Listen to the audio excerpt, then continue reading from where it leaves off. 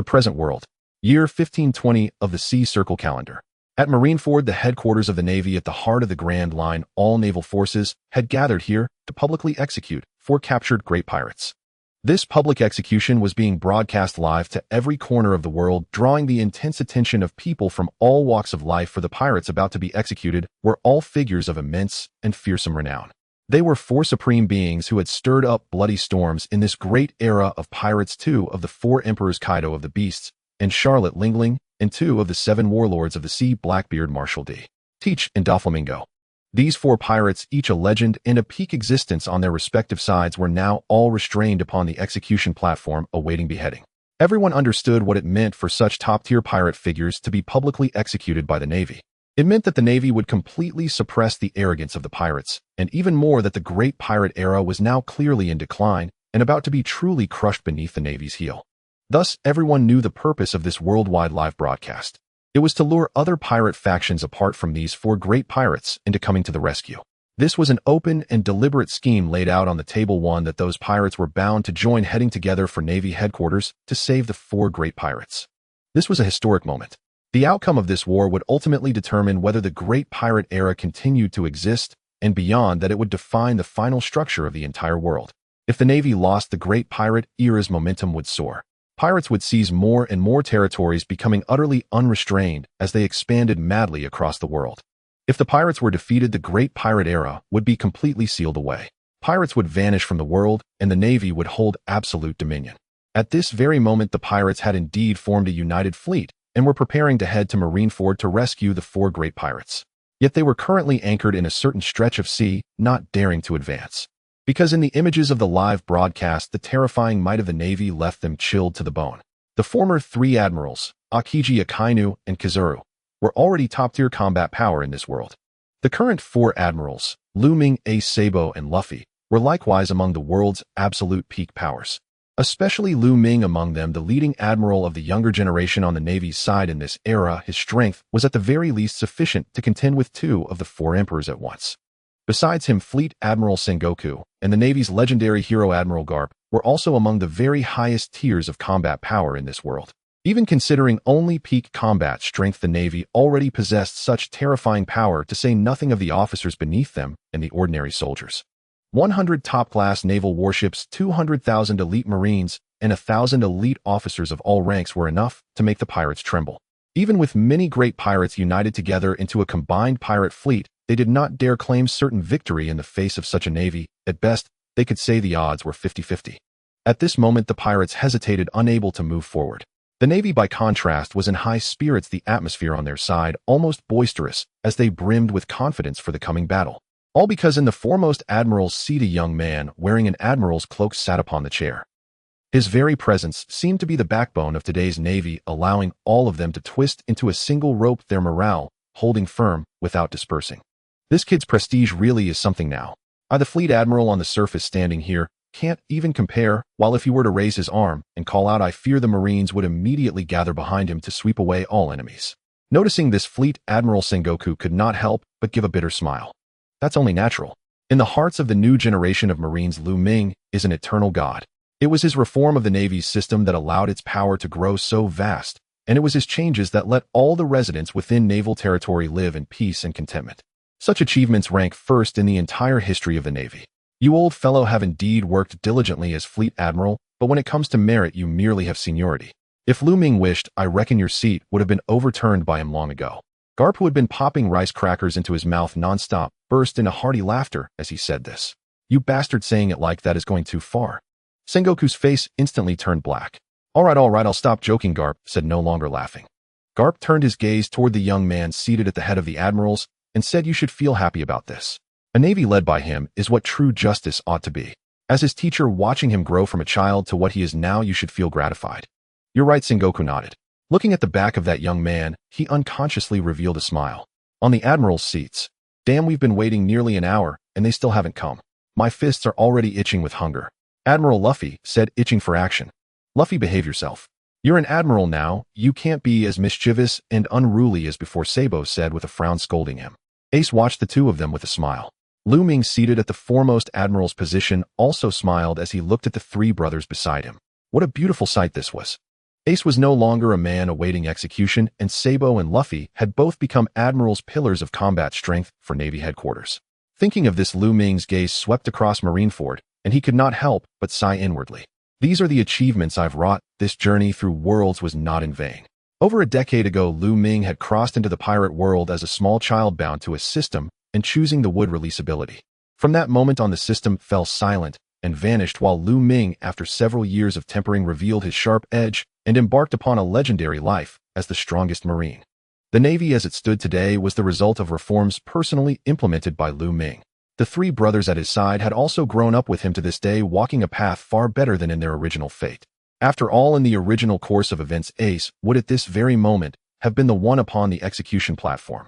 Yet now he had become an admiral on the Navy's side, his strength and reputation both among the very highest. All of this had changed because of Lu Ming. For a moment, Lu Ming's thoughts drifted far. Suddenly, a notification tone sounded by his ear. Ding. Famous scene detected. Summit War is about to begin. System Phase 2 formally activated. It finally activated. Lu Ming's eyes lit up. From the moment he obtained the system, he had known its true function. It could play two different comparison videos, contrasting the original world with the world altered by his actions. During this process, random questions would appear. As long as he was the first to answer them correctly, he would gain unimaginably generous rewards. And every time a random question appeared, Lu Ming would receive an additional reward. He had long been looking forward to this. After all, his current strength was already near the ceiling, making further improvement exceedingly difficult. The system was clearly the key that could help him shatter his shackles. Then let's begin. Light flared in Lu Ming's eyes as he impatiently and completely activated the system. In an instant, a luminous screen emerged before Lu Ming's eyes. Because the system was still in a dormant state, no words or images appeared upon it yet. At the same time, a luminous screen appeared before the eyes of every person in both the original world and the present world. In that very moment, the system transmitted detailed information about the comparison video into the minds of all. Those who had been bewildered a moment ago suddenly understood what this so-called comparison video was. At once, the people of both worlds exploded into an uproar. Original world. Marine headquarters, Marineford. Comparing us with another parallel world. What is there to compare? Even if the victorious world would gain an overall increase in strength, how could there possibly be winners and losers between two parallel worlds? In parallel worlds, events and the trajectories of people's lives should be almost identical. How then could there be victory or defeat when comparing individuals or events between the two? Beside the execution platform, Sengoku studied the luminous screen before him, his brows tightly knitted. From his brief observation just now, he had already noticed that the same luminous screen had appeared before every member of Marine headquarters. Clearly, he was not the only one affected. Oh, everyone was seeing this screen. Something that could appear silently and without warning before their eyes was terrifying in itself. Its effects were very likely as frightening as the text claimed. For example, granting the victorious world an overall enhancement in power. Yet there was an obvious doubt. What exactly could be used as a basis of comparison between two parallel worlds? Parallel worlds meant that the two realms were entirely identical in both history and geography. Even the people within them were likely the same. If their ultimate trajectories were nearly identical, what differences could there possibly be to compare? In the inner sea at the center of Marine headquarters, the Whitebeard pirates had gathered. At the moment the luminous screen appeared, the top war that had been on the verge of erupting came to an abrupt halt. After careful observation, the many commanders of the Whitebeard pirates confirmed that such a screen had appeared before everyone's eyes, and they swiftly reported this to Whitebeard. On the deck of the flagship, Whitebeard listened to the reports of his commanders, his brows gradually knitting. Power akin to that of a god used merely to compare two worlds. Randomly selecting individuals or events for comparison, and the victorious side would gain an overall enhancement in power. It sounds like an excellent boon, yet I cannot fathom what there is to compare between two parallel worlds. Could two nearly identical worlds truly harbor any differences? Whitebeard's thoughts were almost identical to Sengoku's. This so-called comparison video could randomly pit people and events against each other. Yet the crucial point was that it had already specified the realms as parallel worlds, a concept everyone understood well. Between two completely identical worlds, there should be nothing to compare. Present world. Marine headquarters. World comparison. Standing upon the execution platform, Sengoku sank into deep thought. His line of thought was almost exactly the same as that of the Sengoku in the other world. There was simply nothing to compare between parallel worlds. On the other side, the combined pirate fleet shared the same belief. Both worlds believed that the opposing world was identical to their own. Whether it was historical events or people who had once lived, their experiences and ultimate fates should be essentially the same. Because they were parallel worlds, everything should be identical. Just as everyone was lost in this confusion, a string of texts suddenly appeared upon the screens before their eyes. The world comparison is about to begin. This comparison will be a character comparison. The screens will simultaneously play the growth trajectories of the same individual from both worlds. Upon reaching key turning points in their lives, the playback will switch to sequential display. Through character comparison, viewers will judge which world's version of the individual has grown and developed in a superior way. During the comparison, everyone's comments and inner thoughts will influence the outcome. Once the final verdict is reached, the victorious world will receive an overall enhancement in strength. Reminder: during playback, random questions may be asked. Those who answer correctly will have a chance to receive generous rewards. Preview of this comparison's characters: original world pirate Luffy versus present world marine Luffy. The text that appeared left all who were watching the luminous screens utterly astonished. Original world. In that other world, Luffy actually became a marine. On the execution platform, Sengoku stared at the words on the screen, stunned for a moment. He was anything but unfamiliar with the grandson of his dearest friend. Ever since Luffy had first begun to make a name for himself, Sengoku had kept a close eye on him. As a pirate, Luffy was indeed exceptionally gifted. Not only did he grow rapidly, he also assembled a pirate crew brimming with potential. Thus, Sengoku had long harbored the thought that it would be ideal if Luffy could join the Marines. After all, he was the grandson of a legendary vice admiral blessed with both extraordinary talent and a powerful background. Sengoku could have nurtured him as his successor. Unfortunately, things had gone contrary to his wishes. Under Garp's guidance, Luffy had ultimately strayed onto the wrong path and become a wanted pirate with a bounty poster bearing his name. At that thought, Sengoku shot Garp a fierce glare. It was all this man's fault. Otherwise, Sengoku would now have a successor he could trust completely. As the grandson of a legendary vice admiral, as long as Luffy's strength measured up and his potential was displayed, it would be enough to convince all the Marines, including the 3 admirals. But now all of that was nothing but idle talk. In this world, Luffy had already become a pirate. That was an ironclad fact.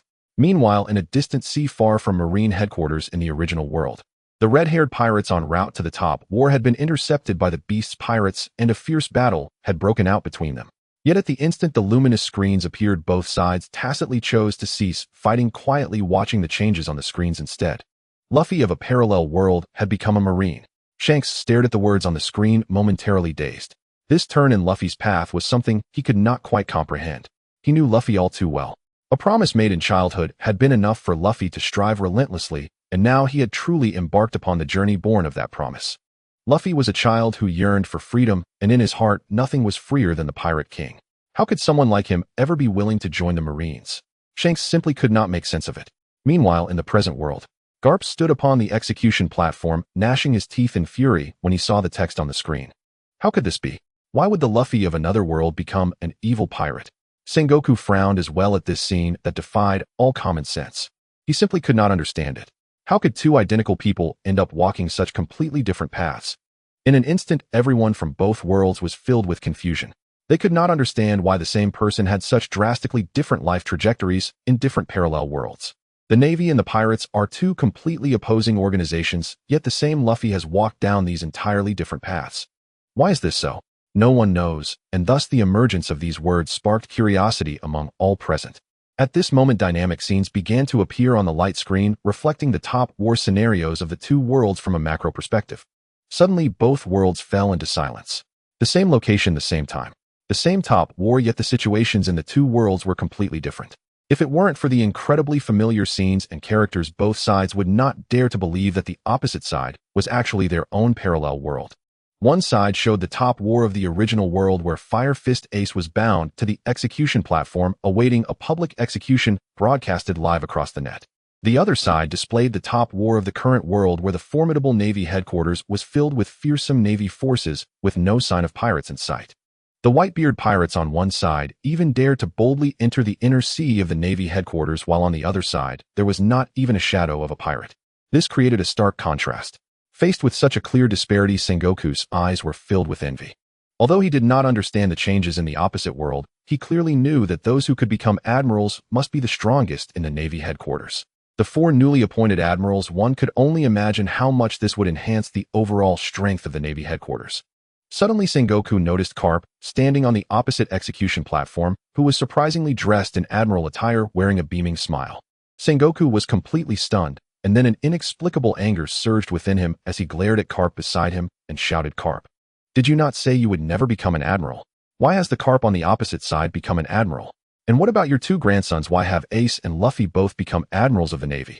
You bastard, you must give me an explanation for this today. Those are two top-tier powers at the level of admirals, yet on our side.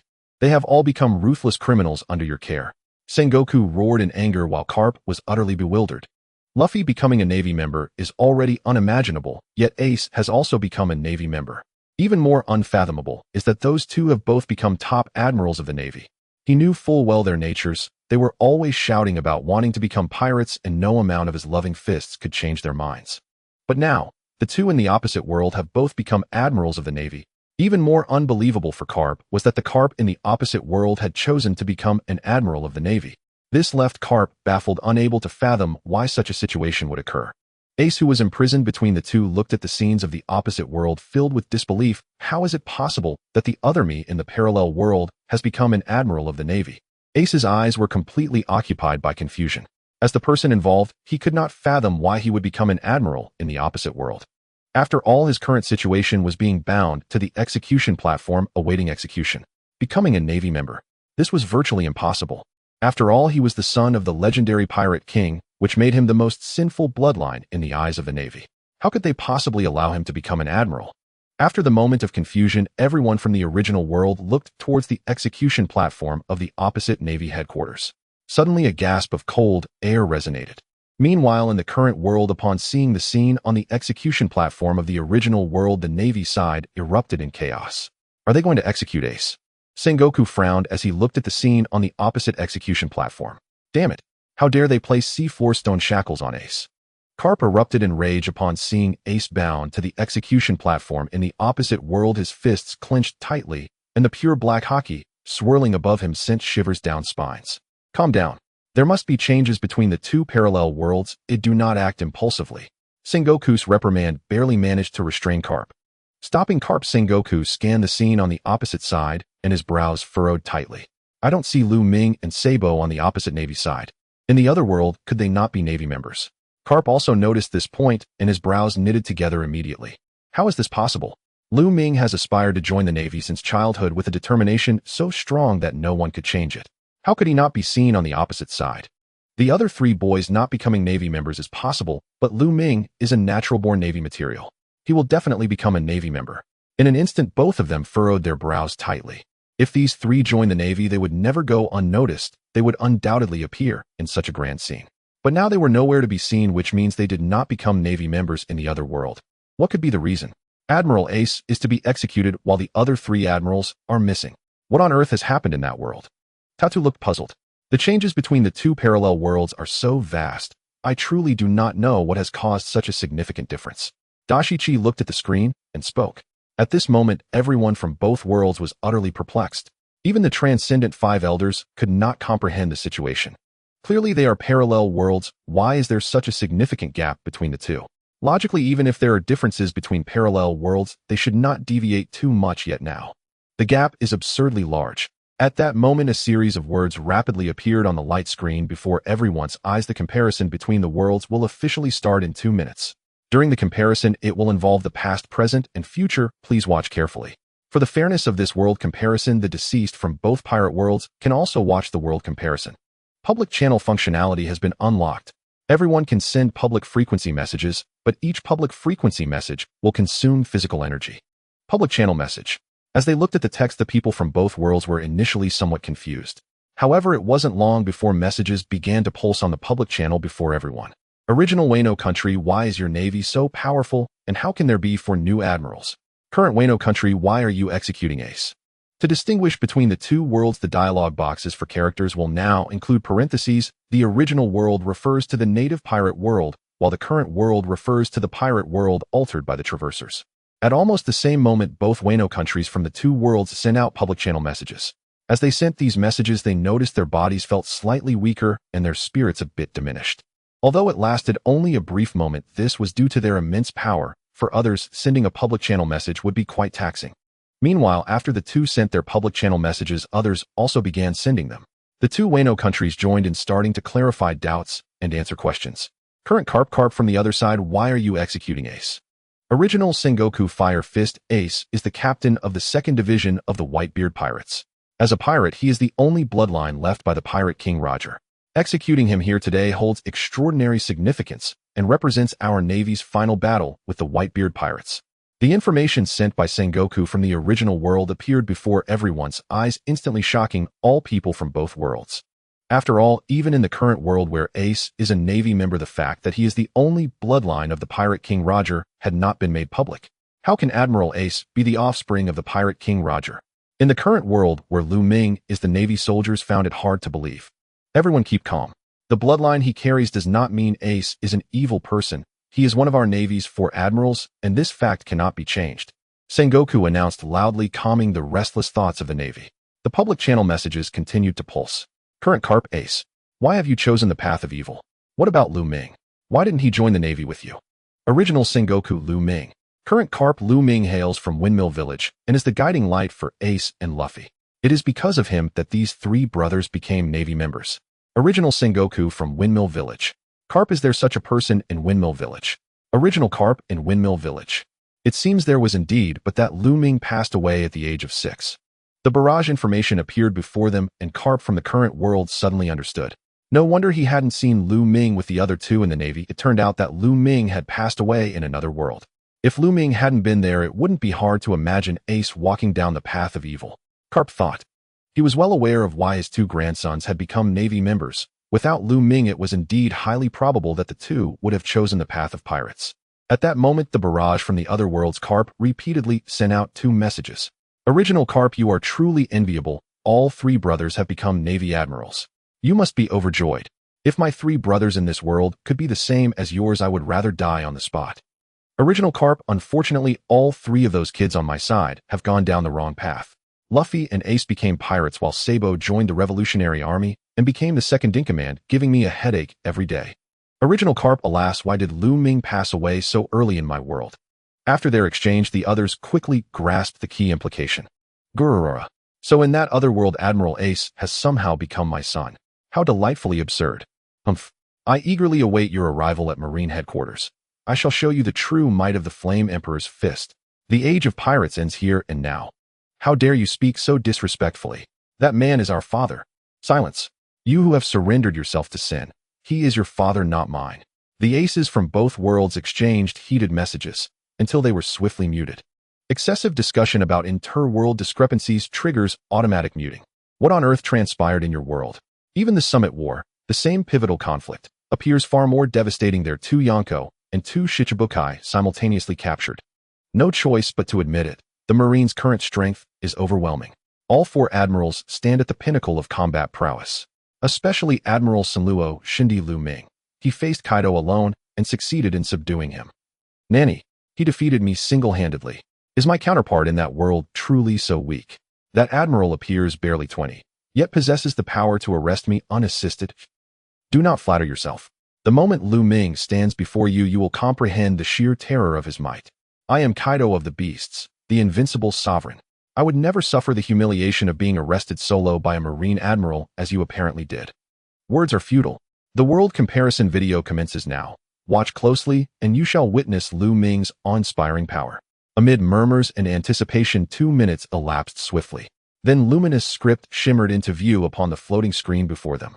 World comparison initiated. In featured subjects: Original world, Monkey D.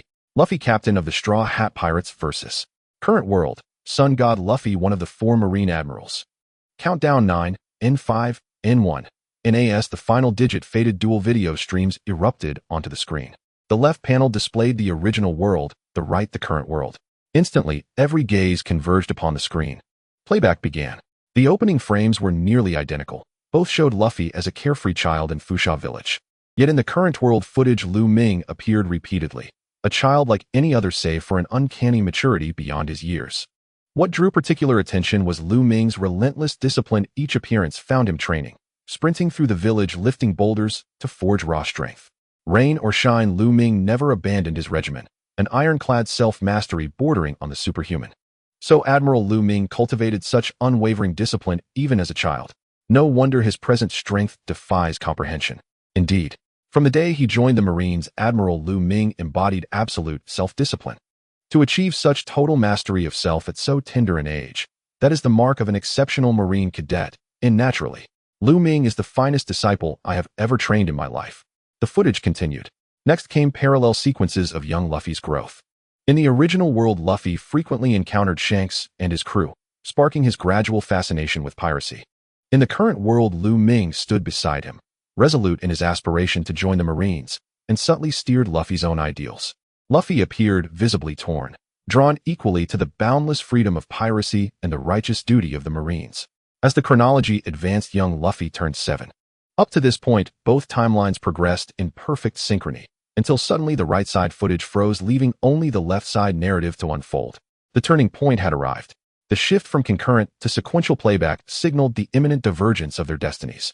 All eyes locked onto the left panel, yearning to uncover the precise catalyst that set these two Luffys upon such radically opposed paths. The scene advanced. It remained faithful to the original narrative. Makino's bar, where the red-haired pirates gathered, mugs raised in boisterous laughter. Merriment filled the tavern. The camera panned inside. Shanks, I want to sail with you and become a pirate. Young Luffy beamed with hopeful eagerness. Little Luffy, we'd never take a child like you aboard. And before Shanks could reply, Yasaku burst into raucous laughter. The entire crew roared with amusement, leaving Luffy fuming with indignation. I'm already a man, not some kid. He stood defiantly atop his stool. There, don't sulk. Have some juice. And Shanks extended a glass. Thanks, Shanks. And Luffy accepted it joyfully and drank heartily. Still just a brat. Shanks laughed aloud. The others followed suit, grinning ear to ear. You rotten Shanks. And Luffy seethed inwardly. Laughter swelled, until abruptly bang, and the tavern door crashed open. A band of pirates strode in, repeating the original confrontation, taunting the red-haired pirates, then hurling juice in Shanks' face before swaggering out. Afterward, Luffy confronted Shanks, furious at his inaction, then impulsively consumed the Gomu Gomu no Mi. Determined to restore Shanks' honor, he pursued the pirates, only to be seized by the Pirate King and lashed to a derelict vessel. There, Shanks sacrificed his arm to the Sea King to save Luffy. Days later, at the farewell dock, the most iconic moment of all unfolded. Shanks, I won't board your ship anymore. I'll gather my own crew, claim the greatest treasure in the world, and become the king of the pirates. Luffy declared it boldly. You aim to surpass us. Shanks placed his hand upon the straw hat, then gently lifted it and placed it upon Luffy's head, his voice uncharacteristically solemn. Then I entrust this precious hat to you. It is my most treasured possession. I shall reclaim it one day, when you have become a truly outstanding pirate. The frame held, Shanks' crew receding into the distance. Then the footage paused. The screen halts its forward motion, yet the barrage of comments begins to wildly flash with information.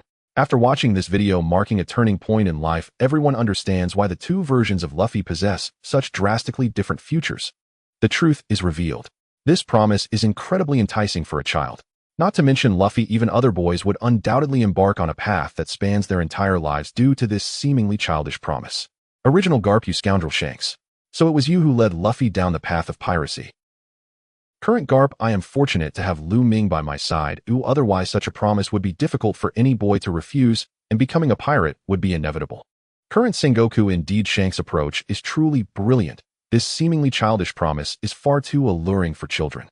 Current Shanks, I see, so you lost your arm because of Luffy. Original Shanks, Luffy is a remarkable prospect. I believe he will fulfill the promise in the future, so I am willing to gamble my arm for it, and give him this most important straw hat. Original Luffy Shanks. I have already found worthy companions, and one day I will become an outstanding pirate.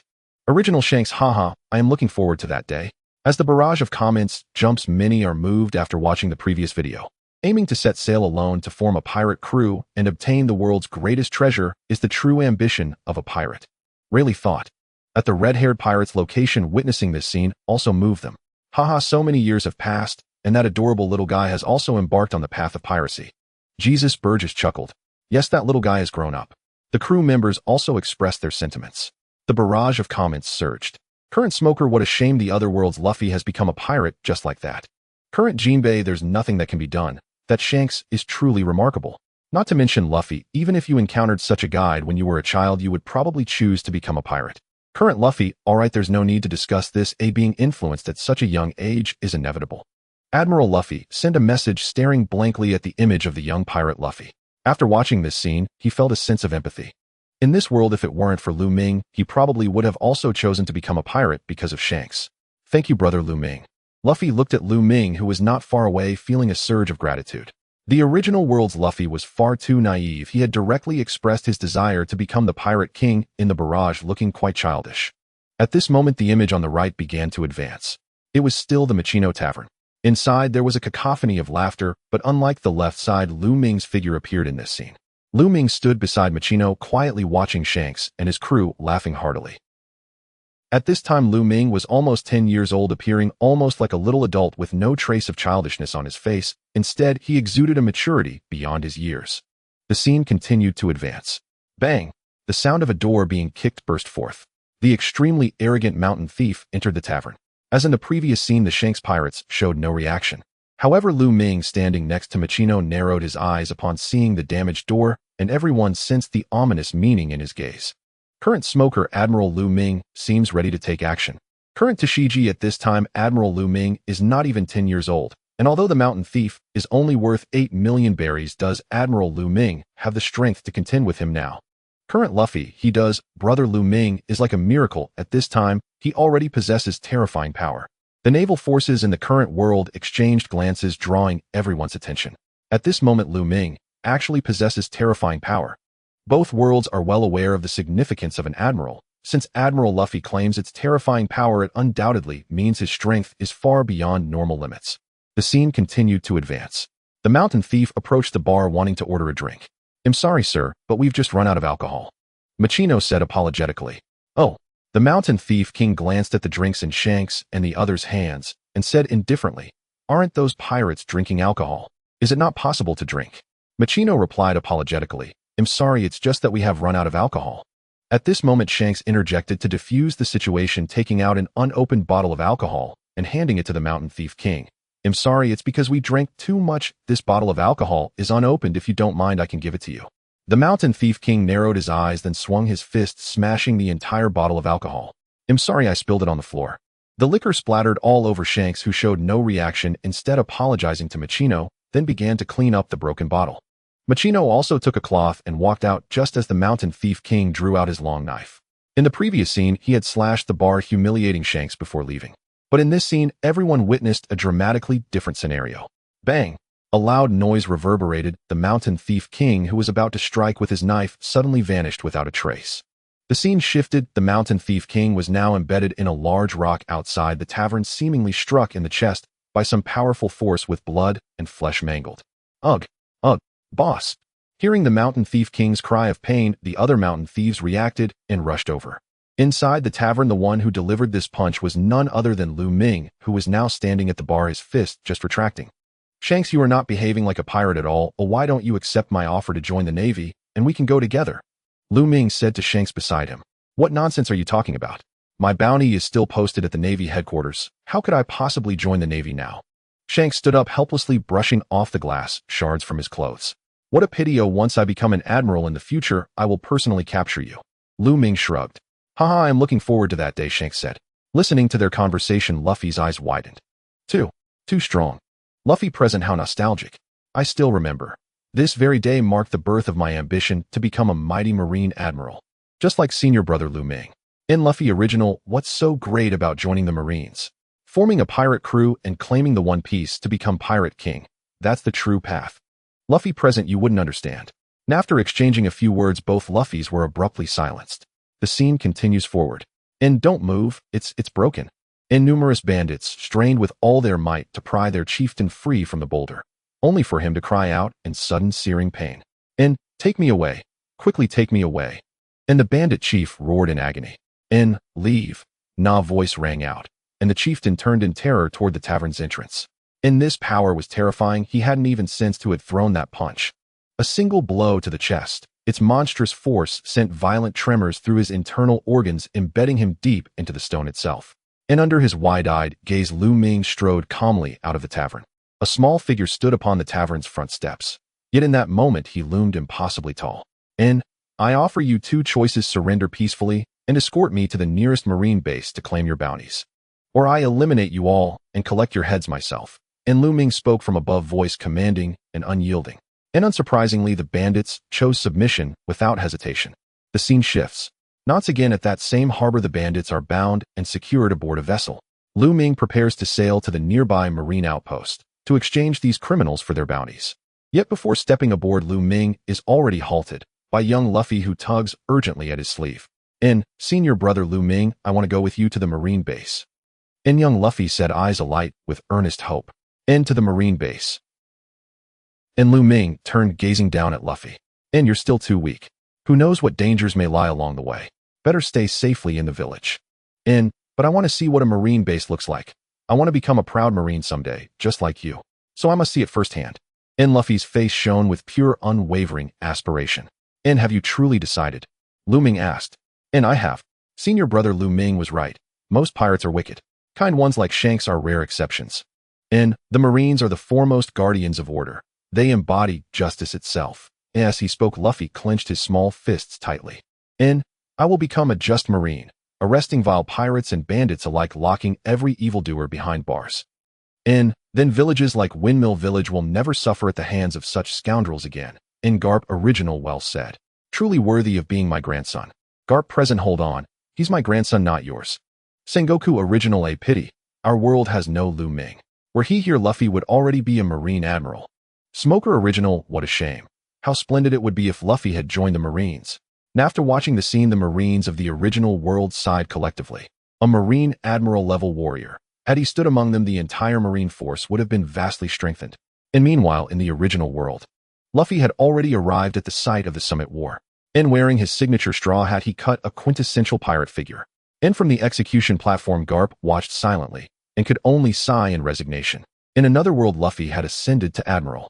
Here, not only had he failed to join the Marines, he stood no chance against even a single admiral, let alone 3. This reckless, headstrong youth had actually dared storm the Summit War itself. He had no concept of the sheer might of Marine headquarters, not to mention the 3 serving admirals. Even now, Luffy would struggle against a coalition of rear admirals. Garp wasn't the only one sighing. Sengoku sighed too. Even the 3 current admirals exchanged uneasy glances as they beheld the Straw Hat pirate. What a promising marine recruit he'd once been. Yet in this world he'd fallen into darkness, becoming a criminal pirate. Meanwhile, in the present world, Sengoku and Garp beamed with unrestrained delight at the unfolding scene. Such a sight was to them nothing short of sublime beyond compare. Even as a child, Luffy already bore the bearing of a true admiral, and it can appraise sincerely. Truth be told, young Luffy is rather endearing, especially when speaking with such fervor. Kazur chuckled. From their seats among the admirals, Ace and Sabo watched the bold declaration of young Luffy and found themselves smiling quietly. Luffy's cheeks flushed faintly, his childish self exposed before everyone, embarrassment inevitable. Yet, just then a flurry of comments appeared across the screen. Shanks original, so in the other world Luffy ultimately walked the path of the Marines. But why is his title Sun God? Shanks present, because he consumed the Gomu Gomu no Mi. Shanks original, you know full well the significance of that fruit. If Luffy had chosen the Marines, why would you grant him the Gomu Gomu no Mi? Shanks present, it was the only fruit truly suited for him, so I reserved it for him alone. Shanks present, ask no further. This matter is not meant for public discourse. The exchange between the 2 Shanks seized everyone's attention. The Gomu Gomu no Mi. Was there some hidden secret buried within? Kaido original, must you always speak in riddles? What is it? And this Gomu Gomu no Mi, does it conceal some profound mystery? Kaido present, I despise nothing more than those who speak in half-truths. Damn you, Shanks. If I weren't shackled to this execution platform, I'd rush over and fight you this very instant. Blackbeard Marshal D. Teach original Shishishi. So the Gomu Gomu no Mi possesses hidden profundity after all. Blackbeard Marshal D. Teach present, I advise you. Do not covet that fruit. You will regret it. Comments flooded the screen. All observers across both worlds brimmed with fascination toward the Gomu Gomu no Mi. After all, a devil fruit esteemed by Shanks himself must hold extraordinary value. Once the comments subsided, attention returned to the scene, still unfolding, signaling that pivotal moments lay ahead. The scene continued. And after Luffy's impassioned declaration, Lu Ming smiled and invited him aboard, setting sail together for the marine base to claim the bounties. Lu Ming accelerated the voyage, and after 2 days and 2 nights, they finally reached the marine outpost. There, young Luffy beheld the marine base with his own eyes. He especially noticed how residents living near the base regarded every marine with deep reverence, and gratitude gleamed unmistakably in their eyes. It was clear the marine base was beloved and trusted. That instant, Luffy's resolve crystallized, unshakable, absolute. Next, Lu Ming took Luffy to tour the town where the Navy branch was located. Then, with the hefty bounty obtained from capturing the mountain bandits, he set sail from the Navy branch heading back to Windmill Village. Fortunately, they encountered no mishaps on the way, and within a couple of days they had returned to Windmill Village once again. That very night the scene shifted.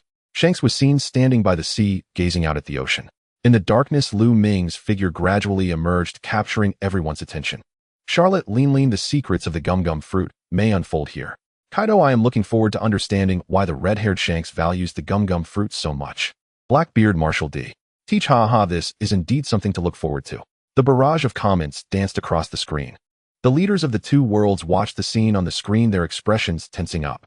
They naturally knew the mysteries contained within the gum fruit, so if the secrets were to be revealed, it would be extremely unfavorable news for them.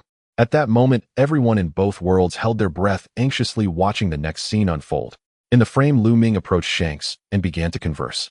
However, the voices of their conversation could not be heard as the image froze on their silhouettes, leaving everyone in the dark about what they discussed. Once they finished their talk, the scene abruptly shifted to Luffy. At that moment, Luffy was deep in sleep, instinctively holding on to a fruit placed in his arms, and began to eat it. That fruit was the gum fruit. The scene continued to progress. A few days later, Shanks set sail from Windmill Village with his crew, and the iconic moment reoccurred, albeit in a different manner this time. Shanks, I won't be a pirate anymore. Ew, I want to become a navy. From now on, you must work hard to get stronger, or else in a few years I will personally arrest you. Luffy exclaimed loudly. Shanks merely smiled in response. The fleet sailed farther away, and the scene gradually came to a halt, transitioning into two videos, moving forward simultaneously. However, the crowd had lost interest in watching the videos, and the barrage of comments continued to leap across the screen. Charlotte Lean, what was that about earlier? Why couldn't we hear a single sound at such a crucial moment? Kaido, damn, this is more infuriating than leaving a sentence unfinished. Blackbeard Marshall D. Teach, this is too frustrating. We were left hanging twice, and in the end we heard nothing. Kaido, indeed, it's quite speechless. In the current world, Luffy, having watched the footage, began to speculate and turned to Lu Ming. I always wondered how I inexplicably gained the powers of the gum fruit. Lu Ming, did you place the gum fruit beside me back then? Lu Ming nodded and replied, that fruit is very special and would suit you well, so after talking with Shanks I brought it to you. Luffy nodded, his eyes filled with gratitude. After seeing the comparison between the two Luffys, his appreciation for Lu Ming deepened. The Luffy across from him had not received guidance from Lu Ming, and he clearly still appeared quite immature, without any growth in strength. Yet he himself had already become a Navy admiral and had mastered the powers of the fruit very skillfully. This was the difference. In the current world, in a sea area not far from the Navy headquarters, a massive Pirate Alliance fleet remained anchored there, having ceased their advance since the appearance of the light screen. After the footage concluded, several team leaders simultaneously arrived on the ship of the red-haired pirates. Shanks, what exactly did you and Lu Ming talk about back then? Why did you choose to give Luffy the gum fruit, which holds secrets? They asked in unison. You don't need to know, I won't say a word about it, Shanks replied, shaking his head. The others exchanged glances, but ultimately failed to extract any further information. Shanks was unwilling to speak, and no one could force him. Standing here were all top-tier team leaders, the pinnacle of power at sea, thus none feared the others. After finding no answers, they each returned to their respective teams. The large teams remained anchored in the sea, and due to the appearance of the light screen, the war would be temporarily halted. Similarly, in the original world, the Whitebeard pirates fleet was stationed in the center of the Navy's waters, and the impending battle was put on hold. At this moment, both scenes progressed simultaneously. In the left frame, Luffy wandered around Windmill Village all day wearing his straw hat, occasionally shouting that he wanted to become a pirate. In the right frame, Luffy began to engage in disciplined physical training with Lu Ming, and he spent his days declaring his ambition to become a navy. The scene continued until Carp's figure appeared at the docks of Windmill Village. Suddenly, both frames froze, and a string of text appeared on the light screen. Ding, a random event comparison is now taking place. Comparison of Carp's teaching methods against Lu Ming's teaching methods. Please note, each individual's psychological activity and comments will influence the final outcome. A prompt appeared on the light screen in front of everyone, instantly piquing their interest. Kaido, the winning side, will receive an overall boost in strength. No way such miraculous effects exist. Kaido, the mere appearance of this thing before everyone's eyes proves its exceptional nature. It's not hard to imagine it possessing such miraculous effects. Pirate King Roger, an overall boost in world strength. This is truly an interesting thing. Suddenly, a black comment appeared in the barrage. All other comments were colorful, while Roger's comment was black, drawing everyone's attention. Carp, Roger, you are still alive. Sengoku, that should not be the case. Didn't you notice his comment is black? Furthermore, it has been mentioned that to ensure fairness in world comparisons, the deceased from both worlds can also vote and comment. Sengoku, this is indeed a miraculous thing. But dead Roger the Navy on the other side is about to execute Ace, and don't you have anything to say about it? Sengoku, damn it, Sengoku on the other side, can you stop fanning the flames? I want Ace to become a Navy admiral, but who made this kid the 2nd Division captain of Whitebeard's crew a genuine pirate criminal? Sengoku, I don't care, you have shackled Ace with seastone cuffs. Although he is not our Ace, I have to seek justice. Seeing the information flashing on the barrage, everyone from both worlds had strange expressions. This was indeed speechless. The two warring nations from the parallel worlds were at odds. However, both warring nations were soon silenced. Following that, the pirate kings from both worlds sent out messages. Original Roger brothers, move out immediately and head to the Navy headquarters to rescue Ace. Current Roger, although it surprised me that Ace became a Navy admiral, this situation seems much better than in the other world. After the words of the two pirate kings, the members of the original world Roger's crew responded one after another. Original Rayleigh received. Currently rushing to the Navy headquarters. Original Buggy, Captain Roger. The apprentice navigator Buggy is reporting to you. Original Jabba received. Original Shiki, haha, I didn't expect to have a conversation with you in my lifetime, but since that's the case, you'll join the fun too. The words from the original world Roger quickly gathered those still alive from Roger's crew, and they set off, promptly preparing to head to the Navy headquarters. Even some of the big pirates who had connections with Roger like Shiki were now intrigued. This time the original world Sengoku had an even darker expression. Seeing the situation evolve, Akainu, who sat in the admiral's seat, directly sent a barrage to confront them. Original Akainu, come at me, and I will eradicate you all, completely eliminating this so-called era of great pirates. Current Akainu, is your Navy's combat power really that strong? Besides, with Lu Ming not here, you still dare to dream of ending the era of great pirates? Current Kizaru, indeed, it's not that we're belittling the Navy here. We have Lu Ming, 3 other admirals, and an extremely large Navy force to dare to start a war at the top. Your side is truly a bit weak. Original Sengoku, can the Navy on the other side calm down a bit? After all, we all belong to the Navy, so there's no need for this, right? Current Kizaru, Akainu, and Akiji Humph. Who told you to execute Ace? You deserve it. Original Kizaru, Akainu, Akiji. The Navy from the original world gritted their teeth in hatred, but they could only remain silent. After all, in this world, the hero Ace, who is an admiral, is indeed on the execution platform. They could understand the other side's feelings. If it were them, seeing Kizaru and Akiji tied to the execution platform would also feel very uncomfortable. If only our world had Lu Ming. The Navy thought. Compared to the mutual beating between the navies of both worlds, the pirates were much more rational and keenly noted the highlights in the random issue. Current Whitebeard, comparing Carp's teaching method with Lu Ming's, doesn't that imply that the reason for the significant strength difference between the two Luffys is the difference in their teaching styles? Current Shanks, the key point should lie here. Carp's strength is indeed off the charts, but his teaching ability is concerning. If Luffy had always been with Carp, he would definitely not be able to become an admiral at this time. Current Kaido, alas, it's a pity that our world has Lu Ming, otherwise the Navy would definitely not have such a large force. Current Marshal D. Tichu says otherwise. I can easily handle the Luffy from that world with one hand, but this Admiral Luffy just pins me down and beats me. Current Luffy, don't talk big. Although the Luffy from that side is indeed not that strong, you are not in a position to mock him. Watching the barrage information constantly flashing on the light curtain, the original world Luffy couldn't help but send a barrage. Original Luffy, hey, I'm not as weak as you say. Do you really think you're strong, Luffy from the other world? Current Luffy, I can handle you with one hand, naive, evil pirate. Original Luffy, you bastard. How many gears can you use now? How dare you say you can handle me with one hand? Current Luffy, gear 5th Admiral level is equivalent to the 4 Emperors of the pirates. Although I can't defeat top-tier powerhouses like Lu Ming and Whitebeard, I can easily handle those who have just entered the 4 Emperors or are at the warlord level. After the current world Luffy sent out the barrage, the original world Luffy fell silent. Although he was another version of himself from a parallel world, Luffy clearly knew that no matter how his future changed, he could never lie. In other words, the Luffy on the other side truly possesses Admiral-level combat power and can activate Gear 5th. The original world Luffy suddenly became less confident. Currently, he could at most activate Gear 3rd, and he couldn't even see the edge of Gear 4th, yet the same age version of himself in the other world was already able to activate Gear 5th. That's Gear 5th, and Luffy could hardly imagine how terrifying the combat power of himself at that level would be. The original world Luffy fell silent.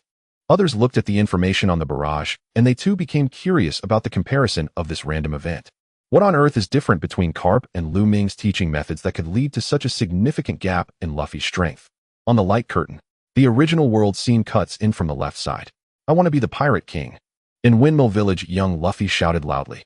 Just as Carp, who had just disembarked from the warship, heard this voice, he immediately became furious and punched Luffy on the head. You should go and join the navy. No, I want to be the pirate king. Young Luffy was very determined and refused to back down even in the face of the iron fist of love. Just in time, I have some spare time these days. Next, I will start the navy training, Carp said, picking up young Luffy and leaving Windmill Village for a deep mountain. In this deep mountain lived a group of quite intelligent monkeys. When Carp brought young Luffy there, he could see a troop of monkeys peeking out from various large trees to observe them. Grandpa, what are these things? Luffy curiously looked at the monkeys sticking their heads out. Haha, they are your sparring partners. Carp laughed heartily and then took Luffy to a large open space where a large group of monkeys was waving their fists and feet. Sparring partners. Young Luffy was still puzzled when Carp directly threw him out, tossing him into the center of a group of monkeys. Immediately, the monkeys, swinging their fists and feet, went wild, attacking Luffy with their combined strength. It hurts. The once quiet jungle was filled with Luffy's screams echoing far and wide. Haha, this is necessary training to become a navy. Hold on, Luffy. Carp sat on a rock and laughed. On the execution platform of the original world, after watching the footage, Zhangguo's face turned utterly dark. Kapu, is this how you trained Luffy back then? Zhangguo glared at Kapu, asking through clenched teeth. Exactly. This is how one forges the strongest Haibing. Kapu laughed loudly, clenching his fist with delight. This is our ancestral secret, never to be shared. The more blows you endure, the stronger you naturally become. I endured the same as a child. Hearing this, Zhangguo bellowed in exasperation, as if berating iron that would not be tempered. You brute whose head is all muscle. No wonder the two grandsons you raised turned into Haizei. Zhangguo seethed. At that moment, he understood why the two grandsons under Kapu's tutelage had chosen to become pirates. Beaten from childhood, they had grown to fear Kapu and by extension to dislike the Haijun. Coupled with the influences of Hong Fa Xiang Kusi and Bai Huzi, how could they not become Haizei? At least they no longer had to worry about being beaten by Kapu if they joined the Haijun. Meanwhile, comments streamed across the screen. Original Haizei Wang Luo Jie Dam Kapu. You wouldn't have treated AIC that way back then, would you? Original by Shokai Duo. With that teaching method, no wonder two boys who should have been admirals were turned into pirates by Kapu. Present Zhangguo TSK Tisk, thank heavens we have Lu Ming here. Present CMO Gu Fleet Admiral Zhangguo is right. Present Tao Tu 1. Present Haijun Officers 10086. Original Haijun Officers, we need Lu Ming. From this, everyone had already formed a verdict about the upcoming comparative result. Kapu's method of instruction was plainly inadequate. Such brutish pedagogy could never produce elite admirals of the Haijun. Even if Lu Ming's way of teaching were flawed, it would almost certainly be far superior to Kapu's. The scene continued to unfold. It hurts. Poor little Luffy was surrounded by a group of monkeys and utterly powerless to resist. They beat him all over in a short span of time. At this moment, Luffy's head had swollen into a comical pig-like lump. Thud thud, the monkey's fists and feet battered him until he was shoved before Kapu. The monkeys dared not advance any further when they saw Kapu. They backed away a few fearful steps. Luffy took a long time to recover. He looked at Kapu indignantly and said, Grandfather, why am I fighting with these guys? At his words, the troop of monkeys mimed punching motions and made a show of boxing. This is cultivation, one of the necessary trials to become strong. Kapu laughed heartily. Cultivation. Luffy rubbed his head, pouting. This only makes me starve, and I don't want to be beaten anymore. Kapu ruffled Luffy's hair and smiled. Stop whining. To become the strongest Haibing, this trial is indispensable. Luffy bristled in protest. I don't want to be the strongest Haibing. My dream is to become the pirate king. Bang. At those words, Kapu flew into a rage and sent Luffy crashing to the ground with a punch. Ouch. It hurts so much. Luffy cried, clutching his head. Over the next few days, Kapu kept bringing Luffy deep into the mountains to spar with that band of monkeys as training. Yet any perceptive observer could see that Luffy's improvement was negligible, merely a slightly better command of his rubber bodus limits, which proved almost useless. The gains were infinitesimal. His opponents escalated from a cluster of small monkeys to a single large gorilla, but across those days, he was simply battered, making no real progress, and instead sporting a perpetually pig-like swollen face. The final shot froze as the sun neared the horizon. Kapu was carrying Luffy on his back down the mountain. Rumble. Luffy's stomach growled. Kapu glanced back and smiled indulgently. You rascal, even when you sleep your stomach won't be still. The image held there and faded. Comments continued to flash across the screen. Present by show Kai Duo well, although the next comparative clip hasn't been shown. The result is clear from Ka Plus teaching method. Present hey huzimasia air dt chi haha. Does this mean our overall strength will increase? Present duo fei lang ming go. What good is strength improvement? Don't forget you're in the Haijun headquarters now. Even if you grow stronger, you won't be able to break out of the present Haijun headquarters. Present Yuguang mo liya hahaha. Gaining strength would still be nice. Present Lu Fei criminals, why aren't you storming the Haijun headquarters yet? This general's fists grow ever more eager. Present Yuguang mo liya. Don't get cocky. Our fleet is already near the Haijun headquarters. We will soon reach Ma Lin Fan Duo. This time we will utterly dismantle the Haijun. Present Lu Ming am waiting for you. When the battle begins, we can duel on Yanon. Once Lu Ming sent that message, the pirate's bravado wilted instantly. Yuguang mo liya fell silent, and the other present world Haizhe dared not speak further. There was no denying it. Lu Ming's record was terrifying. He had single-handedly confronted Kai Duo and captured him, a feat that placed his strength at the absolute pinnacle. Among the Haizhi, perhaps only Hong Xiang Kusi, Bai Hu Zi, and other top-tier figures could rival Lu Ming. The 7 warlords were mere small fry before him. Naturally, no one dared utter another word. On the screen, the left image paused while the right continued. Kapu disembarked from the warship and arrived at the dock. Not far off, Lu Fei saw him and ran happily toward him, standing before him with determined eyes. Grandfather, I want to become an honorable Haiying like Lu Ming Gij. Kapu felt as if he were dreaming. He looked at Lu Ming, who smiled and nodded at him. Haha, very well. Kapu smiled from the heart and then hugged Lu Fei tightly, his face full of pride. Being in the Haijun is a good life. For the next few days, grandfather will put you through special training. I will make you into an honorable Haibing. Lu Fei shook his head and replied, I want train with grandfather. I want to follow Lu Ming Gij instead. Oh, Kapu's interest was piqued. He asked, what has Lu Ming Gij been teaching you lately? Lu Fei stepped out of Kapu's embrace, hands on his hips, smiling. Lu Ming Gij says I'm still in the foundation stage and need to train diligently to strengthen my body. Only after reaching a certain level can he truly teach me. For the next several days, young Luffy trained alongside Lu Ming, steadily enhancing his physical prowess. Garp observed from nearby, watching Lu Ming's teaching methods with complete confidence, never once considering intervention. This unexpected arrangement left everyone bewildered. Sengoku, why as a carp from another world can you entrust Luffy so unreservedly to Lu Ming's tutelage? And Carp, same question. And Shanks, same question. And Kaido, same question. And Marshal D. Teach, same question. Viewers from both worlds flooded the screen with questions. The scene defied belief. A legendary Navy hero willingly entrusting his own grandson to the guidance of a mere youth. True, Lu Ming now held the rank of fleet admiral, but in those days he had been little more than a boy, scarcely older than Luffy himself. Could Garp truly place such unwavering faith in Lu Ming's ability to train Luffy? Carp Lu Ming is an absolute prodigy and a born Navy officer. Even then, his extraordinary talent was unmistakable. Entrusting Luffy to him was the most natural choice. The luminous screen advanced. Several days later, on an open field in Windmill Village, young Luffy performed push-ups, honing his body and forging his foundation. Compared to his pre-training self, he no longer broke into sweat after several consecutive push-ups. His physical resilience had improved markedly.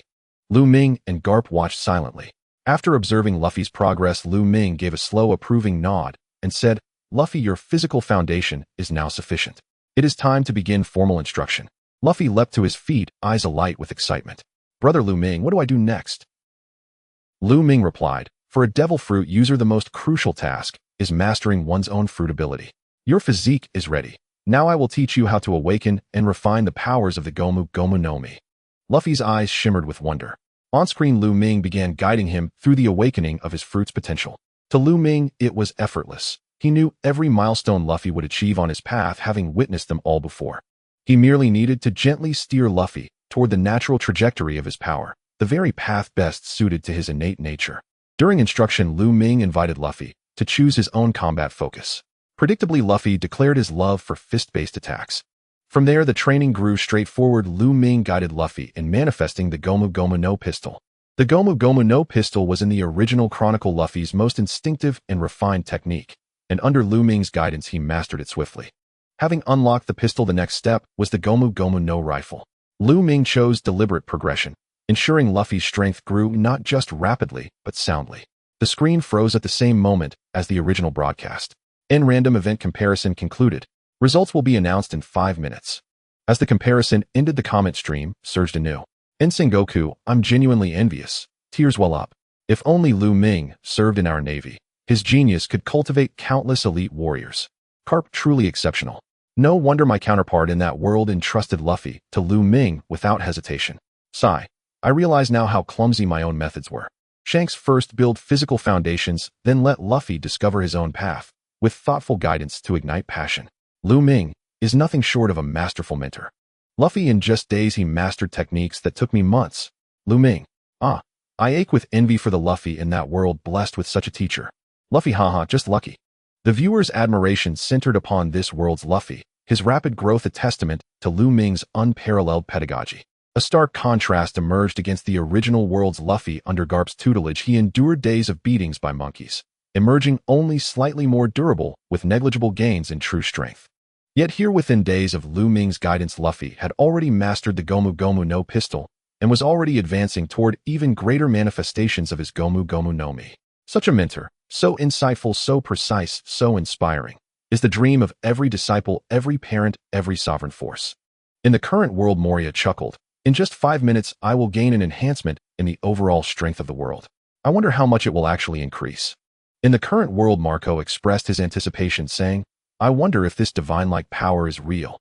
It all depends on how much strength it can enhance. In the current world, Smoker warned, don't celebrate too early. Our navy will also experience a boost in strength. Pirates hurry to Marineford, for after this battle, the great pirate era will come to an end. In the current world, Dasky proclaimed, the navy will win. The Navy soldiers echoed, the Navy will win. We will eradicate the pirates, and thus the great pirate era will conclude. The comparison of random events concluded. The final outcome was well known to all. This greatly excited the people of the current world. Gaining an overall enhancement in the world's strength is an unprecedented miracle. They are about to receive it, which has them extremely thrilled. Especially for the Navy in the current world, their morale, already high, seemed to be united as one. On the pirate side, however, no one spoke, as the situation was indeed as the Navy had described. The Navy's power is far too terrifying in the current world. The pirates and the Navy can at most be considered evenly matched. The original world looked on enviously as Kaido of the 100 Beasts remarked, it's all that damned Carp's fault. Such a foolish teaching method can't compare to Lumming on the opposite side. Charlotte Linlin exclaimed, that damned Carp. Blackbeard Marshall D. Teach added, that damned Carp. Carp retorted, do any of you dare to send another barrage? Do you all want to test my iron fist? The farce ended, and with a single sentence from Carp, the pirates of the original world quieted down. They waited quietly for 5 minutes, and soon new text appeared on everyone's screen. Results of this random event comparison. Lumming's teaching method is superior. Everyone in the current world will receive an overall enhancement in strength. Information appeared on the screen, and soon a dazzling array of colorful lights appeared in the sky of the current world. The colorful lights illuminated everyone, and warm currents flowed through their bodies, allowing them to distinctly feel the enhancement in their strength. When the light faded, everyone in the current world excitedly shouted, this effect is amazing. Ew, I feel like all my attributes have increased significantly. That energy seemed to have completely healed the hidden injuries I've accumulated in my body, while my fruit ability has actually been developed even stronger. And I can clearly feel that all my attributes have improved significantly. This is fantastic. Thank you, General Lumming. The Navy in the current world cheered excitedly, their eyes filled with reverence as they looked at Lumming, who was seated in the prominent position. Lumming pressed his hand down, and the Navy's cheers immediately ceased, but their gazes remained respectfully fixed on him. At the side of the admiral's seat, he mused, the development of fruit abilities has improved, all my attributes have increased, and even the 3 types of haki have strengthened. The effect is quite impressive. Luffy stretched his fists and feet, expressing his admiration. It really is impressive. Thank you, big brother Lumming. Ace and Sabo smiled at Lumming. No need to be polite, let's continue watching the comparison video. This random comparison will surely yield significant rewards, and I believe that after Luffy's character comparison ends, the rewards will be even greater. Lumming nodded and added, moreover, the questions that may be randomly asked during the comparison are also crucial. The text states that those who answer correctly will receive generous rewards. I expect the effects to be even more astonishing, so you 3 pay attention and strive to secure those rewards. Understood. The 3 brothers Luffy stood at attention and saluted. Haha, you 3 don't need to be so formal in front of me. Just sit down and continue watching. Lumming chuckled lightly. The 3 sat back down with smiles while Lumming pulled up the system interface. Others could only receive the collective rewards of the world, but he as the system owner could obtain additional rewards. As long as the current world he belongs to wins the comparison, he could randomly receive any item that appeared in the event comparison. Naturally, random event comparisons also count. Opening the system panel, a prompt appeared at the top. The current world you belong to has won a random event comparison, granting you a lottery chance. Note you can obtain one item that appeared in the event comparison through the lottery, including, but not limited to, devil fruit abilities, famous swords, hockey, etc. I wonder if my luck is good. Luffy rubbed his hands, feeling a bit excited. Let's start the draw. Upon clicking, a system prompt immediately echoed in his mind. Rewards are being drawn. Congratulations, you have obtained 20 of the total attributes of Carp from the original world. You can choose to extract this portion and it will directly add to your existing attributes. Wow, my luck seems pretty good. Luffy's eyes lit up. The items that appeared in this random event were generally not of high value, so obtaining 20 of Vice Admiral Carp's total attributes was already quite good. It was a very quality reward. He clicked to extract. A mysterious warm current surged within his body, and after spreading throughout, Luffy could distinctly feel his attributes being enhanced. The enhancement brought by this was certainly not weak, as it represented 20 of the total attributes of the legendary Vice Admiral Carp, which would be quite significant for his strength. After the rewards were extracted, Luffy shifted his gaze back to the screen. He was increasingly excited about the upcoming event comparison. Such a random event comparison could already bring him 20 of Carp's total attributes, and after Luffy's character comparison, the rewards would surely be even more substantial.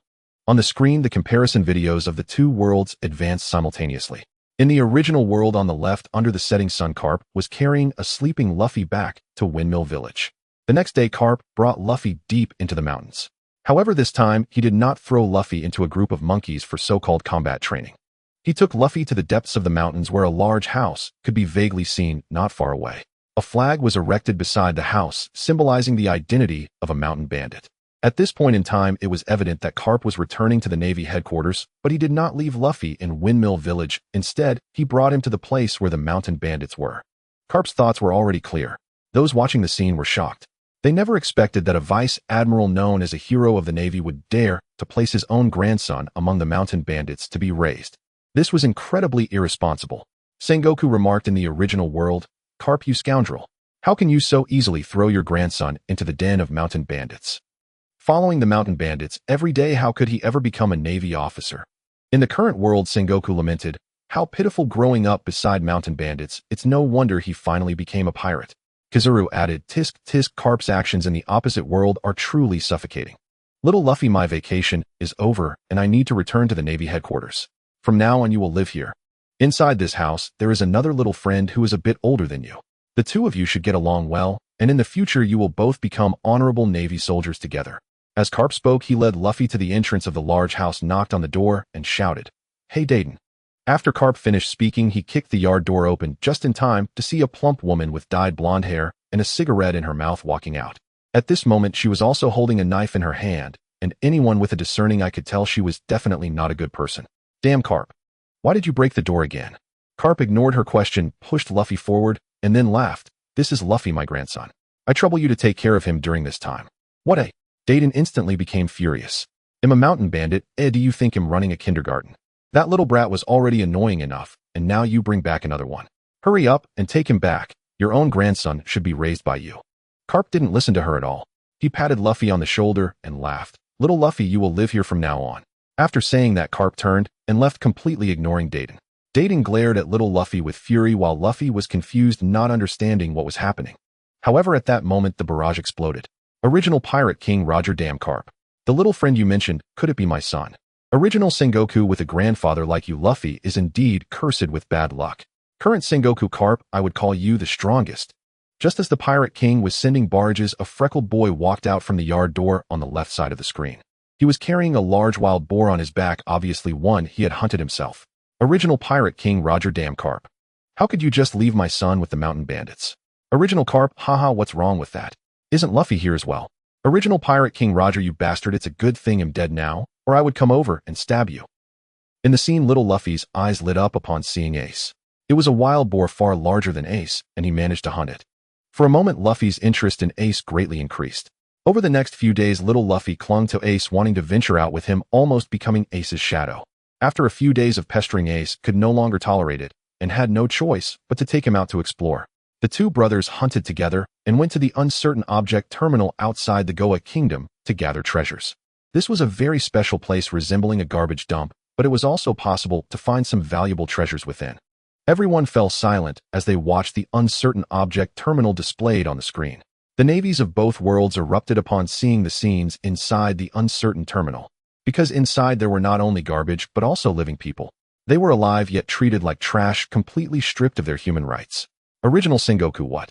Such a place exists in this world. Original Smoker. So this is the dirty filth hidden in the so-called most beautiful kingdom of the East. See the Goa Kingdom. Truly despicable. Current Sengoku. From what you say, the Sengoku of the opposite world, are you saying you didn't know about the uncertain object terminal at all? Current Akainu. The Navy on the other side is too negligent. Looking at the information on the barrage, Sengoku from the original world was nearly driven to a rage. From what they said, this so-called uncertain object terminal had long been dealt with by them, while the Navy in their own world was completely unaware of it. Doesn't this mean that the Navy in their own world is utterly incompetent? Sengoku immediately called over a nearby Navy soldier and sternly ordered, immediately send a team of Navy soldiers to the Goa Kingdom.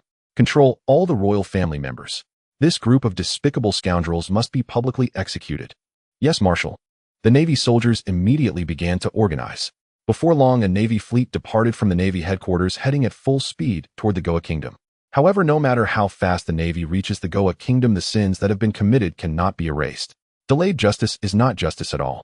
Sengoku was well aware of this, so his heart was filled with guilt at that moment. Compared to the Navy on the opposite side, we are not only lacking in strength, but also severely lacking in execution. The plot on the screen continued to advance. Little Luffy and Ace wandered around the uncertain object terminal, and one day they encountered Sabo, who was also wandering. After a battle, the three of them became acquainted. A few months later, their bond deepened, and they formed a small team to explore the uncertain object terminal, eventually pledging brotherhood. Watching this scene, the three brothers of the current world were deeply moved. Meanwhile, in the original world, Ace watched this scene with tears in his eyes on the execution platform. Sabo had died when he was young, and now he was about to be executed, leaving only Luffy alone. The thought that the original three brothers were left with only Luffy made Ace feel an unbearable emptiness in his chest. On the distant White Island, the second-in-command of the Revolutionary Army, Sabo, was momentarily stunned upon seeing this scene. He had lost all memory when he was rescued by Dragon back then, but now seeing this memory carved deep in his heart, everything came rushing back. Original Sabo, Ace. Luffy. I'm still alive. I'm still alive. Original Luffy. Sabo. Are you still alive? Original Ace. Sabo. In an instant, the three brothers in the original world were filled with tears. Because Sabo's barrage was colored, it meant he was indeed still alive. Current Kizaru. This scene is truly regrettable. The three brothers who were supposed to become the three admirals of the Navy ended up on different paths in another world with Ace about to be executed, leaving only the two of them. Current Akainu. If only they all became Navy, it wouldn't have led to such a deadlock. Current Akiji. I'm just glad we have Lu Ming in our world, otherwise these three brothers would eventually walk the path of evil. Looking at the scrolling barrage, the three brothers of the current world fell into silence. Even if Sabo were alive, what difference would it make? Ace was about to be publicly executed by the Navy of another world, and the three brothers would forever become incomplete. If only we could go save Ace, even if it goes against our Navy's justice. I can't bear to see Ace executed publicly. The Admiral. Luffy clenched his fists tightly. The other two shared the same thought, even though their faith was in the justice of the Navy. The story continues to unfold. After forming their brotherhood, the three little rascals began to wreak havoc in the city, indulging in activities such as dining and dashing, brawling, thievery, and even establishing a gang, almost committing every misdeed imaginable. From this point on, the future of the three little rascals was essentially divorced from the Navy. They committed various wrongdoings and became infamous as the notorious tyrant brothers within the Kingdom of Goa. The navies of the original world felt no particular sentiment upon witnessing this scene, but the navies of the present world were filled with grief upon seeing such a situation. Current Sengoku. From this point on, these three little rascals can no longer serve as navies. That despicable carp, if you get the chance, give him a good punch for me. Current Akainu. Sigh. It pains my heart to see this. They were such promising Navy prospects, but instead they were trained by that carp from the opposite world to become pirates. Current Kizaru. It's just bad luck for those three brothers to have such an unreliable grandfather. In the following scenes, carp would appear from time to time. However, the method he employed while dealing with these three was the iron fist of love as a form of education. But the three little children were at a rebellious age. The more they were beaten, the more rebellious they became, resisting the path that Carp envisioned for them. Thus, the truth behind why the three brothers from the original world embarked on a path of crime became clear. Current navies. It's all Carp's fault. Not long after, Sabo, who had been wandering, was discovered and brought back by his parents. Sabo is a member of the royal family of Goa, with his father being the current king and his brother slated to be the next king. As the son of a king, Sabo should have been living a life of luxury, not wandering outside. However, their family was extremely twisted, or one might say pathological. Little Sabo hated everything about this place. He wanted to escape his home and, more importantly, flee the kingdom. Thus, he would rather live a life of wandering than return to a life of luxury within the kingdom. After being captured and taken back, Sabo began to rack his brain to find a way to escape. Everything about this country filled him with anger and was unbearable. Finally, one day, he realized his wish. Just as he set sail to leave, he encountered a fleet of celestial dragons. With one cannon shot, the ship shattered, and Sabo was knocked overboard, the waves washing him up onto a certain shore, ultimately being rescued by a dragon. On that very day, the kingdom of Goa burned down. The entire uncertain material destination. Everything, be it people or objects, was engulfed in flames.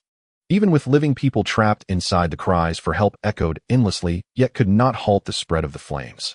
In the end, the uncertain material destination was completely destroyed, burying all these evils. Inside the royal city, there remained an atmosphere of peace and tranquility. The royal family reveled in songs and dances. This nation seemed still beautiful, yet appeared to be filled with filth. Outside, a great fire consumed everything deemed as garbage, transforming the kingdom of Goa into the most beautiful realm, free from dirty refuse. However, this title of the most beautiful seemed rather ridiculous. In the final scene, Ace and Luffy looked at the burned, uncertain material destination, their eyes reflecting an inexplicable emotion. From this moment on, their paths were completely divergent from the Navy. The screen fell silent for a moment, and only after a long while did comments start to appear. Original Sengoku, it was my mistake. No matter what remedial measures we take now, they cannot cover up the negligence of our Navy. The fact that such an evil nation still thrives today is a disgrace to our Navy. Original Akiji, I feel ashamed. As an admiral, I failed to ensure that all seas under the Navy's jurisdiction were peaceful. This is the result of our inaction. Original Navy officers, we must investigate all the filth within the seas after the Marineford War. The left side of the screen freezes here. The scene on the right in the current world begins to progress. This is the life story experienced by Admiral Luffy. At this moment, under Lu Ming's guidance, Luffy's progress in developing the gum-gum fruit was steadily increasing, and he aspired to become a glorious Navy. On this day, Carp's vacation ended, and he was set to return to the Navy headquarters. While Luffy was developing the gum-gum fruit, beside him, Carp took Lu Ming aside with a smile and asked Lu Ming, now that Luffy is determined to join the Navy under your guidance, I have another grandson. How about you teach him as well? That kid is just like the previous Luffy, insisting on becoming a pirate. Every time I hear him say that, it gives me a headache. Lu Ming's expression was somewhat peculiar. Grandpa Carp, I heard from my sister that you are a Navy hero. Why do both your grandsons want to become pirates? Carp became somewhat embarrassed, scratching his head. He who knows? But I'll leave it to you from here on. All right then. Lu Ming nodded in agreement. Carp smiled, and then took Luffy and Lu Ming to the nearby mountains. Hey Dayton. Upon reaching the large house on the mountain, Carp shouted as usual, and then kicked the courtyard door open. Carp, can't you just push the door open? Dayton stormed out in anger, a cigarette in hand. Enough small talk. Is Ace here? Carp asked with a hearty laugh. He's not here, that kid went out hunting. What are you up to bringing two little brats with you? Dayton looked puzzled, as if recalling something. She hesitantly added, you're not thinking of making me take care of them again, are you? I'm telling you, Carp, that's not going to happen. One Ace is enough to give me a headache. How can I handle two more? Carp shook his head and said, no, this time I'm taking Ace away to give him special training to cultivate him into a future admiral. Oh. Dayton was somewhat stunned. Her expression seemed a bit reluctant. After all, she had already considered Ace as family, and the sudden separation was undoubtedly bittersweet. Don't worry, the training location is in Windmill Village. You can find Ace at the Machino Tavern when the time comes. Carp noticed Dodon's reluctance and explained. I won't go find him, that little brat is too much trouble. Dayton's eyes showed a hint of delight, but her words still resisted. Carp said no more, and he sat down in the courtyard with the two little rascals. Before long, Ace returned carrying a large wild boar. Ace, I found you a teacher. How about you go live with him in Windmill Village from now on? Carp approached Ace with a smile, patting Lu Ming on the shoulder, indicating that he was the teacher he found for Ace. Is this the teacher you found for me? Ace glanced at Lu Ming with suspicion. They seemed about the same age. Lu Ming was simply a touch more solidly built. That alone hardly makes him fit to be my teacher, thought Ace. Just a child. Of course, he is an excellent instructor, came the reply. Kapu wore an amused smile. Don't be ridiculous. This fellow is about my age. Oh, what right has he to teach me? Ace scoffed dismissively. Lu Ming had not yet answered when Lu Fei, standing nearby, could no longer contain himself. What are you talking about? Want a beating or something? Luffy even jabbed his fists together, the very picture of a fearless brawler. Humph, who hits whom is yet to be seen. AC shot him a contemptuous glance. At that moment Luffy was still only a small child. Neither Lu Ming nor AC paid him much heed. I thought I taught you to think before you act, not to throw fists at the slightest provocation. Lu Ming frowned as he chastised Luffy. The little boy lowered his head and accepted the rebuke without protest. Lu Ming then turned to AC, studying him for a moment before speaking. If you believe I lack the qualification to teach you, why not settle it with a wager? If I win, you obey me quietly. If you win, I will grant you any one request you make. Lu Ming's words hung in the air as AC examined him carefully. By now AC was self-reliant and clever. He weighed the pros and cons. Seeing Lu Ming's air of quiet confidence, he hesitated, uncertain whether to accept. Coward! You're not even brave enough to bet, are you? The little Luffy mocked from the side. At that taunt, AC lost his composure. He was after all still a child, and could not easily keep calm when goaded. Final bet. AC shouted. Very well, let us wager whether you can defeat Luffy. Luffy is my disciple. If you think I lack the right to teach you, then face my disciple in single combat, and see who proves stronger. Lu Ming signaled for Luffy to step forward. The boy tapped his two fists together and strode up eagerly. AC met him across the clearing, adopting an aggressive stance. Kapu stood beside them to act as referee, watching the two opponents with keen interest. Then he waved his hand downward. Begin. No sooner had the word fallen than AC surged forward. Seasoned in combat, he covered the distance in a few strides and lashed out with a heavy blow. Had any ordinary being faced such an onslaught, they would likely have been rendered incapable of resistance in short order. Unfortunately for AC, this opponent had already begun to awaken the power of the rubber devil fruit under Lu Ming's tutelage. Rubber Gatling. Luffy's eyes gleamed as he launched into a frenzied volley of punches, his fists ablur. AC had no means of parrying that fruit-given ability. After the first blow struck, he found himself assailed by a storm of relentless strikes. The final punch sent AC flying. He crashed to the ground. Luffy withdrew his fists, exhilaration written across his face. Haha, that was amazing. AC rose to his feet, eyes burning with reluctant resentment. You cheated. You never said you were a devil fruit user. Luffy crossed his arms and grinned wickedly. You never asked either. Watching the scene on the screen, the Navy officers in the present world erupted in laughter. In the original world, Zhangguo watched the on-screen comments with a pensive expression. Luffy as an admiral held top-rank authority and strength at Navy headquarters, yet many who were lower in rank felt free to tease him without restraint. From this one detail, it was clear that the opposing Navy did not maintain rigid hierarchical distance. Moreover, Zhangguo and the Navy's upper echelons did not put a stop to such behavior, which implied that the gulf between high and low was not stark. By contrast, in the original world, the class system was pronounced. Those above and below would never casually joke in such a manner. If rank distinctions were set aside, might the Navy's growth be accelerated? Zhangguo wondered aloud. Zhangguo pondered deeply. The Navy in that other world was far stronger than his own. Leaving aside the prowess of top admirals, the other Navy boasted many more vice-admirals, rear-admirals, and lower-ranking officers and soldiers, figures far greater than his side could muster. It was evident that the other world had downplayed rigid rank distinctions. Zhangguo considered that such an approach might indeed hasten the Navy's development. After a moment of reflection, Zhangguo reached a decision in his heart. Yet institutional reform required careful planning and would unlikely yield immediate results. They continued to watch the screen. In that encounter, Luffy easily bested AC. Though unwilling, AC honored his promise. He followed Lu Ming away from Dodon's home and returned to Fengche village to receive instruction. Kapu returned to Navy headquarters with relief. From that day on, Fengche village sheltered three brothers who trained ceaselessly day and night. Under Lu Ming's guidance, AC came to cherish those days. The quiet, peaceful life of Fengche village soothed the heart. During that time, AC's strength began to grow and his longing for the life of a pirate faded. Everything in Fengche village felt wholesome, and a protective impulse slowly took root within him. Lu Ming's deliberate nurturing enlarged that desire to protect, coupled with Luffy's constant proclamations that he would become a glorious member of the Navy. AC's own aspirations gradually shifted. To become a proud naval officer, to protect those who ought to be protected, took shape as his aim. To cleanse this world of filthy criminals, and to let all live in peace and tranquility slowly became AC's earnest vow. Day by day the days passed. Lu Ming had been instructing AC and Luffy for a month. On this day, however, the routine lesson did not begin as usual.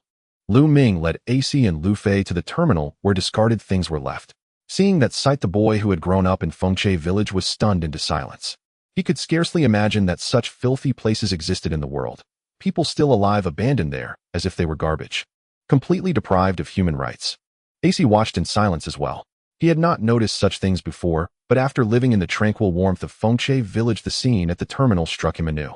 Everything before him seemed so filthy, and his heart ached with profound sorrow. Why is the Navy not managing this filthy place? Do they simply allow it to exist? The corners of Luffy's mouth felt dry, his tone filled with disappointment.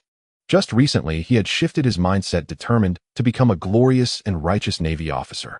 Yet the scene before him struck him like a slap to the face. In the waters under the jurisdiction of the Navy, such a filthy place exists where humans are treated like garbage and driven to the dump. What has the Navy done? Do they not know anything about what is happening here? Ace also stared on in disappointment. As this situation unfolded, messages began to flood the screen. Original Carp, what is Lu Ming doing?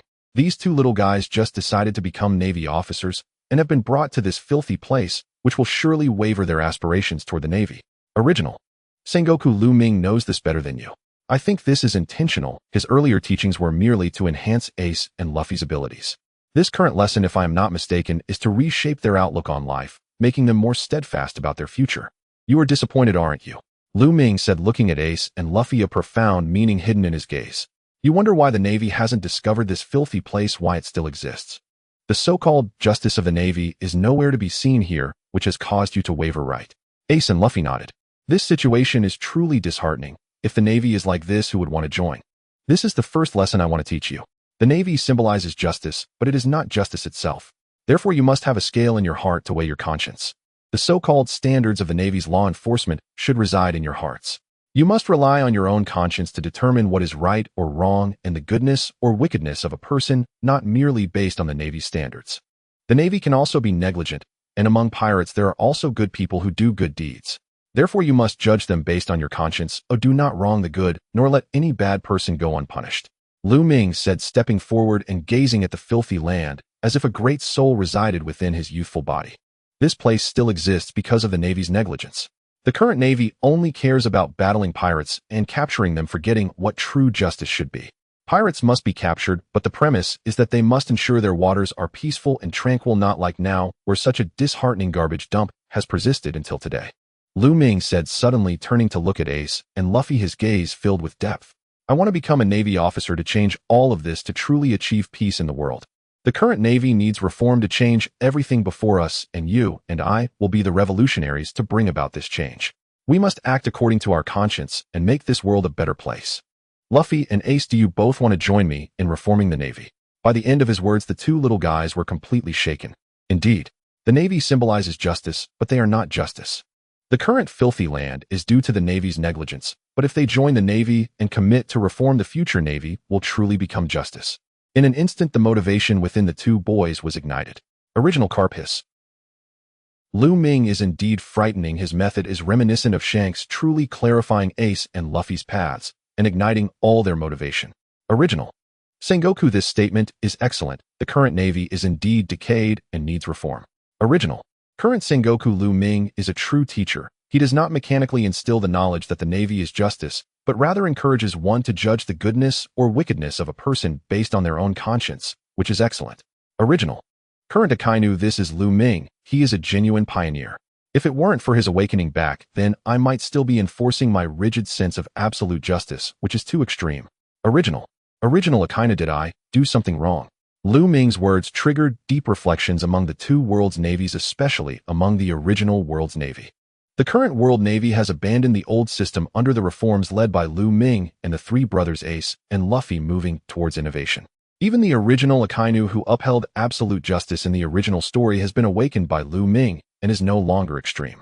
To judge right and wrong based on one's heart rather than condemning someone as bad for a simple mistake.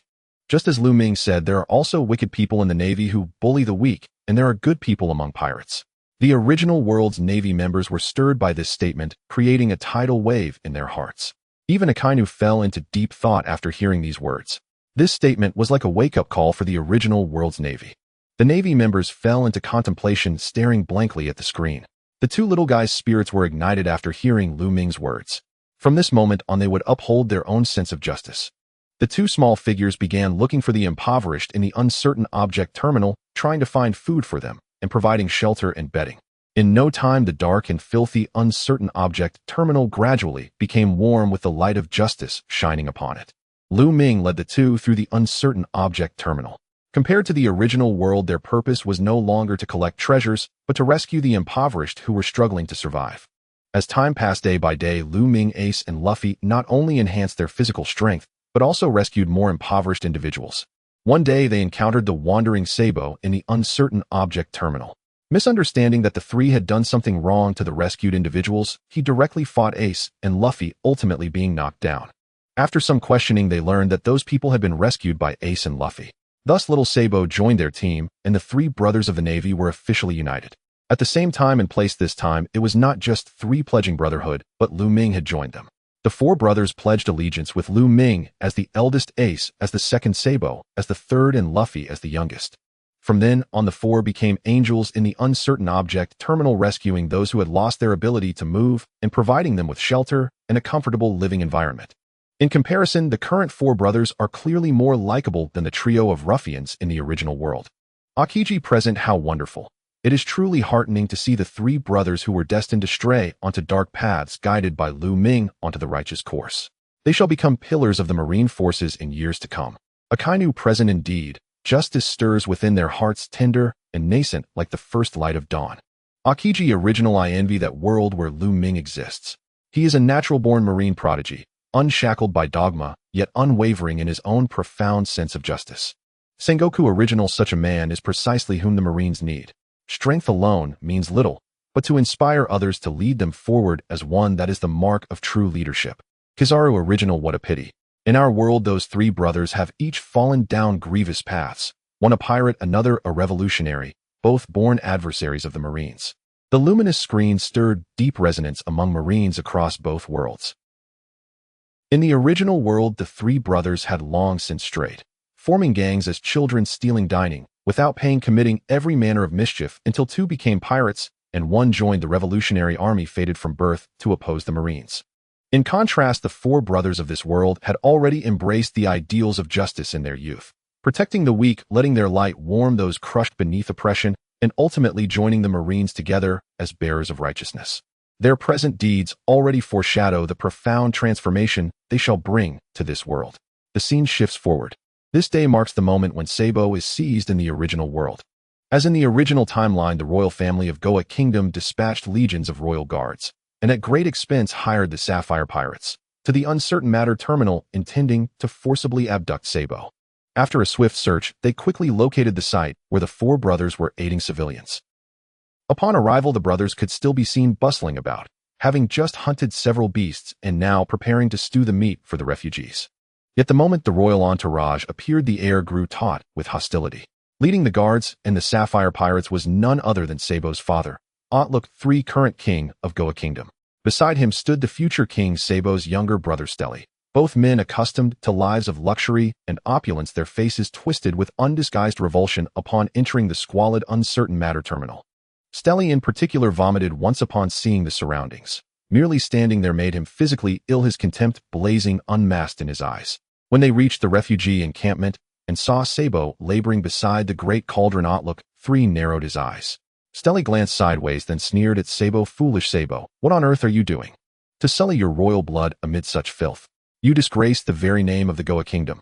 Stelly's voice drew the refugees' attention, and that of Lu Ming and his companions. At the sight of the royal guards, the refugees recoiled in terror, especially before Outlook III himself, whose presence ignited raw, trembling fear in their eyes. Ace and Luffy, startled by the scene, exchanged uncertain glances, then instinctively turned to Lu Ming standing nearby, seeking reassurance. Lu Ming signaled them to remain calm. He had already alerted Vice Admiral Garp. At this very moment, Garp and his marine detachment were surely en route. For the Marines, the existence of the uncertain matter terminal was irrefutable evidence, sufficient to topple the entire royal aristocracy of Goa Kingdom. Lu Ming felt no anxiety whatsoever. Reassured, the two boys relaxed. Meanwhile, Sabo let out a cold, biting laugh and pointed straight at Stelly, his voice sharp as shattered glass. You dare say that? Open your eyes and behold this place. These people are subjects of the Goa Kingdom, yet you cast them aside like refuse. Sabo's scathing rebuke left Stelly stunned into silence. He dared not reply. Instead, he lowered his head, tears welling silently, choked sobs escaping his throat. Outlook III, however, erupted in fury. for in his eyes Stelly was the sole worthy heir to the throne. Silence. Otlok roared, then spat icily. You've been poisoned by those 3 brats beside you. Born of royal blood, you abandoned the palace to consort with trash. So today I shall execute those 3 publicly, to teach you once and for all these commoners are nothing but refuse. Attack now. With that command, Otlok ordered his royal guards and the pirates to charge simultaneously. The enraged monarch, blinded by wrath, failed to notice that the 4 brothers showed not a flicker of fear at his threat. Luffy bristled with eagerness. Ace and Sabo stood resolute, unflinching. A month spent together had revealed Lu Ming's true power to them. Royal guards, merely petty bullies of the East Blue, men who hadn't even awakened haki. How could they possibly stand against Lu Ming? Smoker present, that king has remarkable courage to utter death sentences against Admiral Lu Ming. His fate is sealed as of this very moment. Kizaru present, oh my, threatening to execute Lu Ming. How terrifying. Gufufu, 3 little brats prepare to die. Burajim, captain of the Sapphire Pirates, burst into laughter and charged toward Lu Ming with his crew. The royal guards surged after them, a formidable wave of steel and fury. In the original world, Ace and Luffy fell within moments, bound helplessly, forcing Sabo to surrender himself to safeguard them. But now would release forced emergence. Lu Ming clapped his hands together. Instantly, colossal trees erupted from the earth, birthing an ancient forest in an instant.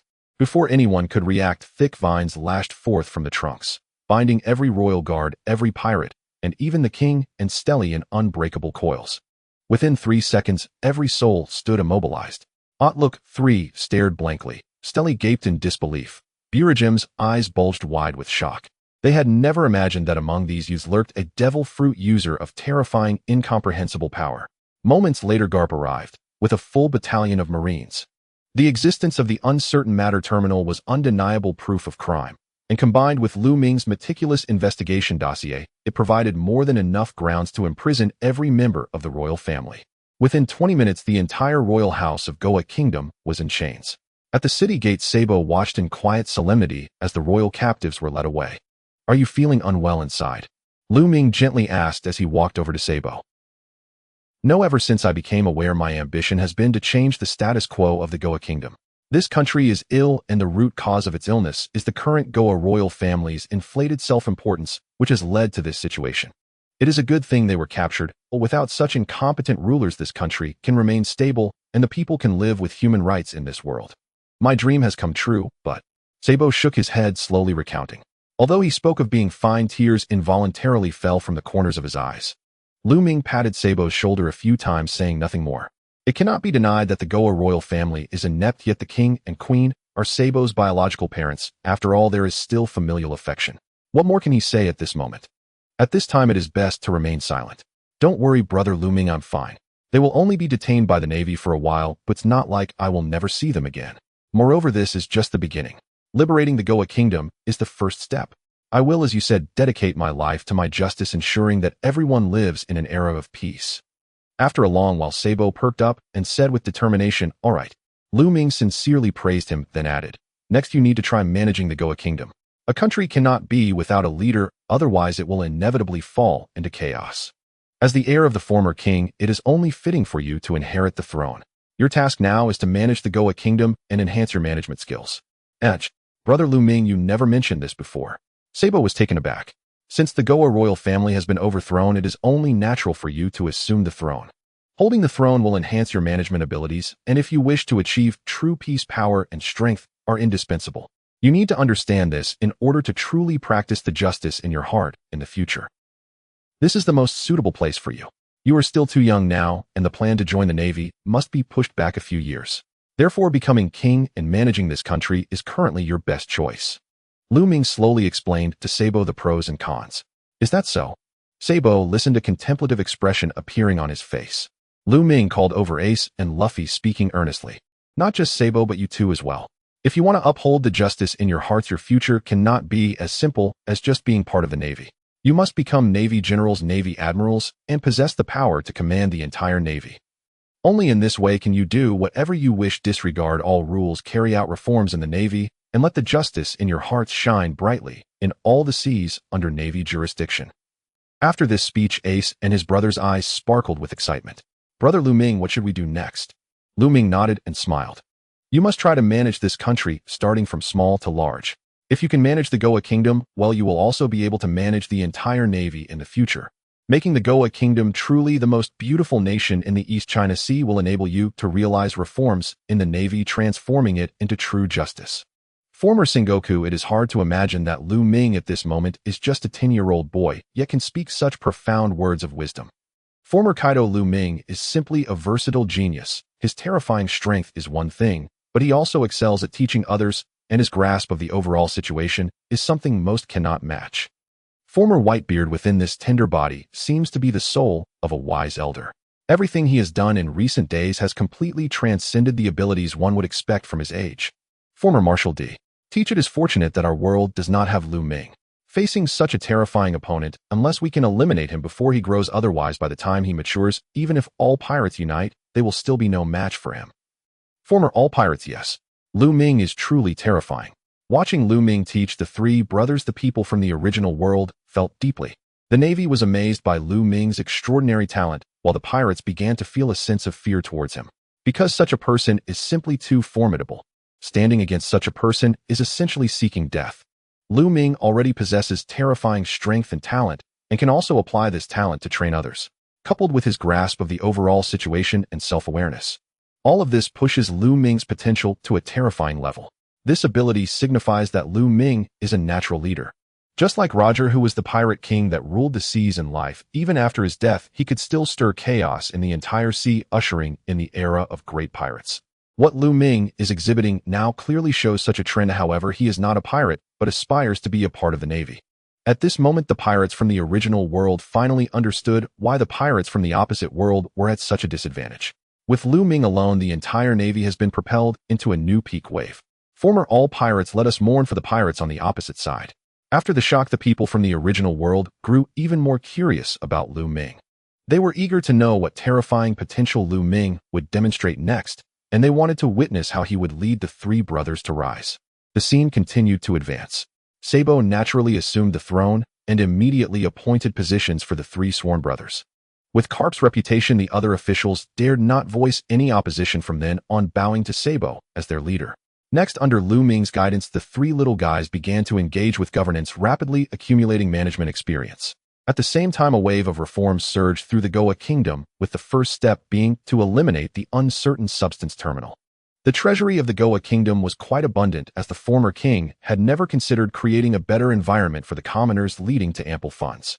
Sabo took the lead, rescuing people from the uncertain substance terminal, building houses for them in the city, finding them jobs, and helping them become normal citizens.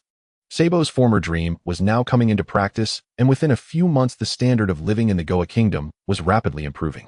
Public security was further strengthened and clear laws were established in the kingdom, bringing peace and tranquility to the city, no longer allowing nobles to oppress commoners at will as before. In the scene, everyone could clearly see that the various conditions in the Goa Kingdom were gradually improving, and the quality of life for the residents was continuously rising.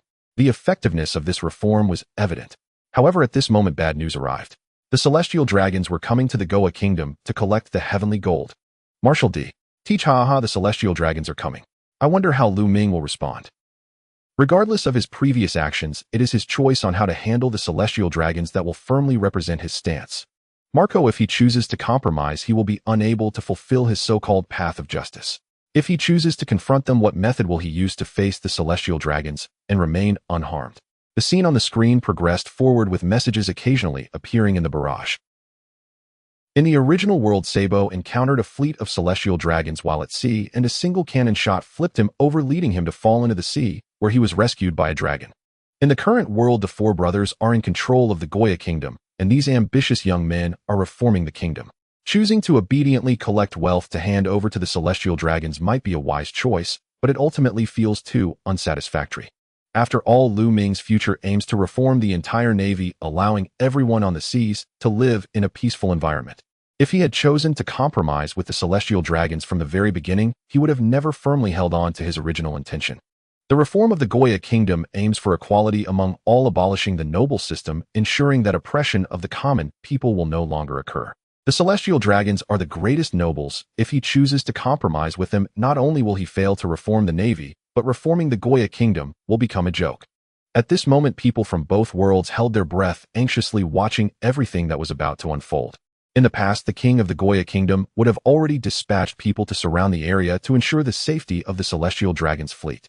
They would spread out red carpets on the ground to welcome the arrival of the celestial dragons. But today, when the celestial dragons disembarked, there was complete silence. No cheers, no red carpets, and no soldiers waiting to receive them. It was as if they were not celestial dragons, but merely an ordinary merchant convoy. Instantly, the expressions of all the celestial dragons in the group darkened. This was a grave disrespect to them. How dare they not come to welcome the celestial dragons? This was simply courting death. As they continued into the Goya kingdom, the expressions of the celestial dragons grew increasingly grim. By the time they reached the city gate, all the celestial dragons were enraged. The gates of the Goya kingdom were firmly shut, and elite soldiers stood on the walls casting cold glances at the celestial dragon's fleet, showing both fear and resistance. They were resisting the celestial dragons. In the past, how could the esteemed celestial dragons encounter such a scene? They came to collect tribute, and were met not with cheers, but with closed gates. This obviously indicated a refusal to submit tribute. Open the gates. Are you trying to court death? Behind me are the esteemed celestial dragons. How dare you refuse them entry? Do you all want to die? Immediately, one of the celestial dragons stepped forward, shouting angrily, "Dare to insult the king, die." Luffy stood on the city wall looking down without any fear. Gum pistol. In the next moment, he threw a punch infused with immense power that sent the man flying over 10 meters. He fell to the ground severely injured and unconscious. This act further enraged the celestial dragons below. One of the celestial dragons stepped forward looking up at Luffy on the wall with eyes full of coldness. "You are seeking death." Luffy scoffed and did not respond. At this moment, Sabo also revealed himself along with Lu Ming and Ace. "I am the king here. The Goya kingdom does not accept the tribute of heavenly gold. Please return from whence you came." As soon as Sabo's voice rang out, the morale of the soldiers on the wall surged. Long live the king. The reforms in recent days had shown significant results, and previously corrupt officials had been replaced by capable citizens. Even the military had undergone a reshuffle, with most soldiers now being strong youths drawn from the common people. The concept of equality was now celebrated within the Goya kingdom. Sabo's uncompromising stance in the face of oppression further embodied this ideal. The morale surged, and those soldiers who once feared the celestial dragons were now completely consumed by fervor. From now on, they would truly follow Sabo, without condition, and obey any command he issued. In contrast to the soldiers' rising morale, the expressions of the celestial dragons below turned increasingly angry, even twisted. "Do you know what you are doing?" The earlier celestial dragon narrowed his eyes, looking at Sabo with undisguised killing intent. "I told you to return from whence you came. Do you not understand my words?" Sabo showed no signs of fear and confronted them directly. At this moment, the celestial dragons below could no longer maintain their composure and waved their hands, signaling their guards to aim their weapons at Sabo. This moment felt eerily familiar. "Sabo, I was once pointed at like this, and a cannon shot sent both me and my ship flying. This is the wickedness of the celestial dragons. The Revolutionary Army is my lifelong pursuit to overthrow the world government. This is my dream." The weapons of the celestial dragons were now aimed at Sabo. This action represented a complete break of relations. The soldiers on the city wall also aimed their weapons at the celestial dragon guards below. The young Sabo faced these cold gun barrels without any fear. He leaped up and knocked one celestial dragon aside, causing his teeth to fly out. Gum pistol. Unable to hold back any longer, Luffy threw a punch, sending 2 celestial dragons flying. Ace, unwilling to be outdone, jumped down with his 2 brothers and quickly took out another celestial dragon. At this point, the celestial dragon guards were displeased and were about to pull the trigger. On the city wall, Lu Ming clapped his hands. Would release birth of the tree world. In the next moment, a vast expanse of robust trees shot up from the ground below, overshadowing the previously barren road in the blink of an eye. Vines shot out from the giant trees, quickly binding everyone within, including the celestial dragons. In less than 3 seconds, the armed celestial dragon guards and the enraged celestial dragons were all bound, no longer able to resist. Luffy, haha, I can't believe that at the age of 7, I had already beaten the celestial dragons. How impressive. Sabo, well done. Sengoku hiss. Publicly provoking the celestial dragons and directly attacking them. Carp, didn't you say Lu Ming was a born naval talent? Suraheim, Carp, do you realize the situation? The world government can also see the barrage. 5 elders, how can you attack the celestial dragons and still join the navy? What is happening with the world government? Sabo, the world government is nothing. Luffy, any celestial dragon who isn't convinced, come to the navy headquarters right now. I'll be waiting for you in the admiral's position. Sabo, really? You guys are that brave? Sabo, of course. When we were young, we weren't afraid of the celestial dragons. Now that we're grown up, who would fear them? Just ask this world government if they dare to provoke our brothers. 5 elders. The brothers publicly provoked the world government and the celestial dragons in the barrage, yet the 5 elders didn't even dare to respond. This situation left the navies and pirates of the original world stunned. This is the invincible world government, which doesn't back down even in front of any of the 4 emperors. Especially the 5 elders who are celestial dragons themselves and hold high positions, yet they didn't dare to refute the provocation from the 4 brothers. Suddenly the navies of the original world became even more curious. How did Lu Ming manage to join the navy safely after provoking the celestial dragons and become an admiral? This is too powerful. In the scene, the celestial dragons and their guards were all restrained in the air, unable to move or speak. The anger was clearly visible in the eyes of each celestial dragon, and the unimaginable humiliation pushed their inner fury to its peak. It's easy to imagine that if given the chance they would make Lu Ming and his brothers wish they were dead. On the other side, the 3 brothers had returned to the city wall. Luffy was full of excitement and didn't think too much about it. Ace and Sabo, however, looked a bit worried. Brother Lu Ming, does this mean we've already attacked the celestial dragons? Can we still become part of the navy? Lu Ming smiled without a hint of worry, saying, if not, then so be it. I told you before that what matters is to uphold the justice in your heart, not the title of the navy. If we don't become part of the navy, we can set sail together as pirates, build our own power, and when the time is right, restore order and topple the world government. Pirate King Roger, this is getting more and more interesting. It's a pity we didn't meet when I was alive. It would have been very pleasant to be friends with you. Pirate King Roger, a great ambition. I recognize you, young man. Sengoku, as expected, I made the right choice. If I hadn't chosen to stand by Lu Ming, those 4 brothers would have stirred up a storm. Forget about the navy, the world government might have been overthrown by them. Sengoku, what do you mean? Please elaborate. Tsuruheim, please elaborate. Shanks, please elaborate. Kaido, don't leave your words half-finished. Please explain in detail. As soon as Sengoku sent the message, he received a system notification. Things involving future spoilers cannot be said. Otherwise, there will be severe punishment. He sent the message and then continued to remain silent. Sengoku, spoilers cannot be sent in the barrage, otherwise severe punishment will follow. Just keep watching and you will understand everything. Others didn't pursue the matter further and continued to watch the scene on the screen. The scene remained tense. The celestial dragons and their guards were still restrained while the 4 brothers stood on the city wall with soldiers from the Goya kingdom holding weapons on guard against any potential danger. Time passed slowly as the sun began to set. A naval ship arrived on the sea. The lineup disembarking from the ship was quite luxurious. Legendary Vice Admiral Carp, current Admiral Sengoku, who has been nominated for the position of Marshal, will take over as Commander-in-Chief of the Navy from Steelbone Kong. These 2 heavyweight figures represent the current Navy's face. At this moment, they disembarked from a naval ship and stepped towards the Goya kingdom. Sengoku sighed, saying, I never thought I would have to fight against the world government and the celestial dragons for the sake of others in my lifetime. It was evident that his expression was filled with conflict, but from his words, it was clear he leaned more towards Lu Ming's side. Carp spoke from the side, you can choose to give up on him. Carp's demeanor was rather calm, seemingly having anticipated that Sengoku would help Lu Ming even if it meant facing the celestial dragons and the world government. Sengoku replied, do you think I'm foolish? At Carp's words, the conflict in his expression faded away. But it's just fighting against the world government and the celestial dragons. It's worth it to fight for Lu Ming. And you, old man, don't use provocation to push me. I understand Lu Ming's importance very well. Carp laughed heartily. Sengoku let out a sigh of relief. His gaze was fixed ahead, as if he could see Lu Ming standing on the city wall of the Goya kingdom from a great distance. Gazing into the distance, Sengoku reflected, a year ago, when you asked me to teach him, I guessed that one day this would happen after witnessing his talents and abilities. Such a person is not content with obscurity. Once he encounters the celestial dragons, this situation will eventually arise. At this moment, the choice becomes crucial. If I don't help him now, he will undoubtedly embark on the path of piracy and stand against us. Unless one's talent is overwhelmingly strong, there's no need to fear too much.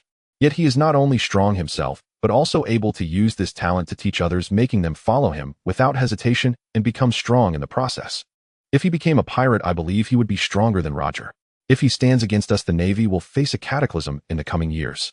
But if he becomes part of the Navy, he would be the most suitable leader for the Navy, and the age of great pirates would come to an end under his leadership. Helping him is better than giving up. I can distinguish between the two.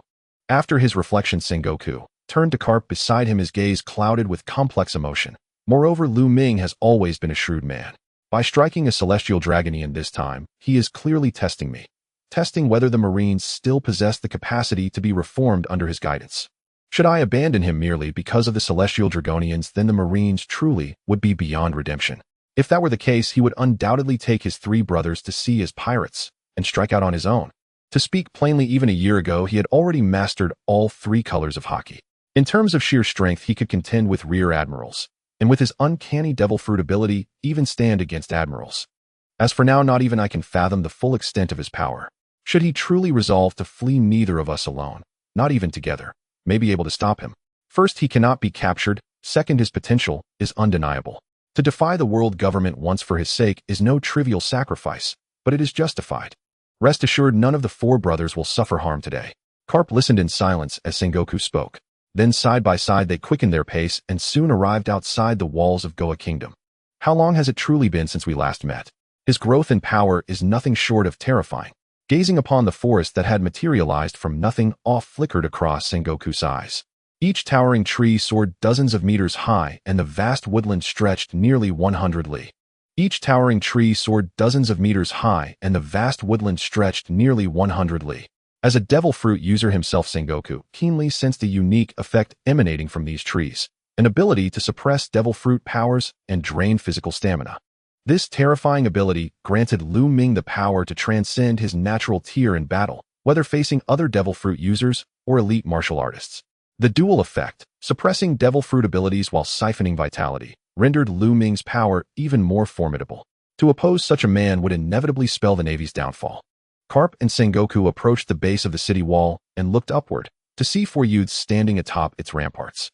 The blazing sun bathed them from behind, and for a fleeting moment Sengoku's vision blurred.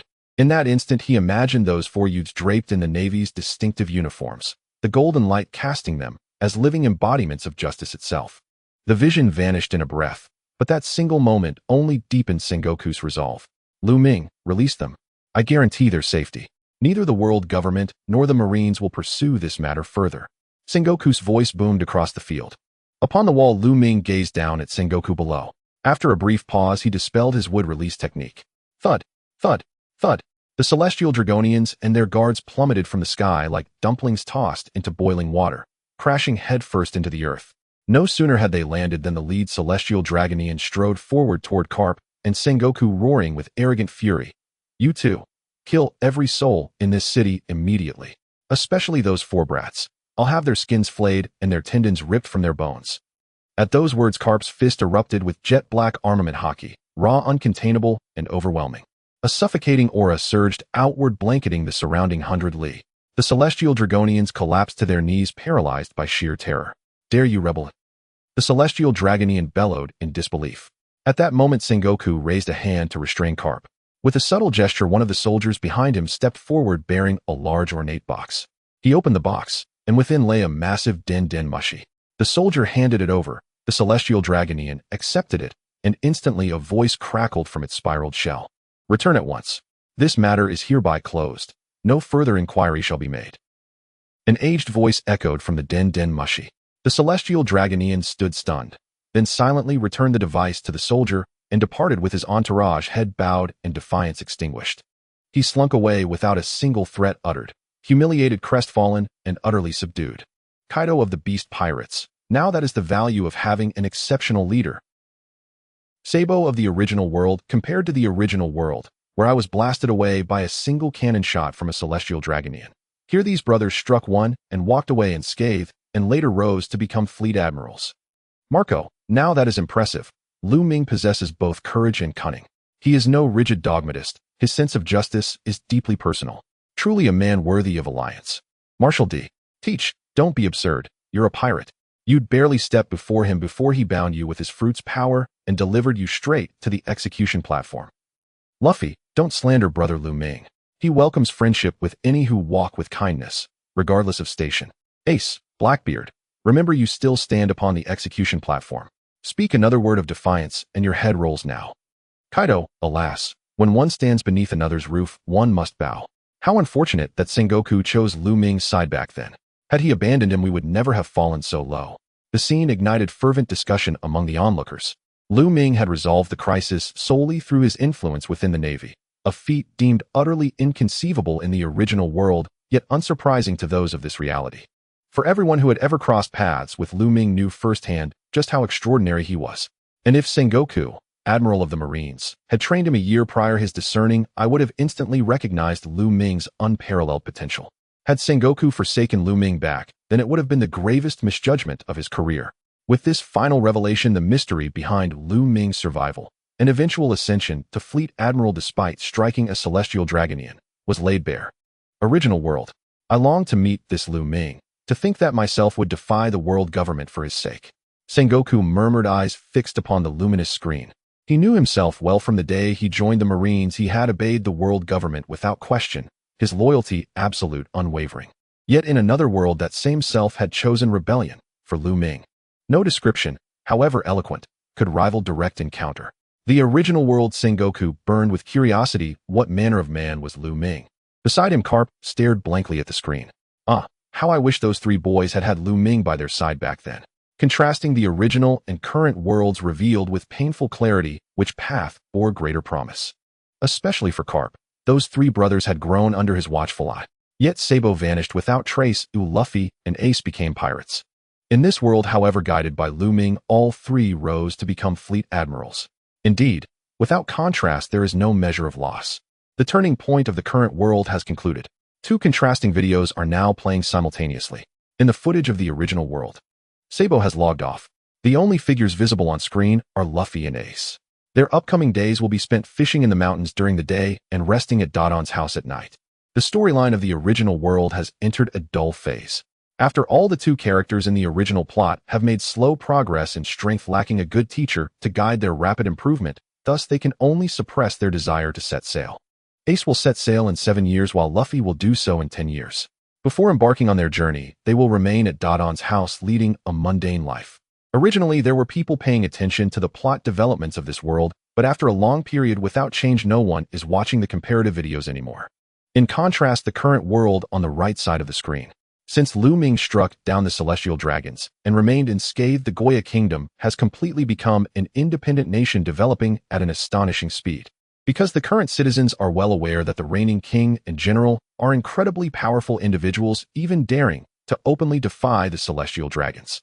As a result, the entire Goya Kingdom is united, and the reform policies implemented have quickly been accepted by the citizens, with a wave of nationwide reforms steadily advancing. Under special instructions, the Goya Kingdom has formed a merchant fleet to begin trading with nearby islands. In any world, wealth is always the primary indicator. Lu Ming naturally understands this. If he wants to truly push forward the reforms of the Goya Kingdom, the financial resources required will undoubtedly be considerable. At this stage, aside from reforms, the most important task is to gather wealth. Therefore, Lu Ming early on established a merchant fleet, dispersing them to begin trade on various nearby islands. Under the leadership of the four brothers, the Goya Kingdom is developing and growing at a visibly rapid pace. The impoverished are no longer treated like garbage cast outside the city. The city provides them with jobs, allowing them to be self-sufficient, securing their future. Public security within the city has been strengthened, and the overall quality of life has improved significantly. Educational activities have been initiated to gather children, teaching them according to their talents, with hopes of cultivating a few prodigies in the coming years. On the streets, every citizen can be seen wearing a smile. Compared to the former Goya Kingdom led by the original king, the current Goya Kingdom has undergone a complete transformation. Everyone observed from the beginning to the end, watching as the Goya Kingdom changed from bad to good, truly becoming the most powerful nation of the East Sea. Original Warring states the choice of Another World's Warring States is undoubtedly correct. It is indeed worth it for Lu Ming to offend the celestial dragons. It is hard to imagine that every national policy he implements is beneficial for the nation's development without a single error, as if he inherently knows how to govern a country. Original Beast Kaido, truly a prodigy. It's incredible that such an all-round genius exists in this world. Governing a country is the most troublesome task, yet in Lu Ming's hands it seems as easy as a breeze. Original Crane, from a previously barren country to such a state, the Goya Kingdom has truly achieved a qualitative change. One can imagine that a person capable of governing a country would not be lacking in reforming the Navy. Original entire Navy, we need General Lu Ming. A barrage of comments rapidly scrolls across the screen. After witnessing the transformation of the Goya Kingdom, the Navy of the original world is filled with envy. They can imagine how much support it would bring to the Navy if such a general existed among them. Under Lu Ming's governance, the Goya Kingdom has truly achieved peace, with the crime rate within the country greatly reduced. There will no longer be unjust oppression, and everyone has a goal to strive for. The seeds of hope have already sprouted in their hearts. Such a leader commands admiration from all the navies around the world are willing to follow such a leader. At this moment, the two worlds stand in stark contrast. After witnessing the journey of the Goya kingdom from bad to good, the navy of the current world is filled with pride, while the navy of the original world calls out for the need of General Lu Ming. The pirates of the original world are extremely fortunate. They are glad that their world lacks Lu Ming, otherwise having such an opponent on the navy side would surely lead to the eventual downfall of the pirates. The footage continues to progress. In the center of the Goya kingdom, in a spacious location within the royal city. In the past, this place was exclusively for training royal offspring, but the original royal children living in luxury had no desire to train, leading to this place being abandoned for a long time. However, after Sabo took over, it became the training ground for the four brothers. The spacious area is equipped with various facilities just right for the four of them to gradually enhance their strength. At this moment, Lu Ming stands in the center watching the other three train. Iron block. Sabo calls out, and as he uses the iron block technique, his entire body is instantly enveloped in a layer of iron-colored light. Cannon fist. Ace stands opposite, delivering a powerful punch. With his enhanced physique, a hint of flame rises as he strikes. Bang! With that strike, Sabo remains unharmed thanks to the iron block, yet the heavy energy contained within is evident. Both of them smile. In recent days, Lu Ming has begun to teach them the 6 styles of the navy. Sabo learned the iron block first, while Ace directly learned the subsequent version of the finger gun cannon fist. Like Luffy, Ace also prefers to attack with his fists, so Lu Ming skipped the teaching of finger gun and taught him cannon fist directly. That previous strike was extremely powerful, indicating that both of them have officially grasped one of the techniques from the Navy's 6 styles. Meanwhile, Luffy is also practicing the 6 styles, specifically the cannon fist, just like Ace. However, Luffy's strength is currently higher than that of his 2 brothers, so he cannot participate in the sparring. The 3 are energetically consuming their stamina in the training grounds, becoming proficient in the Navy's 6 styles. Suddenly, Lu Ming speaks up. That's enough, you are now qualified to train in hockey. As soon as he finishes speaking, the eyes of the 3 brothers light up. Thanks to Lu Ming's guidance, their horizons have broadened significantly. They now know about the Navy's 6 styles and what hockey is. This is a power only the strong can possess. Once learned, it can greatly enhance one's strength, and each type of hockey carries unique effects. Original Luffy, no way, I was only 7 years old back then, and I was already starting to learn hockey. Original Sabo, I'm so envious. If only we had Lu Ming by our side back then. Original Ace, I just wonder if we could have comprehended hockey at that time, as it is notoriously difficult to train. Big brother Lu Ming, I want to cultivate Conqueror's hockey. Luffy shouted excitedly. Sabo struck Luffy on the head with a fist, helplessly saying Conqueror's hockey cannot be obtained through later training. Big brother Lu Ming has told you many times. Can you please pay attention? Ouch! Luffy groaned, covering his head in pain. Although he had been hit, Luffy did not retaliate. Despite being stronger than Sabo, now he was still the youngest brother according to their sworn brotherhood. Respecting elders was the first lesson Lu Ming had taught him. Alright, stop being childish and listen to big brother Lu Ming, Ace said, and Luffy quieted down. The 3 of them sat down in front of Lu Ming and listened quietly to his teachings. Lu Ming nodded and said, I have already explained these 3 types of hockey to you before, so there's no need to elaborate this time. As for the training methods, observation hockey can only be comprehended through your daily practice. You must learn to think critically during battles and discern your enemy's weaknesses, and then you will not be far from understanding observation hockey. And for armament hockey, you need to gradually master it through diligent training. You must physically experience the moment your body collides with other objects repeatedly before you can comprehend armament hockey. The 3 little ones listened to Lu Ming's teachings with great seriousness. Once Lu Ming finished speaking, Luffy asked curiously, Big brother Lu Ming, how did you learn hockey back then? How long did it take you? Lu Ming pondered for a moment, and then replied, I learned it while practicing. I remember back in the day it took me 3 days to learn all 3 types of hockey. Original Kaido of the 100 Beasts, seriously. It took you 3 days to learn 3 types of hockey. Is that for real? Original Blackbeard Marshall D. Teach, that's a bit excessive, isn't it? Hockey is not something that can be mastered like a child's play. To understand them, one must possess extraordinary talent. Not to mention Conqueror's hockey, it took me 2.5 months to learn 2 types of hockey back then. Original Sengoku, this speed is indeed a bit terrifying. Ew, I have never heard of such a thing in my life.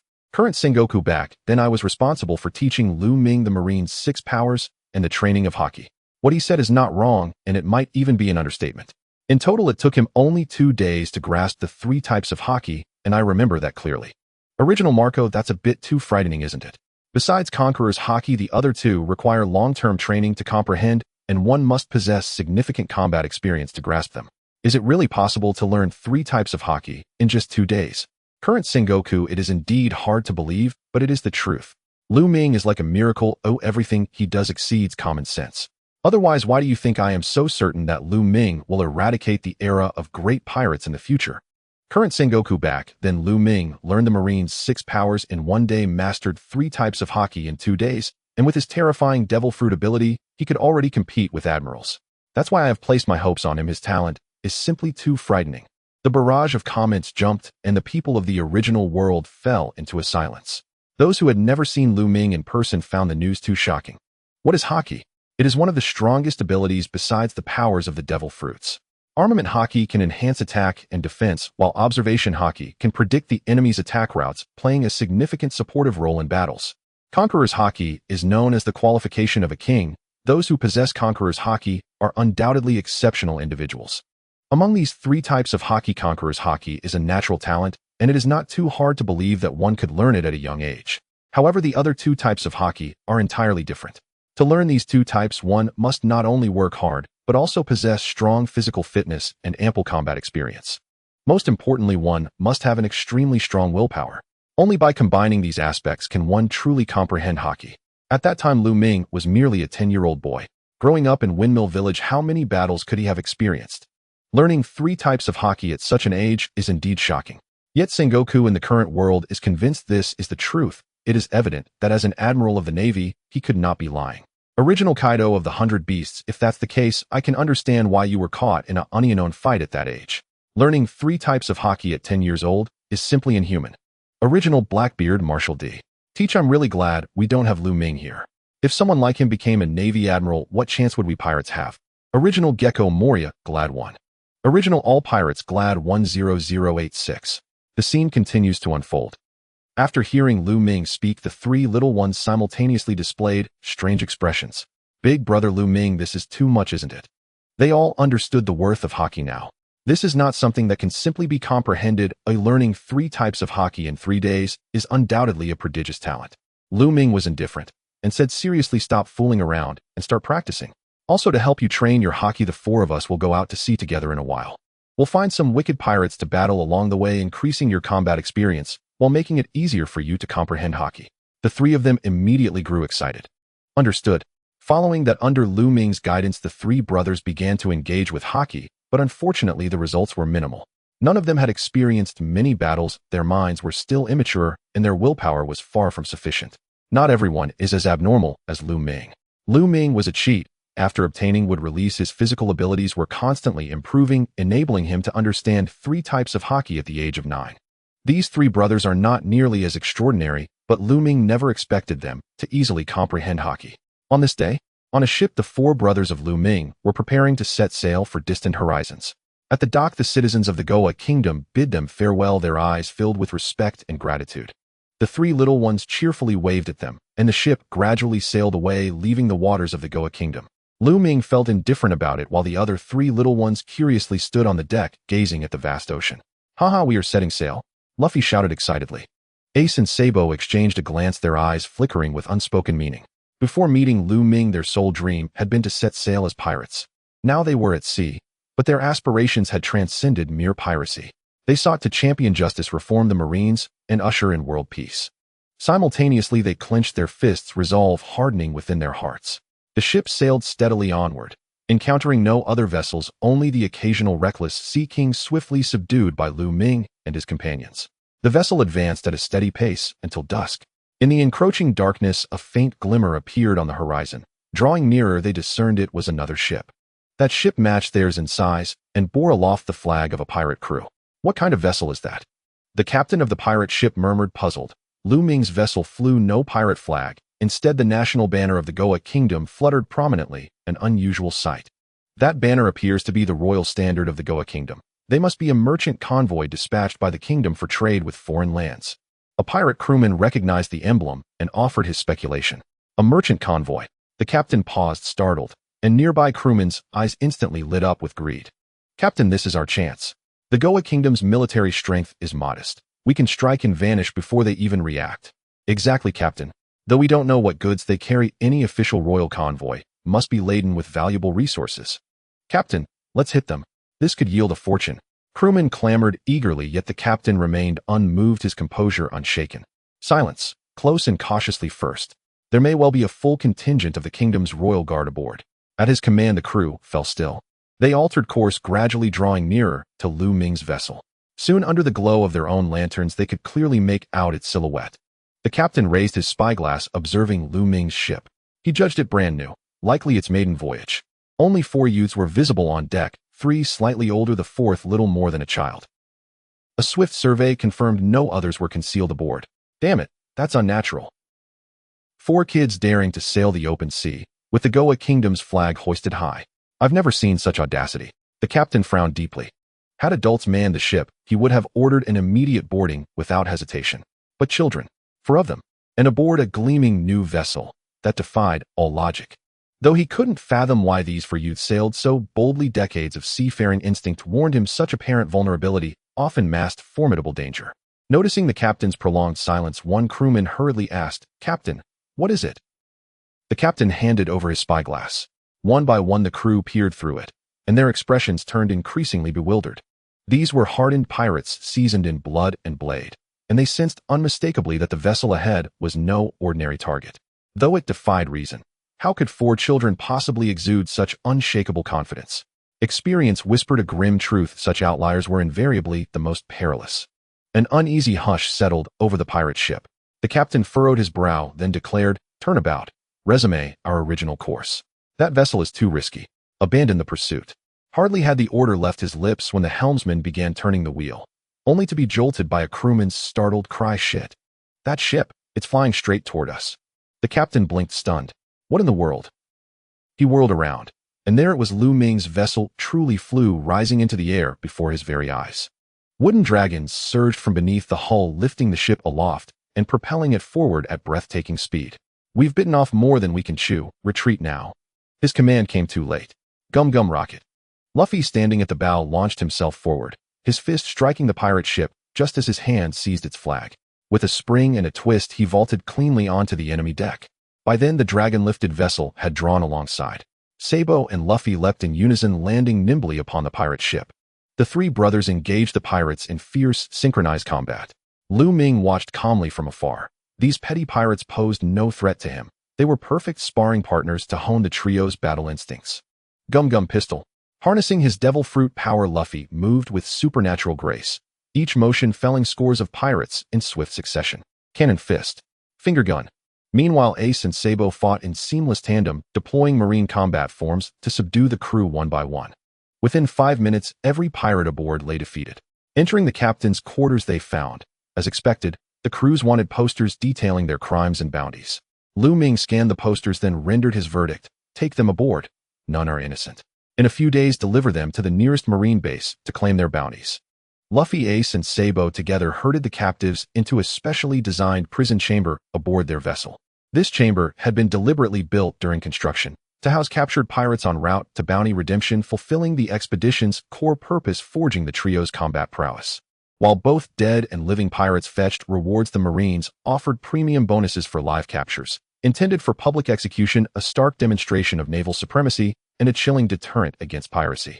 With prisoners secured and 1 crewman posted as guard, the other 2 scoured the pirate ship for valuables. Though the haul fell short of the bounties, it was still a respectable gain. Having concluded all affairs, they resumed sailing. The wooden dragons submerged beneath the waves to serve as silent propulsion, ready to erupt skyward at a moment's notice to close the distance. Truly, they were masters of the art of feigning weakness to ambush the overconfident. In the following scene, the fleet continues to sail on the sea, occasionally encountering a few pirate crews, all of which are easily dealt with by the Ace brothers. During this process, the combat experience of the 3 is rapidly increasing and their strength is rising accordingly. In the left frame of the original world, Ace and Luffy have fallen into a period of tranquility, spending their days frolicking in the mountains, living a completely childish life. In contrast, the right frame of the current world is exhilarating to watch. Led by Lu Ming, the Ace brothers continuously challenge pirates with higher bounties, constantly surpassing previous records. Without comparison, there is no harm. The play of these 2 contrasting videos clearly highlights the differences between them. Original Kaido of the 100 Beasts. It feels like this character comparison can be concluded early. From now on, the Luffy of the two worlds is no longer on the same level. The Luffy of the original world is still playing in the mountains, while the Luffy of the current world is making rapid progress in strength, undoubtedly stronger than the original Luffy in the future. Original Sengoku the three have become increasingly adept at controlling their abilities in battle, especially regarding haki. They seem to show signs of learning it. The right side of the screen continues to advance. 3 days later, the ship stops near the destination dock, Frost Moon Village, the place they are heading to. In the scene, the four of them secure the ship and then come to the dock together. Hello, could you please tell me the location of the Frost Moon Dojo? Lu Ming with the three little ones comes to the street and asks a villager, "Are you here to learn from a master?" The villager scrutinizes Lu Ming for a moment and says, "I suppose so." Lu Ming nods. "Then you have a good eye. Master Gungshiro is an excellent teacher." The villager smiles. Lu Ming nods in agreement. To get to the Frost Moon Dojo, just go straight down this road. At the end, there is a mountain path that will take you directly to the dojo. Thank you very much. Lu Ming expresses his gratitude and then follows the villager's directions. Luffy, trailing behind, is clearly very interested in the marketplace, but because Lu Ming is in front, he obediently follows along. Before long, the four arrive at the other side of the mountain. Clang, clang. As they walk along the road, they suddenly hear the sound of weapons clashing not far away. Upon reaching the source of the sound, they find an open space. Standing there are two youths, a boy and a girl, who are currently sparring with wooden swords. The four of them stand at a distance watching the scene. Just then the screen pauses. A line of text appears on the light curtain, capturing everyone's attention. Random question appears. During the character comparison, when a significant character appears, random questions will be asked. The question content is the two worlds speculate on what future identity this important character will have in the opposite world.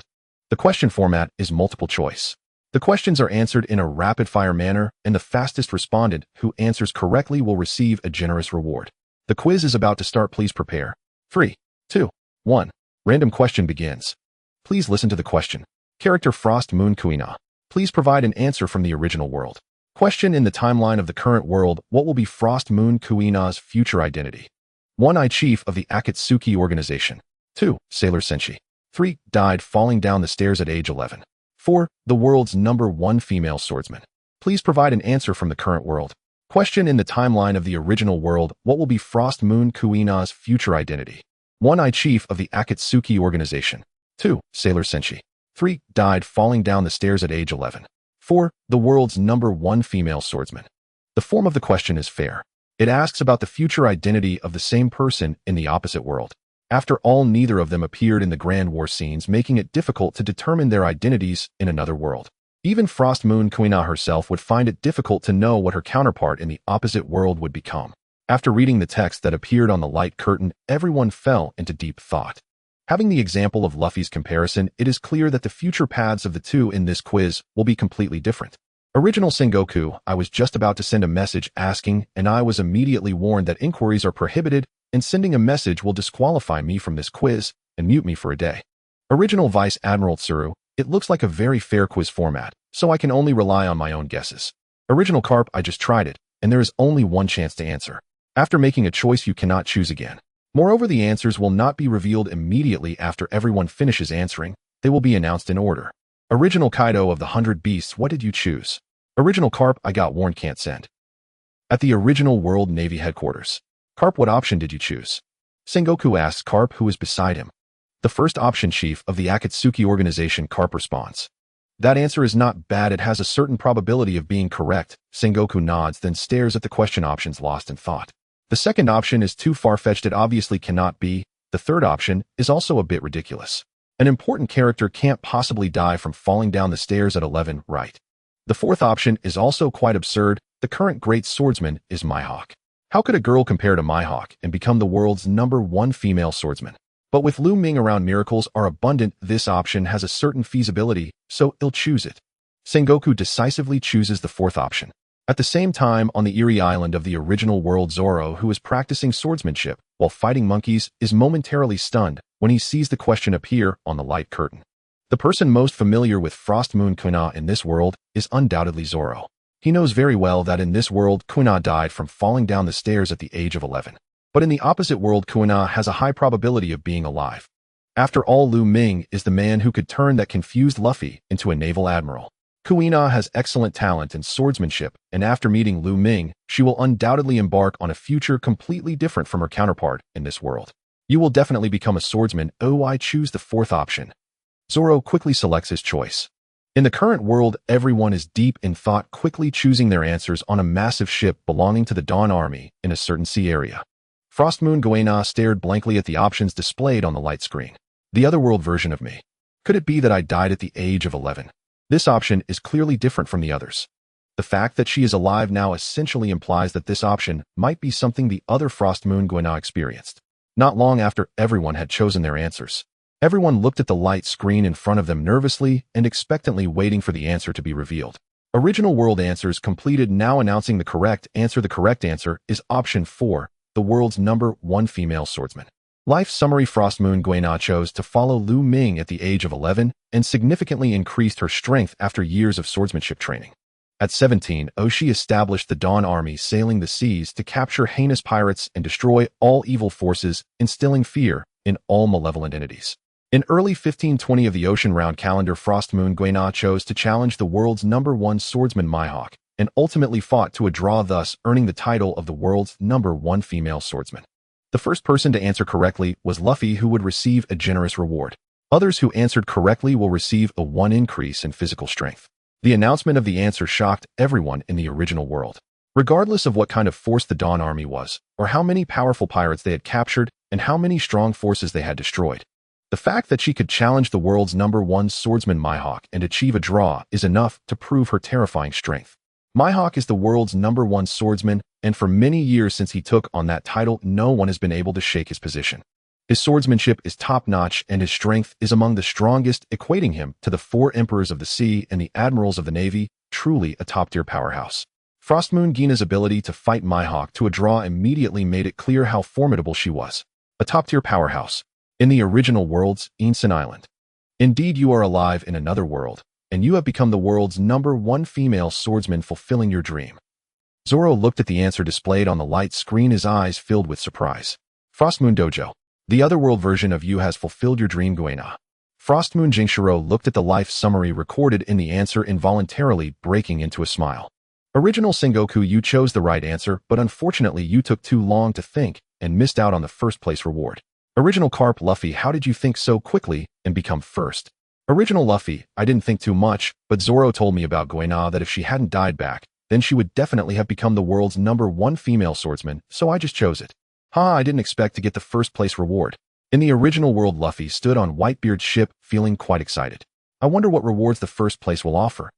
The text on the light screen changed, allowing everyone to see the first place reward available for Luffy to choose. Please choose the first place reward. 1. Awakening of fruit powers. 2. Allowing one's body to possess a second type of devil fruit ability. 3. Go to another world. 4. Summon the other world's version of oneself for assistance. The moment they saw the 4 rewards, everyone in the original world was stunned. Setting aside the third and fourth options for now, the first option is directly the awakening of fruit powers. Once the fruit awakens, one's fruit abilities will experience a dramatic surge. Given Luffy's current strength after awakening, he might even be able to face an Admiral Hedon. The second reward is also quite enticing, allowing one's body to possess a second type of fruit ability. This is completely beyond reason. Generally, a fruit user can only possess one devil fruit ability. Consuming another would cause them to explode.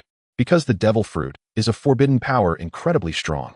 A normal person possessing one is enough to take them to the pinnacle of the world, but possessing 2 would certainly surpass everyone in the future. At this moment, everyone was extremely envious of Luffy. If he chose the first 2 options, his potential for the future would reach an extraordinary level. Just then, Luffy could no longer contain his excitement and sent a message. Original Luffy, Otherworld Luffy, are you willing to come help me save Ace? The appearance of this message caused an uproar among the crowd. Asking this question implies that Luffy intends to choose the fourth option to summon the Admiral version of Luffy for help to rescue Ace together. Original Shanks Luffy, I didn't misjudge you back in the day. Original Whitebeard, haha kid, I recognize you now. Original Straw Hat Pirates, as expected of the captain, great choice. Such a decision brought smiles to many faces. Giving up on potential future power means that in Luffy's heart the bond with Ace takes precedence. This Luffy is the most genuine. He is not a slave to power or money. He values the connections with his friends and family. On the other side, Luffy also sent a message.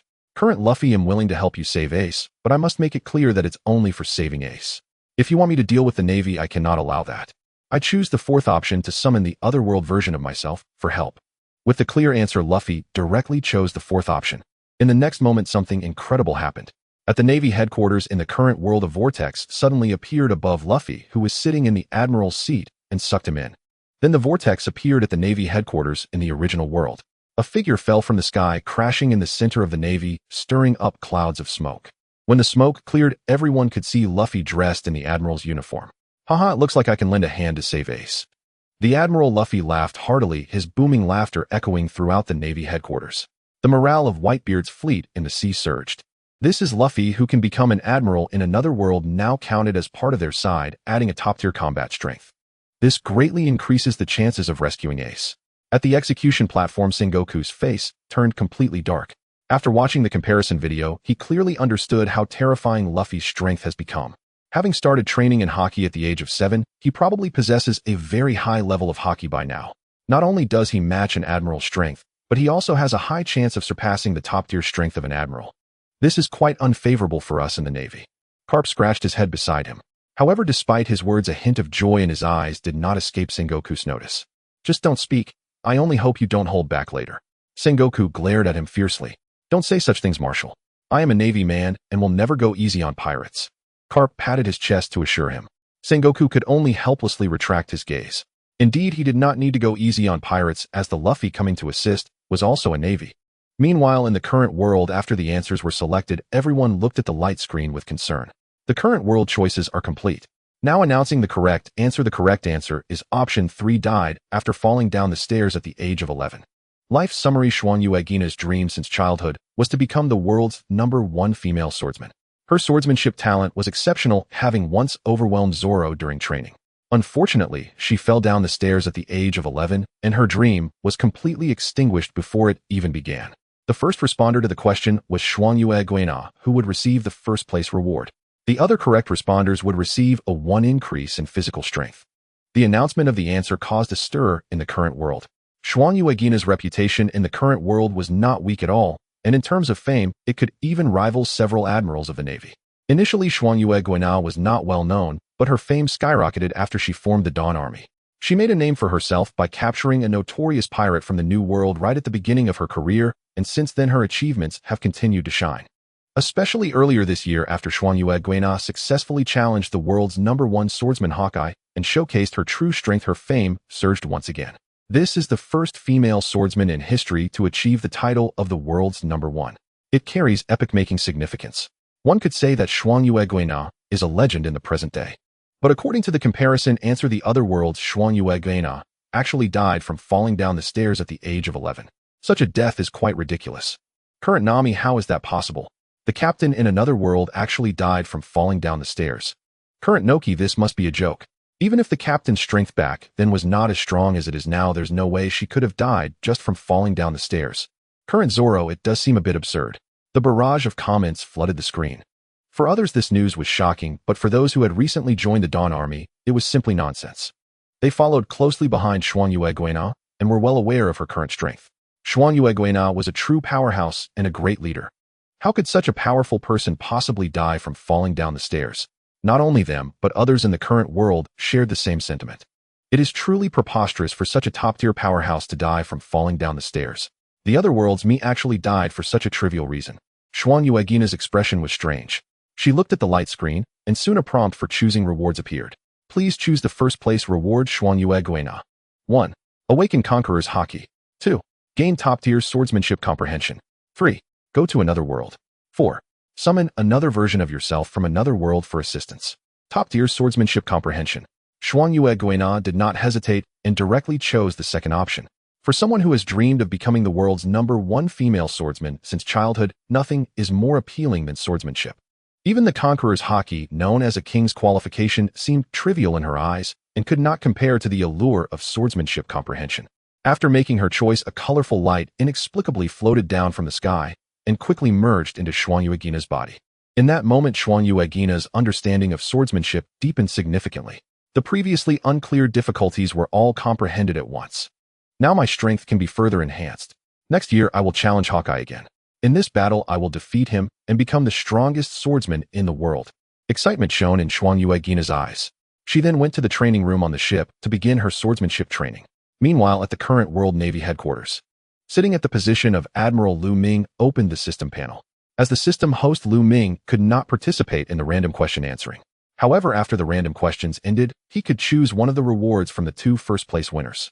The last 2 choices of the 2 first-place winners were useless. There was no need to go to another world, and there was no other self that could come over to help. Thus, Lu Ming focused on the first 4 rewards. After a quick glance, Lu Ming soon confirmed his choice. Choose option 1, awaken the fruit.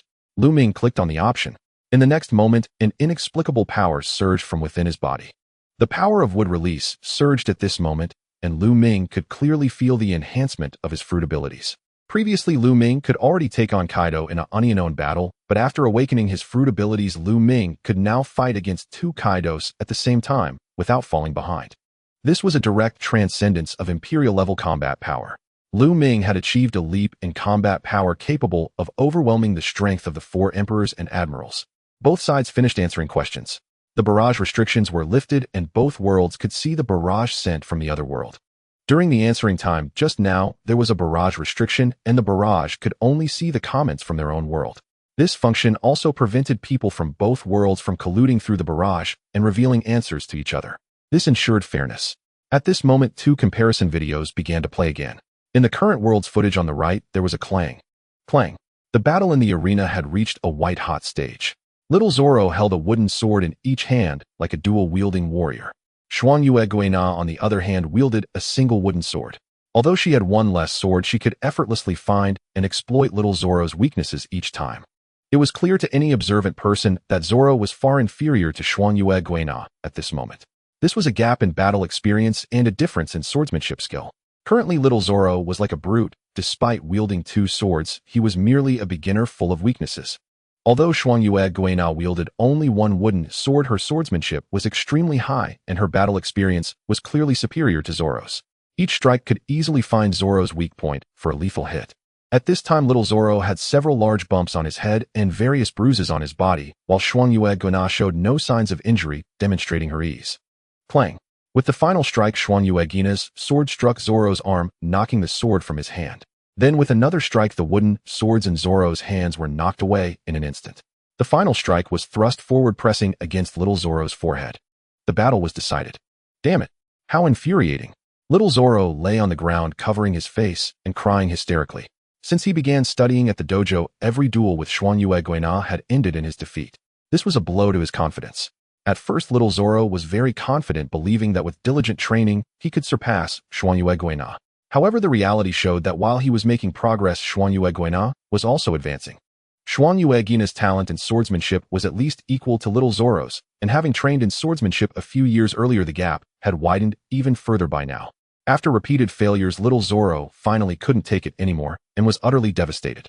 If you can't even accept a few failures in sword duels, then you might as well stop learning to sword and go home to continue being a little thug. Xuan Yuegina looked at Little Zoro and said. After finishing her words, she extended her wooden sword, silently gazing at her somewhat delicate arms. You have only just started. What you've experienced is merely temporary failure. Compared to my failures, what does yours even count as? If anyone should be feeling crushed, it should be me, Xuan Yuegina remarked. What failures do you have? Each sword duel has been a complete victory for you. None of your peers in the dojo can match you. Little Zoro looked up in confusion. My greatest failure is that I am a girl. As I grow up, girls will ultimately be weaker than boys. Although you may not be able to defeat me now, in a few years, I won't be able to compete with you anymore. My dream is the same as yours. Oh, I also want to become the world's #1 swordsman.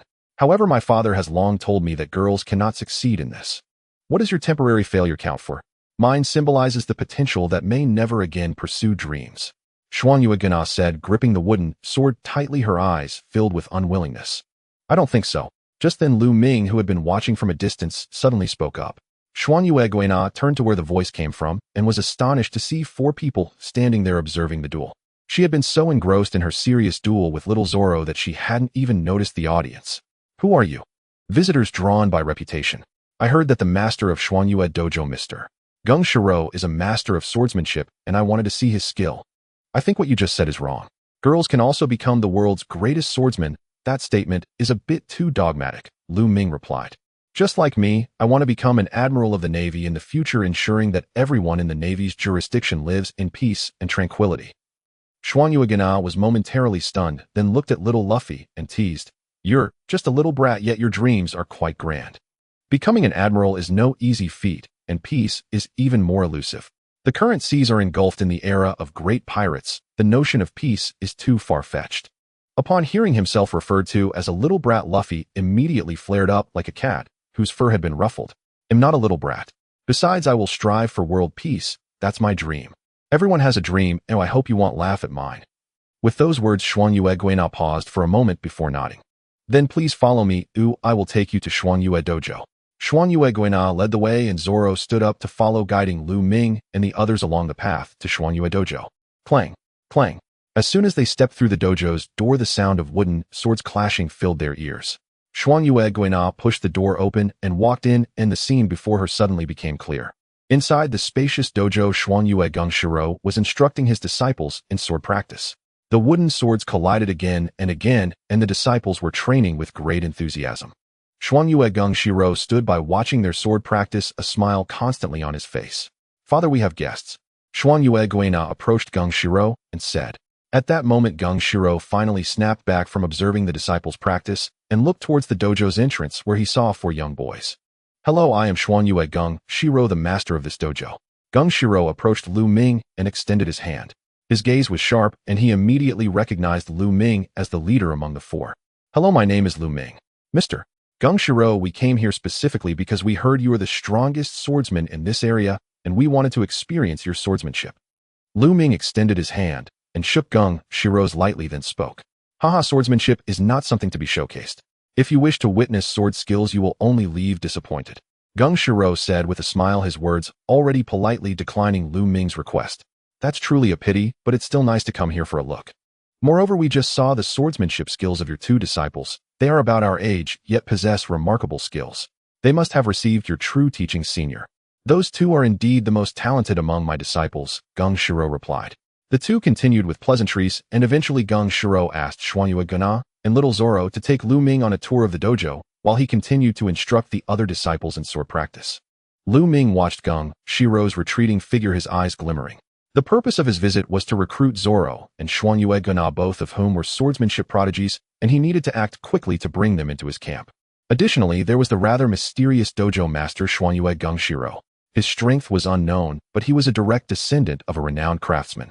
His father had forged the legendary swords Enma and Wado Ichimonji. These 2 swords were among the finest blades, second only to the supreme Great Blade. To forge such high-level swords indicated that he was a master craftsman at the peak of his art. As Gung-Shiro's direct descendant, he might also possess such abilities, but the original work did not disclose this. Even his strength remained a mystery. Having the opportunity to interact with such a mysterious powerhouse was promising. Although he couldn't bring him into his camp for now, once he recruited Zoro, and Xuanyuegana wouldn't be far behind. The next scene depicts Xuanyuegana guiding Lu Ming and the others on a tour of the entire dojo, which becomes rather tedious as she introduces the various facilities within. However, the people of the current world exhibit considerable interest in this. Both Zoro and Xuanyuegana have built strong reputations, making the Xuanyue Dojo a natural focal point of attention. What draws everyone's attention especially is how Lu Ming managed to entice Xuanyuegana and Zoro back in the day.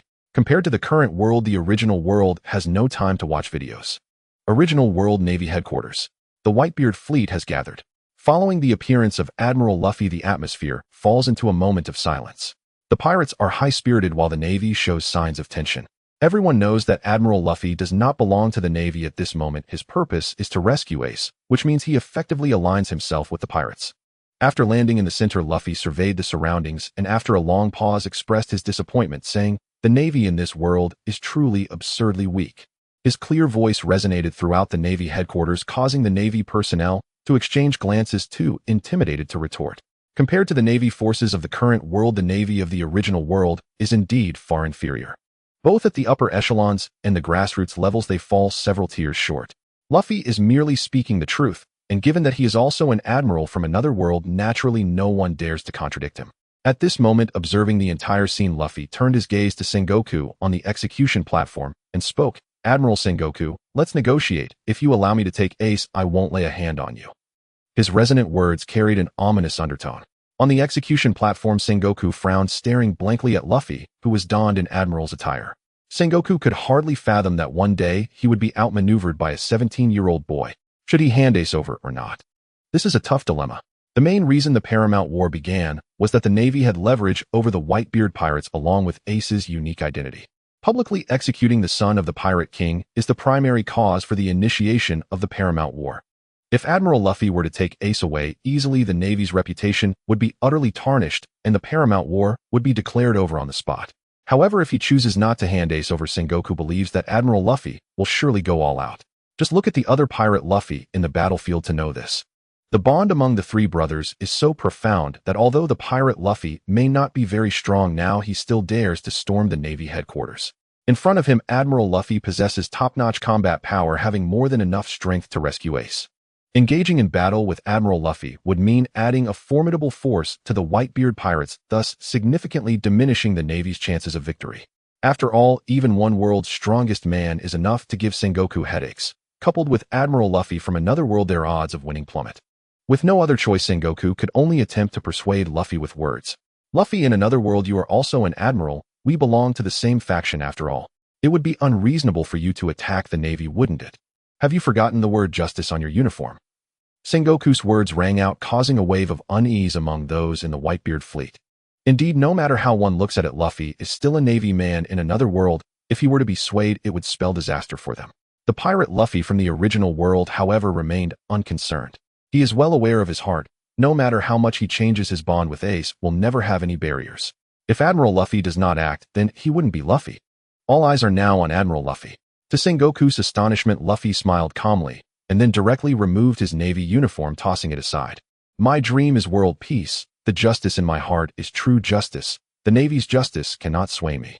Moreover, as the representative of justice, if the Navy cannot even save its own kin, that is the real disgrace and the true betrayal of the word justice on the uniform. However, since you have said that, I shall remove the Admiral's uniform.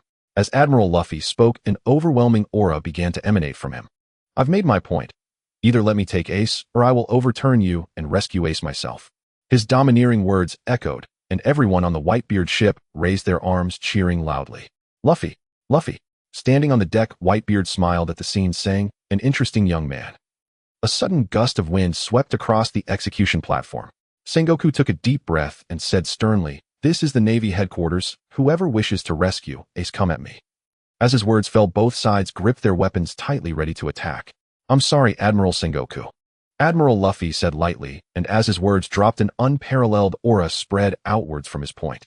The Conqueror's haki enveloped the entire area, rendering everyone below the rank of captain completely immobilized. Even the captains could only barely resist this overwhelming presence, their own strength halved in the process. With just this one strike, most of the lower-ranking officers and soldiers in the Navy collapsed, effectively clearing the area. Of course, Luffy at this moment is still unable to fully control the Conqueror's haki, so the released haki remains indiscriminate, causing some lower-ranking pirates on Whitebeard's side to lose their combat ability as well. But with this display, the Paramount War had transformed into a battle among those with mid-tier strength and above. Sengoku and the three admirals on the execution platform immediately grew serious. Having experienced great battles, they fully understood that this level of Conqueror's haki belonged to the top echelon. The sky itself seemed to tremble, shaken by this overwhelming haki. Admiral Luffy is undoubtedly a formidable warrior. Boom boom, boom boom. Mysteriously, a drumbeat akin to a heartbeat reverberated throughout the entire Navy headquarters. What is this?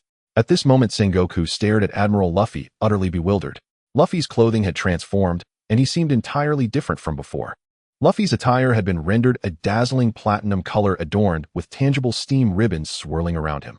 Luffy's hair now blazed like flames, his eyebrows twisted into patterns reminiscent of devil fruits, and his pupils turned platinum, delivering an extreme visual impact. Haha. In front of everyone's gaze, the General Luffy, powered up to the 5th gear, let out a hearty laugh. Within that smile seemed to contain some latent mystery, causing all who witnessed it to feel a warmth from the depths of their hearts and involuntarily break into smiles. Even Sengoku, standing on the execution platform, could not help but smile. What an eerie ability! Is this the power granted to Luffy after the awakening of the gum-gum fruit? Sengoku quickly regained his composure, a hint of dread lingering in his eyes.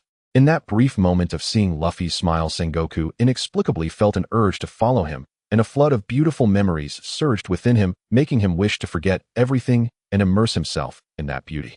Such an ability was indeed too bizarre. Without hesitation, Sengoku gave the order to attack, commence battle, prevent them from approaching the execution platform. As soon as he spoke, the three admirals below stood up simultaneously and launched their attacks towards Luffy. Yada no Kagami. The yellow monkey transformed into a flash, appearing in the sky, each hand grasping a dazzling sphere of golden light, which he then flung forward. The power of light erupted in the sky, with the brilliant golden radiance bursting apart and transforming into streams of golden light raining down. Like a rain of light, hundreds of golden orbs launched the most ferocious attack on the current General Luffy. Great Fire. The Red Dog unleashed a punch filled with magma, sending a massive surge of lava towards Luffy. Ice Age. The green pheasant soared into the air, and with a thrust of his hands forward, a fierce chill swept ahead, freezing everything in its path. In the blink of an eye, the three admirals struck simultaneously, yet Luffy the admiral displayed no signs of panic at all. He extended his palm, and a surge of lightning erupted from the sky into his hand. Admiral Luffy held the lightning, which he had infused with rubber properties. Rubber lightning. Luffy hurled the lightning forward, the piercing electric light breaking through all barriers, colliding with the attacks from the three admirals in an instant. Boom. At that moment, the sound of an unparalleled explosion reverberated throughout the entire Marine headquarters. Magma stones scattered everywhere, while the icy chill erupted, freezing all the magma stones. Lightning and light intertwined, bursting forth into a dazzling spectacle. A mushroom cloud soared upwards, symbolizing the intensity of the clash among the four. No wonder someone from another world can become an admiral. Their strength is indeed formidable. The three admirals all displayed obvious astonishment in their eyes. They quickly regained their composure and directed their attacks towards Luffy, each taking a side to surround him. Meanwhile, the seven warlords below had also mobilized, charging towards the captains of the Whitebeard pirates. Having understood the situation after the recent clash, many pirates exclaimed, "It's time for battle, brothers, charge." Marco shouted, his body enveloped in bluish-green flames of the phoenix. In an instant, Marco transformed into a phoenix, soaring into the air, the blazing flames of the immortal bird swirling around him, adding to his majesty. 3 against 1, isn't that a bit too shameless for the Marine admirals? As soon as he finished speaking, Marco appeared beside the yellow monkey and kicked him in the chest, sending him flying. On the other side, Diamond Jaws had already crossed over the warships and landed on the land of Marine headquarters. With his body diamondized, he became incredibly hard, and the addition of his haki made him resemble a fierce beast rampaging through the Marines, with officers and below unable to stop him in the slightest. Other captains of the Whitebeard pirates also rushed onto the land, engaging in battle with the Marine officers. As for the lower-level pirates and soldiers, after Luffy's Conqueror's haki attack, only a few could still stand, but they had lost their combat capabilities. Now only those at the rank of captain and above remained capable of fighting. In an instant, the war on the top had fully ignited. However, with Luffy's assistance, the pirates were like tigers with wings. At this moment, Whitebeard swung a punch towards the Marine execution platform, and a terrifying shockwave surged forth, shattering even the very fabric of space. "Leave him to me." Just as Sengoku was about to act, Carp had already launched himself forward, shattering the shockwave with a single punch. With Carp's punch, the shockwave was completely obliterated, and he charged forward towards Whitebeard. "Don't even think about getting close to Pops." Diamond Jaws charged at Carp, intending to block him from reaching Whitebeard. Carp remained unfazed, his right hand clenched into a fist enveloped in black haki as he swung it forward. Bang! The defense and power-renowned Diamond Jaws was sent flying, rolling several times on the ground before crashing into a small hill and finally coming to a stop. After dealing with Diamond Jaws, Carp pressed on towards Whitebeard. He leaped onto the ship anchored in the middle of the sea. Whitebeard was waiting for him there, and as Carp arrived, he directly swung his massive sword. Carp retaliated with his fist, and the two engaged in a fierce battle. Because their combat capabilities were evenly matched, neither could withdraw. Sengoku stood on the execution platform, not having intervened to stop Carp earlier. For Carp to be utilized to his fullest, he must face Whitebeard, ensuring he would not hold back. If Carp were to fight Luffy, he would undoubtedly hold back. Despite being a naval hero serving for decades, Luffy is his own grandson, and emotions cannot be set aside. Carp would inevitably show mercy against Luffy. Moreover, to stop Luffy would mean Ace would be executed, which would be too cruel for Carp. Sengoku, having been Carp's partner for many years, was well aware that sending him to confront Whitebeard was the best choice. Then Sengoku's serious gaze turned towards Admiral Luffy. Marco was currently locked in battle with the green pheasant, and the two were evenly matched, while the yellow monkey was clearly slacking off. The red dog was trying to outmaneuver Luffy, but it was evident that he was struggling. The magma fruit's abilities which usually prevailed were ineffective against Luffy at this moment. The power of the sun god granted Luffy high resistance to flames, and the magma had no effect on him, essentially rendering him nearly invulnerable. Additionally, Admiral Luffy had now mastered the Conqueror's Haki and cultivated all 3 types of Haki to a high level, making him extremely powerful. Against such a Luffy, the Red Dog found himself lacking. Rubber gun. After a minute of stalemate, Luffy unleashed a powerful punch that completely crushed Akainu. Akainu, whose body was surging with magma, was struck by the punch and flew out like a kite, with its string cut, soaring dozens of meters before crashing into 3 mountains.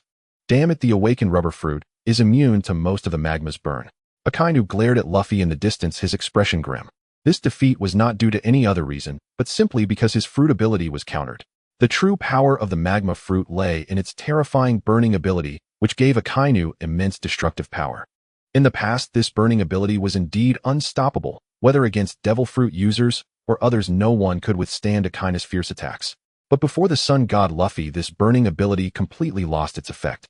When his fist struck Luffy's body, the rubber completely blocked the magma's burning, rendering him powerless. I can only leave this to Admiral Sengoku. I can't hold back Luffy. Akainu thought to himself, then immediately redirected his target towards Diamond Jozu in the crowd. They'll stop you. Let me see just how powerful Admiral Luffy from another world is. At that moment, Doflamingo stood before the execution platform, eager to face off against Admiral Luffy. In the next moment, Luffy threw a punch, and to everyone's astonishment, his fist expanded instantly by 100 meters, unleashing a terrifying force that sent Doflamingo flying with a single blow. On the execution platform, Sengoku observed the battlefield and realized there was no one left to stop Luffy, who was now running towards the execution platform. Come on, let me see what level of strength you possess as an admiral. He took a deep breath and his gaze sharpened. Great Buddha form. The power of the devil fruit surged, and Sengoku's body instantly grew over 100 meters tall, transforming him into a massive golden Buddha. With the power of the fruit enhancing him, his strength and wisdom had reached their peak. The terrifying physical strength combined with his sharp intellect and flawless combat skills made him appear as an ultimate being. Sengoku looked down, his golden form radiating majesty, and as his booming voice echoed, it signified his unwavering resolve. Come on, Admiral Luffy from another world. At this moment, Admiral Luffy looked up and saw the towering golden Buddha nearly 100 meters high. I really haven't fought Admiral Sengoku over the years. Let's see how it goes today. Luffy grinned, and as he spoke, his body began to rapidly expand. Rubber giant. In less than 3 seconds, Luffy's body grew to a height of 100 meters, nearly matching the golden Buddha. Observing the battlefield, the 2 terrifying giants represented both the Navy and the pirates. They exchanged glances, and the battle erupted in an instant. Navy 6 styles. Finger pistol. Sengoku pointed forward with one hand, gathering a terrifying amount of golden power which shot towards Luffy's chest, enveloped in armed Haki. Rubber monkey gun. Without further ado, Luffy unleashed his strongest move he had mastered so far. His fist crashed forward, growing larger than the golden Buddha during the strike. At that moment, thick Conqueror's Haki enveloped his fist, and as he punched, even the space around them compressed with a sound. Sengoku's eyes turned serious. Bang! In the next moment, their fists collided with a thunderous crash, and Sengoku could feel an unparalleled, terrifying power pouring onto his finger. Though he was currently able to block Luffy's attack, it was only with great difficulty. Just 3 seconds later, Sengoku's finger could no longer withstand the terrifying power unleashed by Luffy's fist. If he didn't retract his hand, Sengoku's finger would surely break, so he decisively pulled back, but Luffy's fist did not stop at all and forcefully struck his body, sending him flying. Boom! Sengoku flew dozens of meters away and crashed into the Navy headquarters, completely demolishing most of the buildings there. Indeed powerful, able to use Conqueror's Haki. Sengoku stood up, his face filled with seriousness. He glanced at the ruins of the Navy headquarters, beneath him evident sorrow in his eyes. After this battle, the Navy headquarters would no longer exist. On the other side, after sending Sengoku flying, Luffy reached out towards Ace on the execution platform. Navy 6 styles. Soru. Sengoku noticed this scene and quickly moved like teleportation towards Luffy to attack again. As he ran, Sengoku used his immense strength to run on the air, arriving before Luffy and launching a punch. At this moment, he also wrapped his fist with Conqueror's Haki. The unique Conqueror's Haki enhanced the power of the Golden Buddha's punch immensely. Now Sengoku was truly serious. Luffy had no choice but to retract his hand and continue the fierce battle. After their previous clash, Sengoku had clearly grasped the level of Luffy's strength, making their battle evenly matched. The 2 massive giants clashed at the Navy headquarters, each movement sending shivers down the spines of onlookers. Across the entire battlefield of the Marineford War, every place had become a site of battle. Those who had previously been stunned by the Conqueror's haki had now awakened and joined the chaotic fight. Soldiers against soldiers, generals against generals. The original Whitebeard pirates were unable to confront the Navy headquarters directly at this time, but although they were still at a disadvantage, they could now contend with them. The two top-tier forces of the Navy Garp and Sengoku were each held in check by Admiral Luffy and Whitebeard. The Navy's three admirals Kizaru and Akainu were also restrained by Marco and Diamond Jozu. As for Kizaru, he was battling several commanders from the Whitebeard pirates, occasionally making sarcastic comments like, "so terrifying," clearly in a relaxed state. The 7 warlords were engaged in combat with other commanders from the Whitebeard faction, and they were also in a state of equal strength. Because Luffy had brought a significant number of people from prison, including former warlord Jinbe Crocodile Revolutionary Ivankov and other infamous criminals. Thus, although the pirates were at a disadvantage in the short term, they could barely contend with the Navy. The entire Navy headquarters was in chaos, and the Marineford War had entered a heated phase. In a short time, the Navy temporarily held the upper hand. Because on the Navy side, apart from their own combat power, they also had the warlords as strong allies, especially Mihawk, who could rival the top-tier combat power of the admirals. At this moment, the Whitebeard pirates found themselves temporarily in a disadvantageous position, but if more time passed, the situation might change. Because of the words of Pirate King Roger, former members of the Roger Pirates were rapidly making their way to the Marineford War, including Rayleigh, Jabba Buggy, and others. Not to mention anything else, once Rayleigh arrives, the pirates will gain even more powerful combat strength enough to overturn the outcome of this Marineford War. Moreover, the legendary pirate Shiki, who currently roams the seas, has also been swayed by the words of Pirate King Roger and is heading towards the Navy headquarters. At the Navy headquarters, it's dangerous. And at this moment in the current world, the Marineford War has yet to begin. With Lu Ming in command, the Navy is not in a hurry to carry out the execution, and the pirates are naturally unwilling to ignite this war too soon, because they have always known that the odds of winning this battle are too small. In the current world, both the Navy and the pirates are watching comparative videos. Compared to the brutal fights in the original world, the current world appears completely leisurely and comfortable. In the comparison video, on the left, the original world comparison footage had slipped into a lull. The only scenes remaining were Luffy and AC idly fishing in the remote mountains, and gradually no one paid attention to that original world footage anymore. On the right, the present world footage continued to play. The scenes from the present world were far more engaging than those on the left. In the frames, Xuanyue Guina and Sualong led Lu Ming and his 3 companions on a tour of the dojo's facilities. After a simple evening meal, Gung Sailing arranged lodging for the 4 of them. Over the following days, Lu Ming and the 3 youngsters took up temporary residence there. AC and Luffy favored the hunting life, conveniently the range of mountains spread behind the Xuanyue dojo. The 2 of them would spend their days hunting in the hills and return to the dojo at night. Sabo, however, took a keen interest in swordsmanship, even though his favorite implement was a simple pipe. Unlike AC and Luffy, who preferred to fight with their fists, Sabo, when unarmed, favored clawed strikes. As in the original tale, Sabo devised a body technique perfectly suited to him, called Long Zhua Quan Dragon Claw Fist. True to its name, it allowed his hands to rend through defenses like the talons of a dragon, endowed with devastating force. By sheer finger strength and grip alone, Sabo could effortlessly crush a skull. If he wrapped those blows with armament haki, the destructive power would grow even greater. Beyond that, the pipe remained his weapon of choice. In truth, it hardly qualified as a weapon, yet Sabo cherished it. Finding a master willing to teach pipe combat was almost impossible. By analogy, certain sword techniques could be adapted to the pipe. Thirsting to strengthen himself, Sabo formally apprenticed to Gung Sailing to study swordsmanship. Lu Ming continued, as ever, to train diligently each day. During his regimen, he frequently encountered Sualong, who even as a child displayed an otherworldly resilience worthy of a future master swordsman. Sualong trained with an intensity that equaled or surpassed Lu Ming's, a regimen of pure relentless practice that pushed him to and beyond his limits, causing his endurance to surge time and again. It was little wonder that the future Sualong would become so formidable. With that kind of effort, even the most unlikely candidate might be forged into greatness. Lu Ming also caught sight on occasion of Xuanyue Guina training. She too practiced with brutal rigor, often exceeding Sualong's own exertions. They pushed one another into a fierce contest of discipline, each surpassing the other. Those who watched could not help but utter exclamations of astonishment. Present by Shokaido, these 2 are truly destined to lead the Liming June. Their childhood fortitude has already laid the groundwork for towering potential. Such training intensity hardly leaves any doubt that they will rise among the elite. Present Masya Erdi Tichi, it is astonishing that from a small East Blue dojo 2 prodigies have emerged, Sualong and Guina. They were born with the makings of top-tier warriors. This is an era in which the strong continually appear. Several days of the plot unfolded in this manner. The four companions steadily grew stronger and in the meantime became acquainted with Xuanyue Guina and Sualong.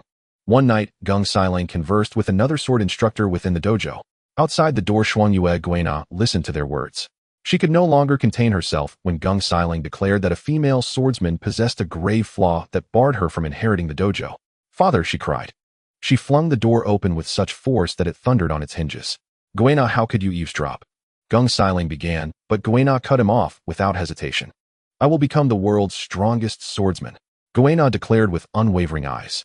Gung Silang, as before, replied calmly, "A girl cannot become the world's strongest." In the past, those words would have struck her like a blow and shaken her deeply, but this time, she felt no tremor within. A girl is not necessarily incapable of becoming the world's number one. Your assertion is far too hasty, she retorted. To become the world's greatest swordsman is my dream. I will walk that path steadfastly. So long as I do not cease, the dream will come to pass. Father, I will prove it to you. One day, I will become the world's foremost swordsman, she said to Gung Silang, each word measured and resolute. When she finished speaking, her spirit had completed a transformation. She turned and left while Gung Silang stood frozen in place. The next day, Xuanyue Guina sought out Lu Ming. "In a few days, I wish to sail with you. Remaining in the dojo will not allow me to grow. I want to see the outside world, battle stronger foes, and strive for my dream," she said with firm resolve. Lu Ming smiled and agreed very well. Having decided to follow Lu Ming to see Xuanyue Guina prompted young Sualong to approach Lu Ming as well. He too expressed without hesitation his desire to join them. Thus, Xuanyue Guina and Sualong formally became part of the group. As they prepared to depart the dojo, Gung Silang emerged holding a famed sword, He Dao Yuenzi. He stood before Xuanyue Guina silent for a moment, then patted her head and solemnly presented, "He Dao Yuenzi, since you have decided to go to sea, take this blade. It was left by your grandfather. I hope you achieve your dream and bring renown to this sword." Xuanyue Guina accepted He Dao Yuenzi and departed without looking back. At the moment she turned away, a solitary tear escaped, but she restrained herself. She did not glance back or utter another word. Her heart was resolute. Perhaps out of defiance, perhaps inspired by Lu Ming and Lu Fei, she felt the path ahead shining bright. She had finally grasped what it meant to have a dream. As Lu Fei said, everyone has the opportunity to pursue a dream. Before a dream, all are equal. Becoming the world's greatest female swordsman was not an impossibility. From now on, she need only toil. When time, she would realize that dream. Under Lu Ming's lead, Xuanyue Guina and Sualong boarded the ship. As they set sail once more, the number aboard had grown to 6. As the ship departed from the dock, the crowd watching the comparative video began to flood the screen with comments. "Original Kaido of the 100 Beasts, my goodness, Lu Ming's strategy is indeed brilliant. From the moment he met Shimatsuki Kana, he was laying the groundwork, planting the seeds of dreams in her heart. When her father denied her again, that seed fully sprouted." Original Shanks, before encountering Lu Ming, Shimatsuki Kana was often discouraged by her father regarding her dream of becoming the strongest swordsman. Yet Lu Ming provided her encouragement, especially with the words from Luffy that awakened her inner self, solidifying her dream. Original Shiki, the Golden Lion, it feels like Lu Ming is just like Roger from back in the day. His ability to manipulate is truly remarkable. Is it true that every genius possesses strong persuasive skills? Original Pirate King Roger, don't be a killjoy. Current Whitebeard facing such an opponent is indeed challenging, especially since they belong to the Navy, making it difficult for us pirates to find a way out. Current Kaido of the 100 Beasts, the more this comparative video plays, the more it showcases Lu Ming's strength. The morale of the pirates will likely shatter after watching this character comparison. The battle hasn't even begun yet, the pirates' defeat is already certain. Current Sabo, so you all better surrender now. If the fighting starts, you'll experience true despair. Current Gecko Moria, the battle hasn't started yet, it's too early to say these things. Current Ace, then why aren't you all at Navy headquarters? Current Ace, another world may already be fully engaged in battle, and yet you are still hiding in the seas afraid to show yourselves. Current Marco, don't say it so harshly, we are just conserving our strength. Who knows, maybe in the upcoming world comparison, we can achieve victory and have a chance to turn the tables. Current Sengoku, dream on. The comments on the screen are wildly bouncing around. However, keen observers can tell that the majority of those chatting now are either from the current world or individuals from the original world who did not participate in the Marineford War. At this moment, everyone else in the world is too preoccupied to watch the video or comment. The battlefield is completely chaotic. The magnificent Navy buildings have been shattered, and as far as the eye can see, there are corpses littering the ground, with even the nearby seawater stained blood red. Both the lower and upper tier fighters have gone berserk as the battle has reached its most intense phase. During the phase where the comparative video of the current world is playing, reinforcements from the Whitebeard pirates have arrived. The Dark King Rayleigh made his move, immediately engaging in a top-level duel with Dracula Mihawk. Other members of the Roger pirates joining the battle have leveled the playing field, with neither side able to gain the upper hand. At this moment, Shiki the Golden Lion is also fighting alone, and the battle among the top-tier fighters has reached its most heated stage. Current Marshal D. Teach, it's a pity that the comparative video is playing. We can't see the battle on the other side now. Current Don Quixote Doflamingo, is there anyone from the opposite world who can speak up? Current Doflamingo, how far along is the battle now? The crowd noticed this and quickly flooded the comments with inquiries. They were quite curious about the situation of the Marineford War in the other world, particularly interested in how far the war had progressed. After a while, a comment finally appeared. Original Gecko Moria, the war has progressed to its most intense phase. Reinforcements from the former Roger pirates have reached Navy headquarters, and the battlefield is in complete chaos. After this comment appeared, no other comments were posted. However, from Gecko Moria's words, it was clear that the battle had reached a critical moment. The intensity of the battle can be fully imagined. A general from the current world, Luffy, has gone to support and rescue Ace, and the arrival of other members from the former Roger pirates has greatly benefited Whitebeard's side. At the beginning, everyone saw the battlefield of the Marineford War in the opposite world, so they had a sense of the combat power of both sides in the original world. At the outset of the Marineford War, the Whitebeard pirates were clearly at a disadvantage, as the Marines had not only their own admirals, but also the warlords of the sea assisting them, putting the Whitebeard pirates at a disadvantage. However, now there are many more variables. The Admiral Luffy and the former Roger pirates have significantly boosted the strength of the Whitebeard pirates, bringing the battle to a more evenly matched state. Current Kaido of the 100 Beasts, imagining it won't help, sigh, we might as well continue watching the comparative video. Current Charlotte Lean, it's pointless. Let's continue watching the comparative video. The scenes of the comparative video in the current world continue to progress. The ship departed from the dock, sailing towards the next destination. On the ship depicted in the video, Haki is an essential ability for every strong individual. Whether one is a devil fruit user or a martial artist, they must cultivate it. Without Haki, one cannot become strong. Lu Ming began to teach Sakazuki Kana and Zoro about Haki. Both of them had sufficient physical capabilities, although they were somewhat lacking in battle experience. They had undergone numerous sword training sessions. However, the Sakazuki dojo they were in was ultimately too small, and their limited perspective made them completely unaware of what Haki was. They had no concept of it at all. Haki.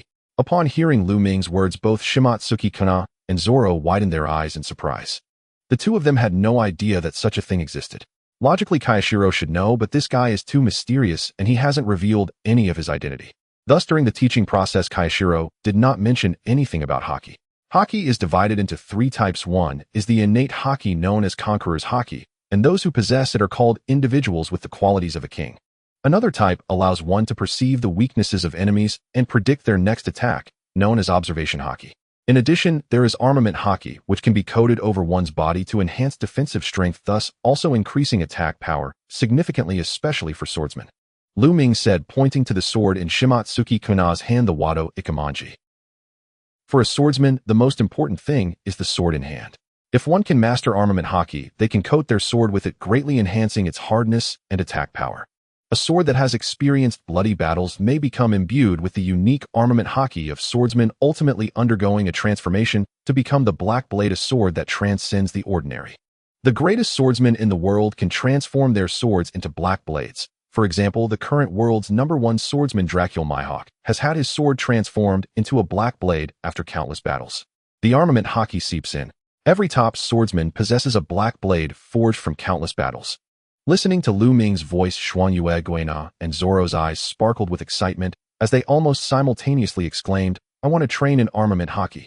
Lu Ming's words had a profound impact on their worldview. However, both of them had steadfast ambitions and grasped the key points. The top-tier swordsmen are able to transform their swords into black blades. This is the hallmark of elite swordsmen. In other words, to achieve the dream of becoming the world's strongest swordsman, they need to forge their own black blade through Armament Haki. Next, Lu Ming began to explain Haki to the two and demonstrated the effects and functions of the three types of Haki. After witnessing the effects, Xuanyue Guina and Zoro's eyes lit up. It truly is a formidable power that enables ordinary martial artists to possess strength capable of contending with those who have consumed devil fruits. The same applies to swordsmen. Kenbunshika Haki is used to predict enemy attacks, while Busashoka Haki covering their blades allows them to strike against those with devil fruit powers, significantly enhancing a person's combat capability. Only 2 days had passed, and Xuangyue Guina and Zoro had already begun to find their footing in training with the 2 types of Haki. Among the 5 little fellows, the one making the fastest progress was Ace, followed by Sabo and Luffy. Xuangyue Guina and Zoro started training in Haki a bit later, thus lagging behind the first 3. However, this only applied when compared to the 3 brothers ahead. When compared to others learning Haki, Xuangyue Guina and Zoro's talent was far superior. After all, Ace and his brothers were naturally talented individuals who began training in Haki earlier, so they had a solid foundation, meaning that for a long time Xuangyue Guina and Zoro would not be able to catch up to their progress. 5 days later, the ship anchored in a stretch of sea. Lu Ming stood on the deck, eyes closed, sensing the surroundings. Wood Release possesses an exceptionally strong sensing ability, enabling Lu Ming to communicate effortlessly with various plants. This is also the terrifying aspect of Wood Release, as devil fruits are also classified as plants, allowing Lu Ming to locate and communicate with them using his abilities. While sailing, if he continuously utilized this ability, he might just find some devil fruits. At this moment, Lu Ming distinctly felt that there was a fiery red spiraled fruit on one of the islands in the distance. A Logia type, the Mera Mera Nomi.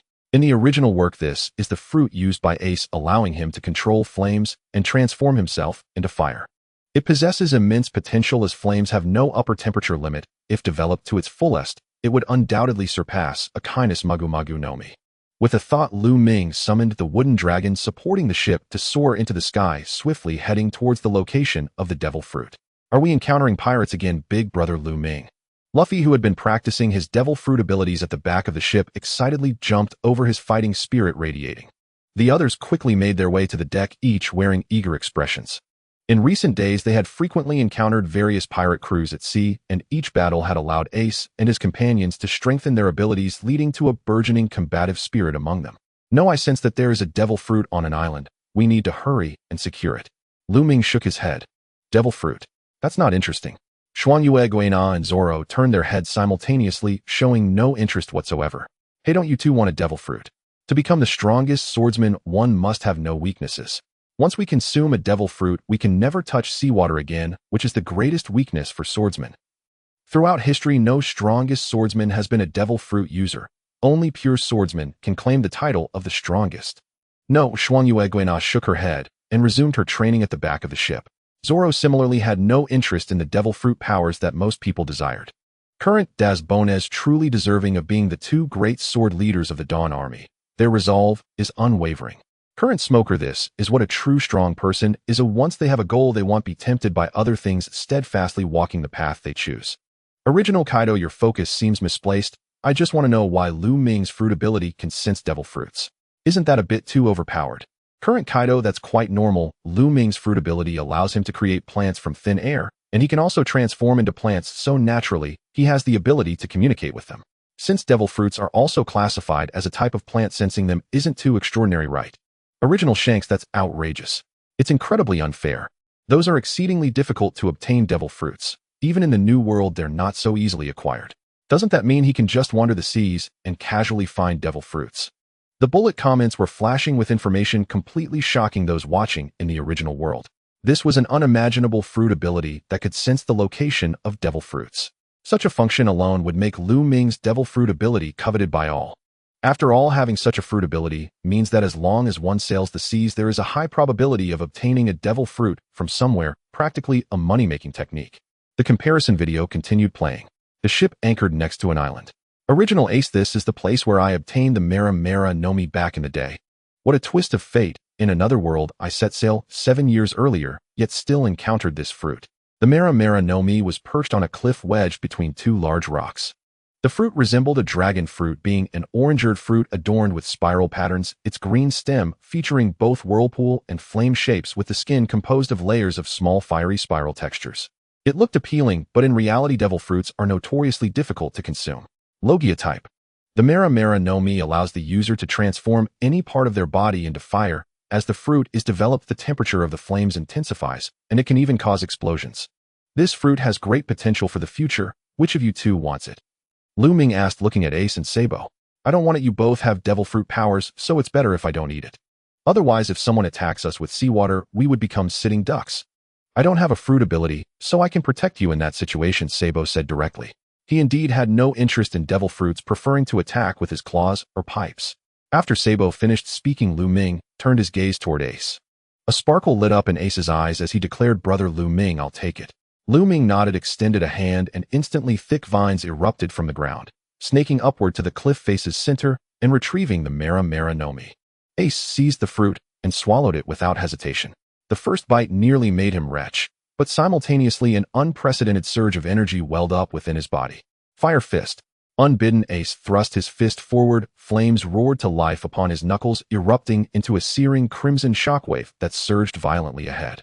Boom. The blazing shockwave, charged with infernal might, shattered multiple towering trees before detonating against a massive boulder. The boulder itself was pulverized on impact, its shattering point erupting into blistering heat and billowing smoke. Ace stared at his fist in exhilarated wonder. Now, whenever he channeled the fruit's power, his fists blazed with incandescent fury. Thus Ace the Fire Fist was born. Once more their ship set sail, its voyage vividly revealing to onlookers the rapid ascent of their strength. Mastering the Mera Mera no Mi, Ace's power surged dramatically. Where he had once matched Sabo evenly, he now far surpassed him. On board the vessel, aside from Lu Ming himself, Ace had firmly established himself as a third-tier powerhouse, a stark contrast to his counterpart in the original world.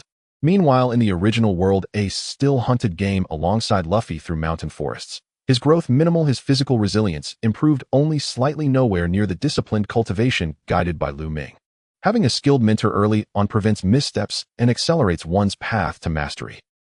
Vice Admiral Garp occasionally returned, but each time he merely administered his love punch to his two grandsons, only deepening their rebellious yearning to become pirates. From this moment onward, the gulf between the two Aces and the two Luffys had irrevocably widened. In the original world, the pair stood helpless before pirates. In this world, Ace and Luffy had become relentless pirate hunters, one wielding fire, the other rubber, sending pirates fleeing in panic.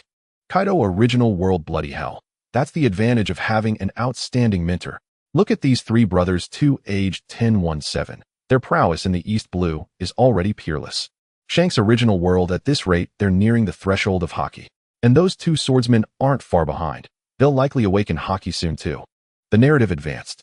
Days later, their ship sailed into a stretch of open sea, where in the distance an island emerged, its harbor lined with several pirate vessels. At that instant, the split-screen comparison between the two worlds froze simultaneously.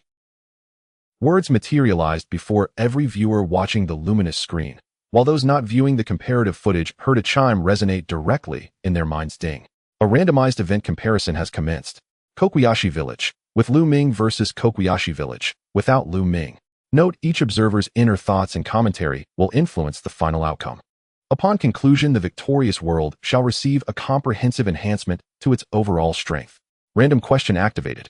During character comparisons, random questions arise when pivotal figures appear. The query format: both worlds must guess the counterpart's future identity in the opposing timeline. The question appears as a multiple-choice quiz answered via rapid-fire response. The swiftest correct responder earns a lavish reward. Prepare yourselves. The question begins shortly. 3, 2, 1. Question initiated. Listen carefully. Character Nami.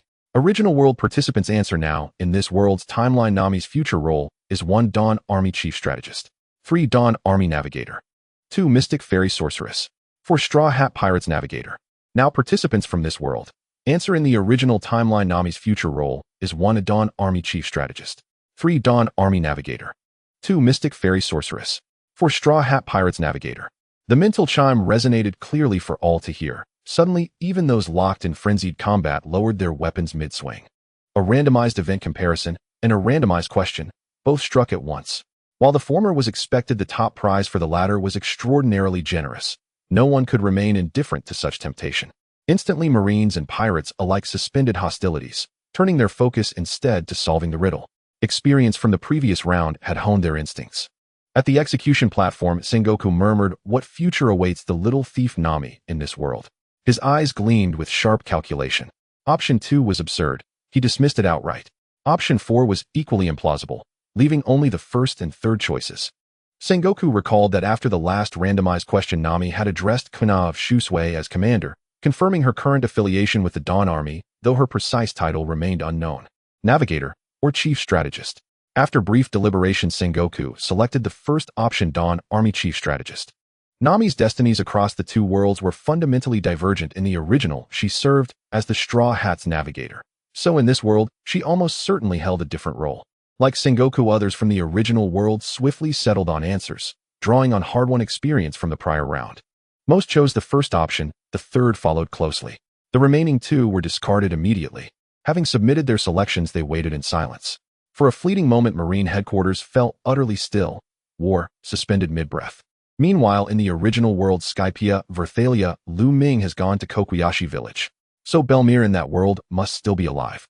Nami of the original world gazed at the displayed question, a wistful light softening her eyes. In this world, participants, armed with prior experience, chose their answers just as swiftly. Most selected option 4, the most readily identifiable. Mystic Fairy Sorceress was patently absurd, and obvious decoy eliminated without hesitation. Of the remaining options, both could be ruled out. The Dawn Army had no known existence in the original world. That left only one plausible answer, Straw Hat Pirate's Navigator. With selections confirmed, all awaited the revelation in hushed anticipation. Under the gaze of the crowd, the results appeared on the light screen. Original world selection completed, now announcing the correct answer. The correct answer is option 1, Strategist of the Dawn Army. Life summary: after the incident in Koko Village, Nami chose to join Lu Ming's group to set sail together. During the voyage that followed, her strength continually improved, broadening her horizons and laying a solid foundation for her future role as the strategist of the Dawn Army. 6 years later, Nami, alongside Frostmoon Kanao, established the Dawn Army and officially took on the role of strategist, playing a decisive role in the rise of the Dawn Army. During this time, she led several major battles of the Dawn Army and became one of its most crucial leaders. By the year 1520 of the C-Round calendar, the Dawn Army had become one of the most powerful organizations in the world, and Nami, as one of its founders, was respected by all. The first person to answer the question was Roger, who would receive a generous reward. After the answer was revealed, everyone in the original world was dumbfounded. Like Frostmoon Kuina, Nami as the strategist of the Dawn Army was equally astonishing. She was a brilliant strategist. Although she did not possess the strength of the world's #1 swordsman like Frostmoon Kana, she was undoubtedly qualified as a strategist focused on strategy. After all, everyone had some understanding of the Dawn Army now, which was surely a powerful force dominating the current world. Being one of the leaders of such a formidable force and having organized several major battles of the Dawn Army was enough to demonstrate Nami's strength. Nami's reputation in the original world was also quite good, bringing them a more intuitive worldview. Shock in comparison. Although Nami in the original world had a decent reputation, she was merely an inconspicuous navigator in the Straw Hat Pirates. Currently, while her strength was sufficient, she hadn't yet shown any decisive potential. However, the Nami of the current world had already led several major battles of the Dawn Army and was part of an organization led by the world's #1 female swordsman. It was easy to imagine the level of battles that the Dawn Army participated in. Even if the scale was smaller compared to the Summit War, it likely wasn't too inferior. After all, battles involving the world's #1 female swordsman could not be trivial skirmishes. They could easily involve tens of thousands of combatants. The Nami from the other world could organize battles of this level, which speaks volumes about her strategic prowess. Meanwhile, after the results were announced, messages began to flash in the barrage. Original Pirate King Roger, haha, I didn't expect a stroke of luck would actually land me in first place. I'm looking forward to what rewards I can choose. Original Sengoku, damn it. How could Roger take the lead? Original Tsuru, this situation is a bit dire. How could Roger take first place? Original Garp, it's fine, the first place reward doesn't include a resurrection option. The Roger from the other world is already dead. Even if he wins the first place reward, it won't matter. As soon as Garp's message was sent, he was quickly slapped in the face. The text on the light screen emerged, allowing everyone to see the reward options for the first place answerer. Please have Roger choose the first place reward. 1. Revival. 2. Obtain a devil fruit with no side effects. 3. Request assistance from the other world once. 4. Go to another world. Upon seeing the reward options, Roger was stunned. He had initially thought the options would be the same as the previous 2 first-place answerers, either awakening a fruit or receiving an enhancement in top-notch comprehension. While those options were incredibly desirable, they were of no use to him as a dead man. But now revival. At that moment, no reward option could excite Roger more. If it weren't for his terminal illness back, then why would Roger willingly turn himself in? How could he agree to let the Navy publicly execute him?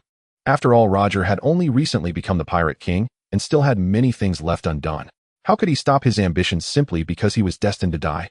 Moreover, his son was bound by the Navy on the execution platform, preparing for a public execution.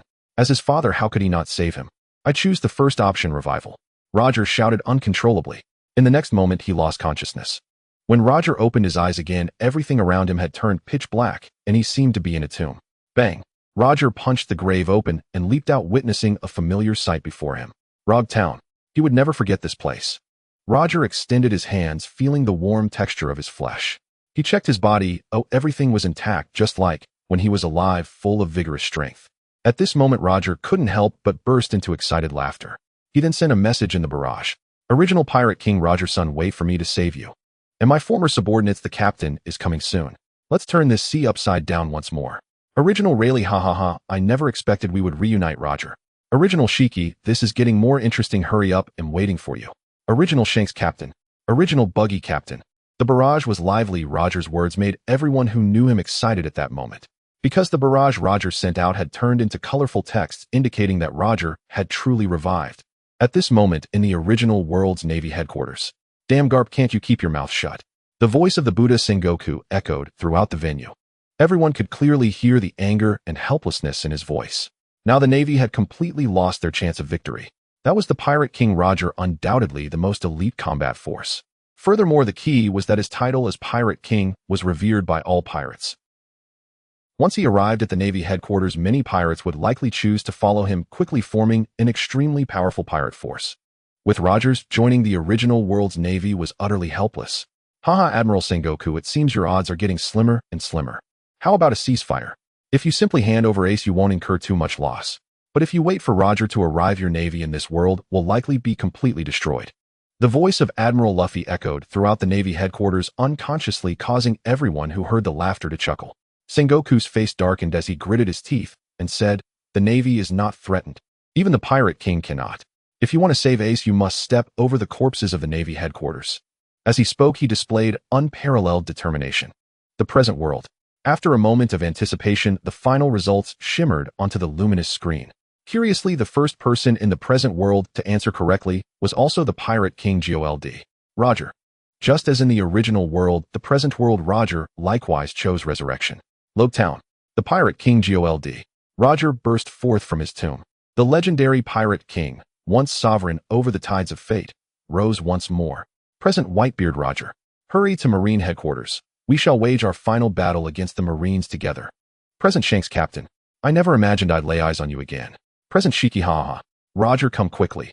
This time we settle accounts with the Marines once and for all. Present Pirate King Gold. Roger, hold a moment, Marines. If you truly wish to end the great age of piracy, you must first pass through me.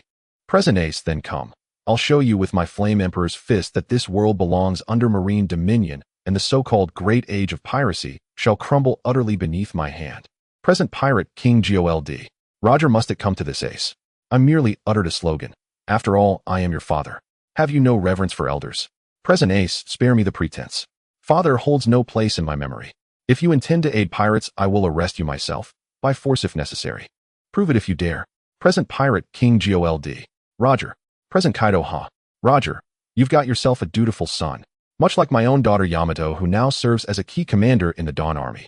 Standing in Lobetown, Roger wore an expression of utter helplessness. He immediately set sail for Marine headquarters. Meanwhile, upon the luminous screen, the text that had previously hovered above faded away and the display reverted to the dual video comparative interface. The random event comparison had begun. The right-hand frame froze on the present world. The left-hand frame, the original world, began to play slowly. Within it, as before, the Arlong pirates arrived and seized control of Kokoyashi village. Through tyranny, they extorted tribute 100,000 berries from each adult, 50,000 from each child. Those unable to pay were executed without mercy. Under such terror, Belmir's family was singled out. This former Marine's entire fortune amounted to only 100,000 berries, leaving her with but two grim choices: survive alone or sacrifice herself to save her two daughters. In the end, this extraordinary mother chose self-sacrifice to preserve the lives of her two daughters, though not bound by blood, and was shot dead by Arlong. Recognizing Nami's rare talent, Arlong abducted her, forced her into his crew, branded her arm with the Arlong mark, and compelled her to chart the seas. To liberate her village, Nami struck a bargain with Arlong. 100 million berries would buy freedom for every villager. Thus began Nami's tragic childhood. To amass berries, she risked her life stealing from pirate ships, each raid leaving her battered and bleeding. Yet she bore it all without complaint, for her sole purpose was to free her people and shatter Arlong's tyranny. 8 years passed. This gentle, innocent girl finally saved 100 million berries, only to discover at the very moment she sought to redeem her village's freedom, Arlong colluded with the Marines and seized the 100 million berries, her 8 years of relentless toil, by force. In that instant, Nami's spirit shattered. Yet for her people she resolved to begin saving anew. The image froze on Nami's solitary silhouette as she set sail once more to earn berries. At that moment the comment feed erupted in chaos. Original pirate King Gold. Rogers. So this is the Marine Force, powerless to protect even civilians within its own waters. Oh, worse, some Marines conspire openly with pirates to oppress the helpless. And yet they dare call themselves justice. How laughable. Original Whitebeard. The Marines of today are rotten to the core. Perhaps under Lu Ming's leadership the Marines of the other world may truly embody justice. But in our world their so-called justice is nothing but farce. Original Shanks. The Marines never asked why the captain's final words ignited the great age of piracy, not merely for the treasure, but for their own abdication of duty. It was their failure that drove ordinary folk to sea as pirates in search of survival. That is the truest root of the great age of piracy. Present Sengoku, I feel deep shame. Without Lu Ming our Marines too would surely have rotted away. Present Ace, how absurd. Can such a force truly claim the mantle of justice? No wonder my counterpart in that world became a pirate. Had Lu Ming not reformed the Marines of the present world, ours might well have decayed into the same disgrace. Present Marine officers, the Marines of that world do not deserve the title of justice. If you cannot safeguard the civilians within your jurisdiction, then resign. Strip off that Marine uniform. The comment feed overflowed with denunciations of the original world Marines, a sight that incited visceral outrage. Marines colluding with pirates to torment a defenseless girl.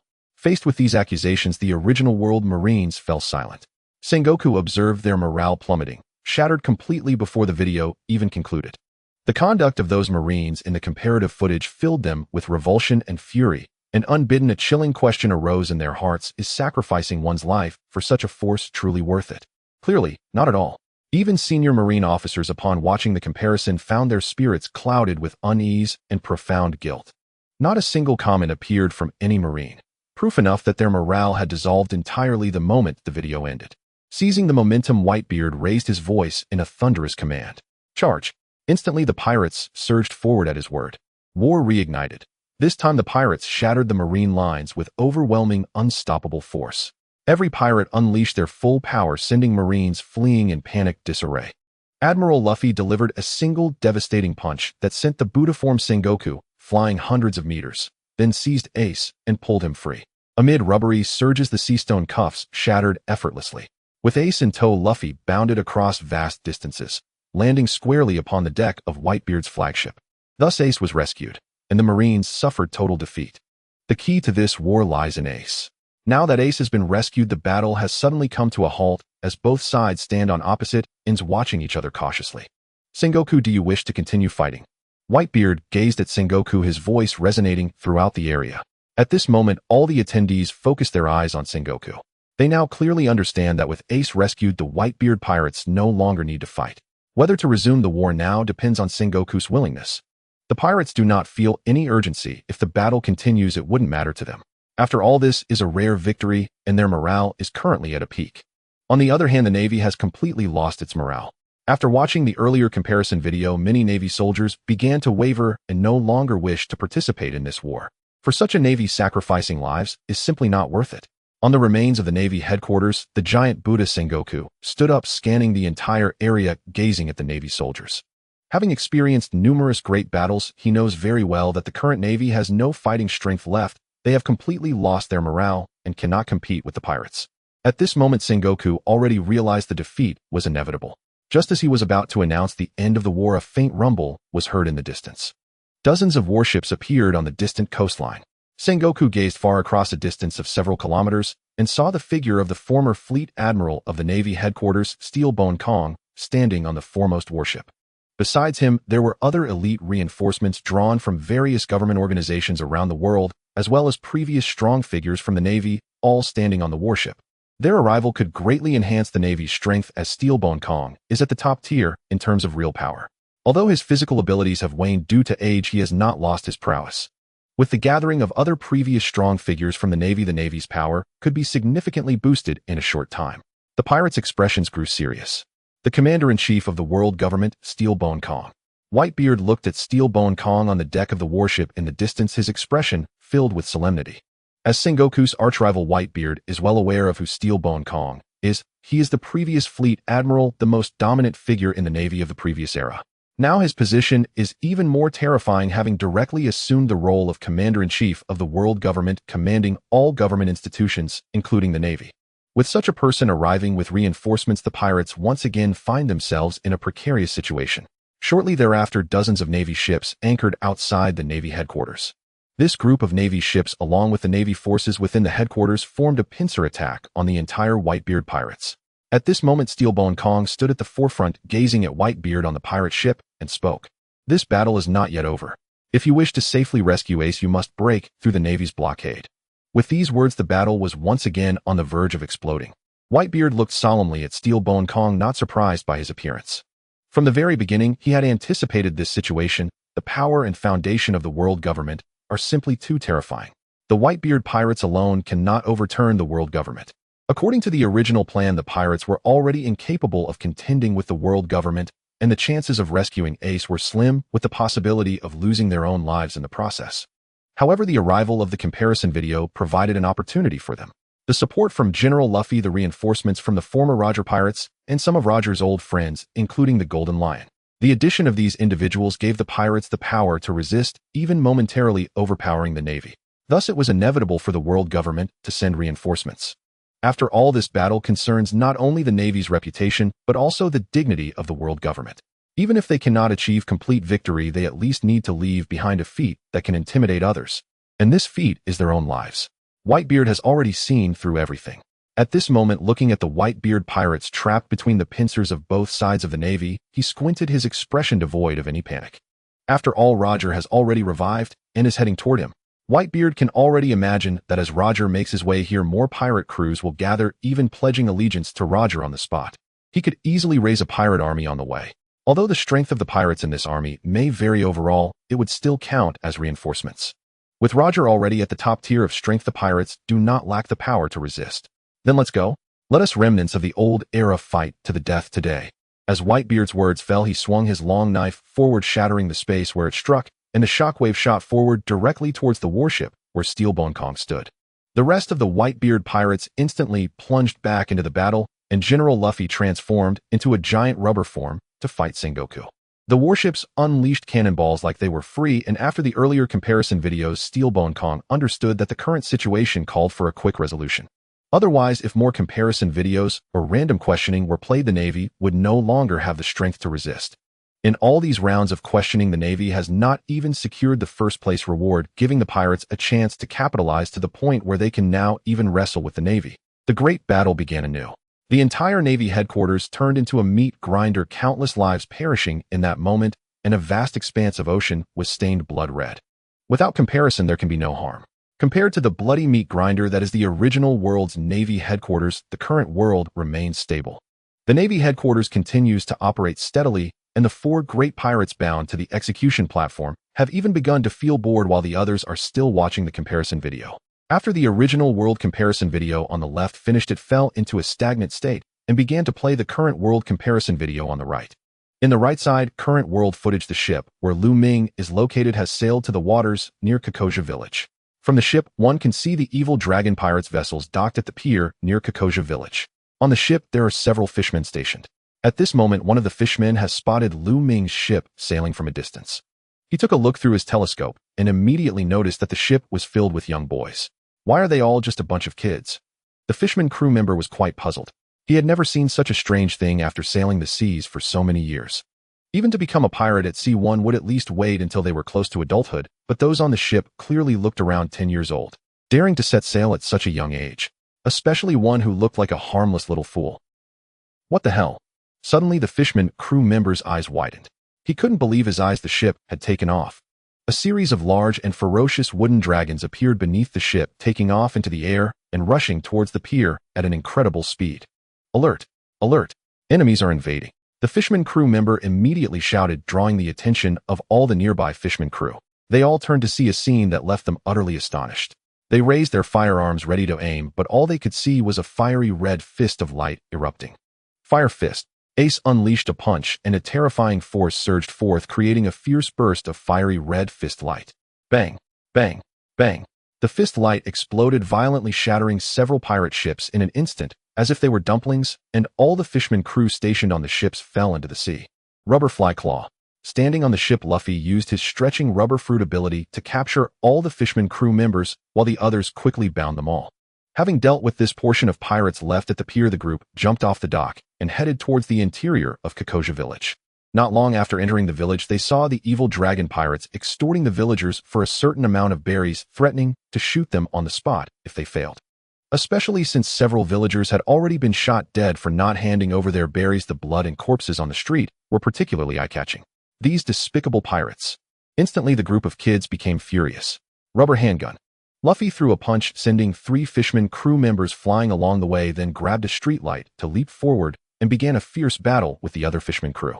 The other kids also rushed forward, showcasing extraordinary strength, causing the pirates to flee in panic. Lu Ming did not participate in the battle, but instead used his would-release ability to protect all the villagers from the desperate actions of the pirates. Mainly because the evil dragon pirates had some strength, making them the strongest enemies Lu Ming and his group had encountered recently, providing good practice for the kids. In a brief period, the pirates on the street were beaten to the ground by the few boys. After some training from Lu Ming, their strength had begun to show, and they had no problem dealing with these ordinary fishermen pirates. As Lu Ming approached the island, he sensed through his would-release ability that the leader of the evil dragon pirates, the fishman Evil Dragon, was heading towards Belmir's house with other elite crew members. Belmir's house is located in a remote area deep within the village, so even if they finished off everyone in the streets, the evil dragon's group would not notice. In just 3 minutes, all the pirates were stripped of their ability to resist and bound on the spot. Brother Lu Ming, should we capture these pirates to claim the bounty? Kill them and take their heads for the bounty. Off. Ace was somewhat stunned by Lu Ming's answer. Although the pirates we've encountered before would rob, their records did not show they had killed civilians, but this group of pirates has already raised their blades against the innocent. It would be forgivable to spare the previous pirates for a larger bounty, but this pirate crew has already harmed civilians, and letting them live for that small amount of money is simply not worth it. With that, Lu Ming walked straight into the village. The few kids exchanged glances, and then Ace took the initiative to strike, grabbing a pirate by the throat, flames engulfing the pirate's body, in an instant burning him alive. Frost Moon Kana followed closely, and the other kids showed no mercy, all striking to kill the pirates on the spot, taking just one head away. After doing all this, the kids obviously looked a bit pale. No matter how their future would unfold, this was their first time taking a life, and it was inevitable they would feel unsettled. However, after glancing at the villagers they had protected, their hearts felt a bit lighter. They were killing evildoers, and the psychological burden was not as heavy anymore. Having completed all this, they quickly followed behind Lu Ming. Deep in the village, the original plot was still unfolding. Belmir, after paying the money, ultimately chose to define the funds as ransom for her 2 daughters. In other words, she did not pay the amount needed for her own life. The evil dragon approached her, and Belmir resolutely pushed Nami and Nojiko to the doorstep, facing the evil dragon alone. Bang! With the sound of a gunshot, the scene progressed to this point, completely contrasting with the original world comparison video. Lu Ming arrived just in time, his arm covered in haki forcefully blocking the bullet's impact. Armament haki! The evil dragon exclaimed. The young boy before him looked up at him, then kicked out, striking the evil dragon squarely in the chest. Thud, thud, thud. The evil dragon rolled on the ground several times before crashing into a large tree and finally coming to a stop. The scene fell into silence. The 2 kids were dumbfounded, and the fishmen were also left in a state of shock. Armament haki. They had all been crew members of the Sun Pirates, so they were well aware of the terror of such power. And now they had seen armament haki in the East Sea on such a young boy. For a moment, Belmir and Shao Nami Noki were all stunned. Nearby, A Jin and the village doctor were equally bewildered. No one dared to make a move on the pirate side. That was the armament haki. No one understood its value better than they did. After all, they were once pirates sailing on the Grand Line. Yet despite experiencing countless battles, not a single member of the evil dragon pirates, including the evil dragon himself, could comprehend haki. From this, one could see the utility of haki. The youth before them, appearing to be around 10 years old, had just showcased armament haki. Who are you? The evil dragon trembled as he stood up, looking at Lu Ming with disbelief in his eyes. The intensity of that previous strike was immense. This boy definitely possessed the power to defeat him. Lu Ming did not respond, but instead focused on his left chest. There lay a fiery red sun tattoo belonging to the Sun Pirates. If you recognize this emblem, then you should know that I was once part of the Sun Pirates. The warlord Jinbei is my brother. I advise you to be sensible and not interfere with my plans. Seeing Lu Ming's gaze fixed on the Sun Pirate's emblem on his chest, the evil dragon immediately shouted harshly. However, Lu Ming showed no reaction at all. Villains perish due to their verbosity. Faced with such scum, Lu Ming felt there was no need to waste words.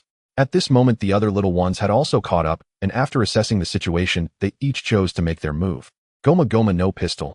Little Luffy took the lead, targeting the evil dragon as he launched a powerful punch infused with immense strength and speed. The evil dragon dared not waste words with Lu Ming any longer and quickly dodged the attack. Bang! Just 3 seconds later, to the evil dragon's astonishment, that punch smashed the large tree behind him to pieces. What kind of monsters are these? The evil dragon couldn't help but curse inwardly. In this brief span, the 5 youths displayed extraordinary power. A girl charged into the pirate group wielding a knife, and with a single slash, she decapitated a fisherman. Another boy held 2 knives while having one clenched in his mouth. His odd appearance elicited laughter, yet every strike he made was extremely sharp, putting him evenly matched against the octopus fishman Xiaoba. There was also one who possessed the power of a devil fruit surrounded by swirling flames, and with a single move several fishmen were burnt to a crisp. The last one was engaged in close combat with Crocodile, demonstrating extraordinary martial prowess, holding his ground against Crocodile effortlessly. It's important to note that these are merely a few young boys. Not to mention the ordinary crew members of the evil dragon pirates. Even the officers are elite pirates who once served in the Sun Pirates. They had all sailed on the Grand Line and participated in countless battles. Yet now before this group of youths, their strength was utterly insufficient and they were quickly overwhelmed. Who exactly are you?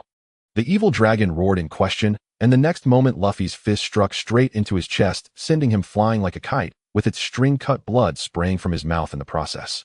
Goma Goma no headbutt. Luffy stretched out a hand to grab the evil dragon's shoulder, hurtling himself forward and using his head to ram into him. Puff! Another mouthful of blood spewed out. The evil dragon felt as if all his internal organs were shaken by the impact. Bang! Luffy slammed the evil dragon against a rocky wall, creating a human-shaped hole in the solid surface. The evil dragon's powerless body fell down, and he rasped, "If you dare to kill me, Jinbei will not let you off. He is a warlord, one of the most powerful pirates under the 4 emperors. Let me go, and I can spare your lives. Otherwise, Jinbei will kill you all." With that, Luffy, standing in front of him, smiled. "Are you threatening me with your connections?" In the past, he was far too naive and did not understand the value of the Navy hero, Iron Fist Carp, within the Navy. However, after recent teachings from Lu Ming, he had gained a clear understanding of some of the power dynamics in this world. Iron Fist Carp, though only a rear admiral, possessed top-tier strength and was regarded as a hero of the Navy on par with top-level pirates among the 4 emperors. In the presence of someone of this caliber, what is a mere warlord like Jinbei worth? Moreover, his own father is the current leader of the Revolutionary Army, and Ace's father is the pirate King Roger. If their identities were revealed, all the members of the Roger Pirates would surely rally around Ace. Compared to them, Jinbei's background clearly pales in comparison. The evil dragon opposite him was evidently unaware of this. At this moment, he looked up at Luffy and said, "Among your group, some can use haki, so I assume you understand the current landscape of the Grand Line. The warlords are the 7 most powerful pirates aside from the 4 emperors. If you want to provoke me, I advise you to weigh your background carefully, or else Jinbei will definitely not spare you." Current Beast Kaido, haha, this kid is quite brave, comparable to my subordinate Jack. He actually dares to threaten Luffy with Jinbei as his backing. It cracks me up. Several messages appeared in the barrage. In the scene after hearing the evil dragon's words, Luffy had no intention of continuing the conversation. "I will slaughter civilians. Even if your backing is one of the 4 emperors, I will still dare to kill," Luffy declared, grabbing the evil dragon by the neck and viciously twisting it to snap. This time, Luffy no longer felt that sense of discomfort about killing. Walking through the village, he had seen dozens of bodies shot dead, including an infant and 6 children, before witnessing the evil dragon pointing a gun at Belmere. Luffy understood now. Such evil people do not deserve to live. Just as Lu Ming said, one can be kind, but one cannot be a saint. Those who must be killed should be killed, otherwise greater troubles would surely arise in the future. Outside Belmere's home, the 4 little ones quickly joined forces to eliminate all the fishmen. The scene was bloody. Among the 4 little ones, except for Ace, who had flames protecting him, the other 3 were stained with blood. By the time Luffy returned, the members of the evil dragon pirates had already lost their heads, their bodies burned to ashes by Ace's flames. With the dust settled, Cocoa Village with Lu Ming's presence would no longer suffer under the oppression and control of the evil dragon pirates. The screen paused, replaced by emerging text. The audience watching the screen woke from their daze with messages popping up on the bullet screen. Nami, after watching the comparison video of the original world, I am truly grateful that brother Lu Ming arrived in Cocoa Village back then. Otherwise, I can't imagine a life without Belmere. No Kigo, yes, I wonder how you managed in that world enduring such suffering alone without anyone to rescue you. Nami, it was Luffy who saved me. He defeated the entire evil dragon pirates. Moria, haha, this time our world's comparison video will definitely win, and we will gain another boost in strength. Marco, it seems that in events like this our world usually comes out on top, because everything has changed with Lu Ming's presence. Buggy, huh? Why haven't I seen anyone from the original world come out to speak? Buggy, the war at the top is still ongoing. Though Admiral Luffy successfully rescued Ace earlier, the former Marine Admiral Steelbone Kong has come with dozens of warships for support, leading to a fierce battle where the pirates are at a disadvantage. Smoker TSK Tisk, it seems that the navy in that world is truly weak. They can't even handle the Whitebeard pirates and their reinforcements. Hinai, it's really pathetic. In the end, they had to rely on the older generation to fight against the Whitebeard pirates. It's truly embarrassing. Sengoku, you guys shouldn't be standing there talking without feeling the pain. If it weren't for Lu Ming's reforms in the navy, your strength wouldn't be much different from ours. Sengoku, shouldn't you be in the middle of a great battle? How come you have time to comment? Sengoku, currently the entire army is under the unified command of Admiral Steelbone Kong. I am merely a fighter now engaged in battle with the Admiral Luffy you trained, so taking a moment to comment is not difficult. Sengoku, hee, isn't Luffy's combat power impressive? In the original world at the Marine headquarters, Sengoku fell silent the moment he saw the comments. Not just impressive, but incredibly strong. In terms of combat power, he can be compared to myself. He already belongs to the top tier of strength. At this moment, the two of them turned into giants, unleashing an earth-shattering battle on the battlefield. Since Sengoku no longer needs to command the entire army, he can devote himself fully to the battle. At this moment of collision, he can clearly feel the terrifying strength of Admiral Luffy. So strong. This is a 17-year-old boy. If he continues to grow, wouldn't his strength surpass that of the 4 Emperor's admirals? If there were such an admiral in the Navy, Sengoku would wake up smiling from his dreams. Such a person is most suitable to be trained as his successor, possessing great strength and having gained experience. While serving as an admiral, he would be able to perfectly take over as the Marine Admiral in the future. Unfortunately, this admiral belongs to the navy of the other world, and there are at least 3 such geniuses within that navy, and even one top genius who surpasses them. At this moment, Sengoku was almost in tears. No comparison, no hurt. Just then the final comparison results appeared on the screen. The result of this random event comparison, Cocoa Village with Lu Ming, is better. Everyone in the current world will receive an overall boost in strength. In an instant, under the expectant gaze of everyone in the current world, colorful lights appeared in the sky. The colorful lights fell and merged into each person's body, forming a warm current that circulated within. When the warm current finally settled, each person could clearly feel that their current state had reached its peak and their physical strength had increased. In the original world, during the war at the top, a colorful light suddenly appeared in the sky and fell into Admiral Luffy's body. At this moment, Sengoku collided with Luffy again, directly shaken by a powerful force that numbed his arm. This energy certainly has a significant effect on the overall boost in strength. If this continues, everyone in the current world will elevate to a new level. Sengoku's eyes revealed envy. This is almost equivalent to an increase in strength that came out of nowhere, and it is said to also have the ability to heal internal injuries, allowing the aging body to regain youthful vigor. It is a miraculous energy. With this energy, it is enough to allow the previous generation of powerful figures in the Navy to regain their peak strength from their youth. Unlike now, although Steelbone Kong is leading many strong figures from the previous generation to assist, their strength has actually diminished compared to their youth.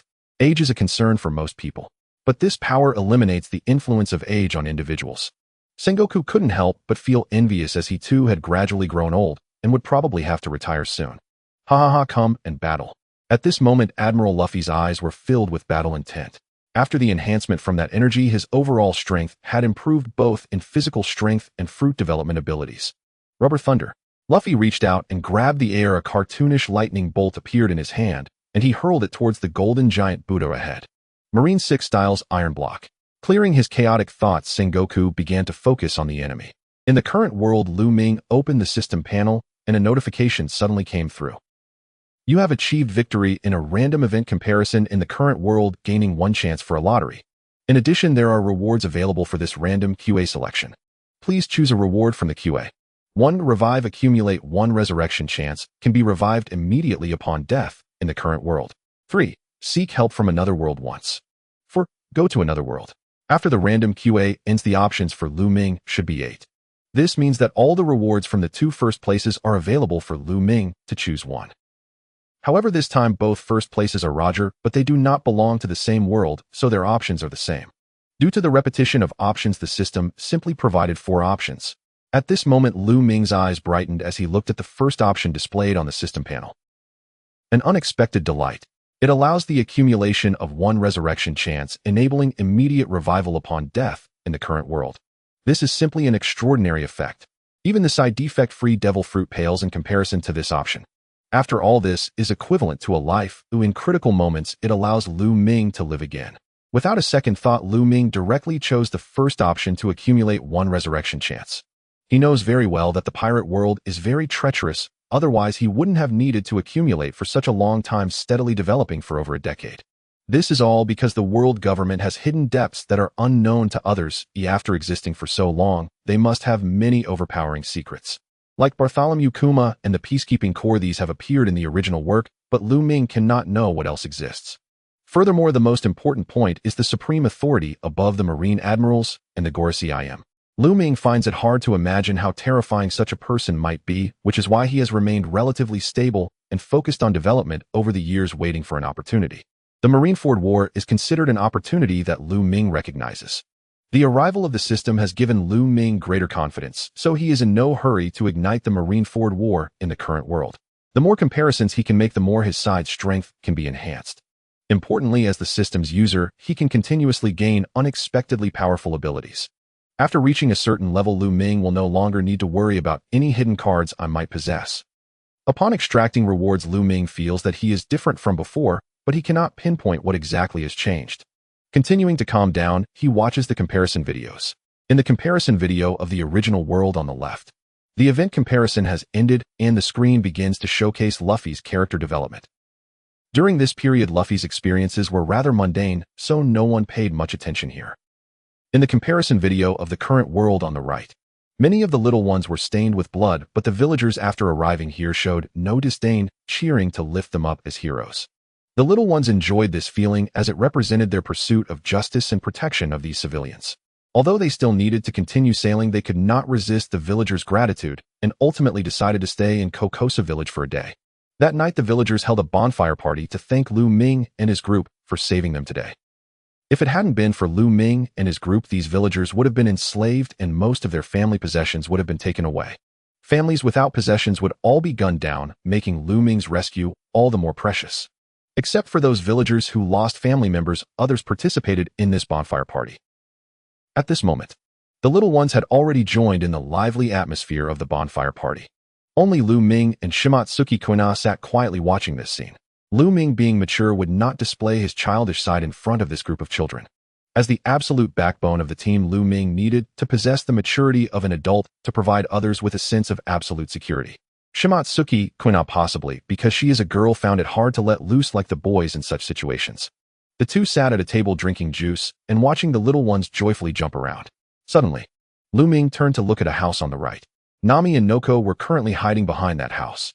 In the dimness behind the house, Nami stood at the corner peeking out to observe Lu Ming, while Noko stood behind her also watching Lu Ming.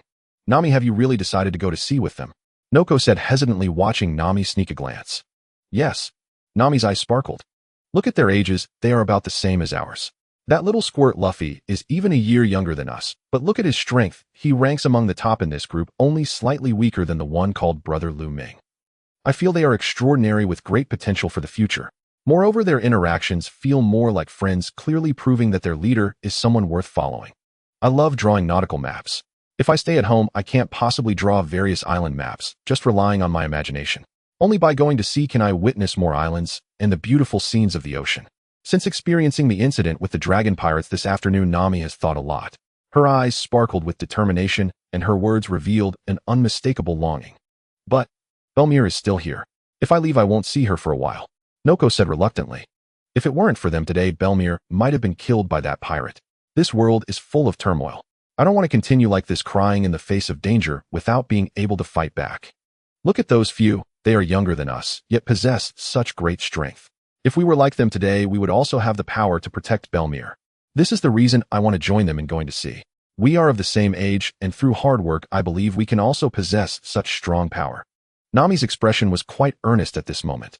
Noko was deeply moved by her words. Okay, then I'll go with you. We are sisters and we must stick together no matter what. Noko also made up her mind. The two girls then began to discuss how to approach Lu Ming, and behind the dim little house, the two naive girls were filled with endless fantasies about the future. Nami seeing this really brings back memories. Fortunately, my choice back then was the right one. If I hadn't followed brother Lu Ming to the sea, I might still just be an ordinary villager from Cocoa Village. Nokigao, haha, I was such a fool back then. If you had been influenced by me and didn't go to sea with brother Lu Ming, we wouldn't have the future we have today. In the scene, little Nami and Nokigao walked towards where Lu Ming is. Big brother, can we go to sea with you tomorrow? Lu Ming pretended to be somewhat surprised and shook his head. That needs to be approved by your parents. If it's just your desire, I won't agree to let you go to sea with me. Hearing this response, little Nami and Nokigao were a bit stunned. They had only been discussing how to approach Lu Ming and expressed their strong desire to go to sea. But they hadn't considered whether Belmere would agree to let them follow Lu Ming to sea. The two little ones were anxious, not knowing how to handle the current situation. At that moment, Belmere, who was participating in the bonfire party, walked up behind them and patted their shoulders, asking, "Are you two sure you want to go to sea?" The two little girls turned their heads, not daring to meet Belmere's gaze. They knew going to sea was dangerous. As a mother, Belmere was willing to sacrifice her life for them this morning. How could she allow them to go to sea and face such perilous days? If you're sure about your choice, I will allow you to go to sea, Belmere said with a smile. Little Nami and Nokigao looked up simultaneously, somewhat incredulous. Belmere gently patted the heads of the two little girls and said with a smile, "Every child has things they want to do. When I was your age, I went to be a navy on my own, so I respect your choice now." Moreover, among their group, there is a boy named Luffy who is the grandson of Vice Admiral Carp. I met Vice Admiral Carp once, and that boy resembles him quite a bit, not to mention his demeanor and conduct are very much alike. I feel at ease with you going to sea with them, so if you've made up your minds, I am willing to let you go with them. After saying this, Belmere looked at the two little girls in front of her, her eyes filled with tenderness. The two little ones suddenly threw themselves into Belmere's arms, full of reliance. Gently patting their backs, Belmere said softly, "Since you've decided to go to sea, you need to cheer up. If you cry and whine like this, I'm sure others won't want to keep two burdens on the ship." Hearing Belmere's words, the two little ones perked up. "We've decided to go to sea and join them," the two little girls said in unison. Then they looked at Lu Ming with anticipation in their eyes. "Big brother, can we go to sea with you now?" Belmere also looked at Lu Ming. As a retired Navy officer, she had already identified Lu Ming as the leader among the group of little ones. If someone like Carp's grandson possesses such strength, then Lu Ming, whom they regard as their leader, must be even stronger. Belmere truly hoped that Lu Ming would take the two little girls along to sea. After all, being around such a strong individual would at least prevent them from facing the dragon pirates without any means to resist. "Since your mother has agreed, I can let you go to sea, but before that I have a question." Lu Ming looked at the two little girls and slowly asked, "What do you want to go to sea for?" Little Nami and Nokigao exchanged glances and then spoke in unison. "We want to have the power to protect ourselves and our families. We don't want to be oppressed by those pirates like we were this noon. We want to protect Belmere and also protect more villages like Cocoa Village." Lu Ming's eyes lit up and he nodded in approval. "Very good. Then we will set off at 6 a.m. tomorrow morning at the dock. Remember to pack your things tonight." "Understood," little Nami and Nokigao responded. Then the two little ones hurriedly left the banquet scene to go home and pack their things, with Belmere following them home to help. The next day, the villagers of Cocoa Village all learned that Lu Ming and his group would set sail at 6 a.m., so they had been waiting there early. After greeting the villagers, the group boarded the ship one by one. Little Nami and Nokigao took a reluctant glance at Belmere before ultimately choosing to board the ship. Under the gaze of many villagers from Cocoa Village, the ship gradually sailed away. On the ship, everyone stood on the deck, each holding items to assist in their voyage. Compasses, navigational instruments, maps, and so on. At this moment, several people gathered around Lu Ming, looking at a map he was holding. "Brother Lu Ming, where are we heading next?" Ace asked. "This." Lu Ming pointed to a location on the map that was marked with a red box above, which was a symbol of the red-haired pirate's flag. "Huh. Brother Lu Ming, why is this location marked with the symbol of Shanks' pirate flag?" Luffy asked in surprise. Although Luffy in this world hadn't been taken away by Shanks, they had a good relationship. Shanks had a great personality and was very charismatic, especially with kids like Luffy. Moreover, Shanks would occasionally stay in Fuchsia Village, so little Luffy was quite familiar with Shanks' pirate flag. "Little Luffy, do you remember Yasopp?" Lu Ming asked Luffy. "Yes, Uncle Yasopp often bought me candy, and I really liked him," Luffy replied with a smile. Once Uncle Yasopp got drunk and found a secluded spot where he was half awake, talking in his sleep. You know, my fruit ability allows me to hear other people's voices through trees or observe the environment next to the trees directly. From his sleep talking, I was able to gather some important information about Yasopp. Yasopp chose to leave his wife and child to follow Shanks to sea. In recent years, he has never returned to see them. During the years, his wife has passed away, and only his son remains in the village. As Lu Ming spoke, little Nami and Nokigao frowned and angrily criticized, "What an irresponsible man." The other boys were equally outraged, and even little Luffy was angered, feeling that Yasopp was an irresponsible man. Let's not judge right or wrong here. Lu Ming interrupted the group's anger and continued, "Yasopp's strength is beyond doubt. He is one of the top snipers in this world, and his son is sure to inherit his father's talent. If we can bring him into our crew and train him for a while, not only will we gain a top-notch sniper, but we might also witness a father-son showdown." Right or wrong, we can't say for sure, but he hasn't returned home for years, even after his wife died. To be honest, such behavior is quite scummy. I would love to see his son give him a good beating. Lu Ming's face unconsciously revealed a wicked smile as he spoke. The other young boys couldn't help but smile. This method is quite clever, truly clever. Jesus boo. Louis haha. No wonder Lu Ming has been scheming all along. No wonder Usopp still beats you black and blue every time he sees you.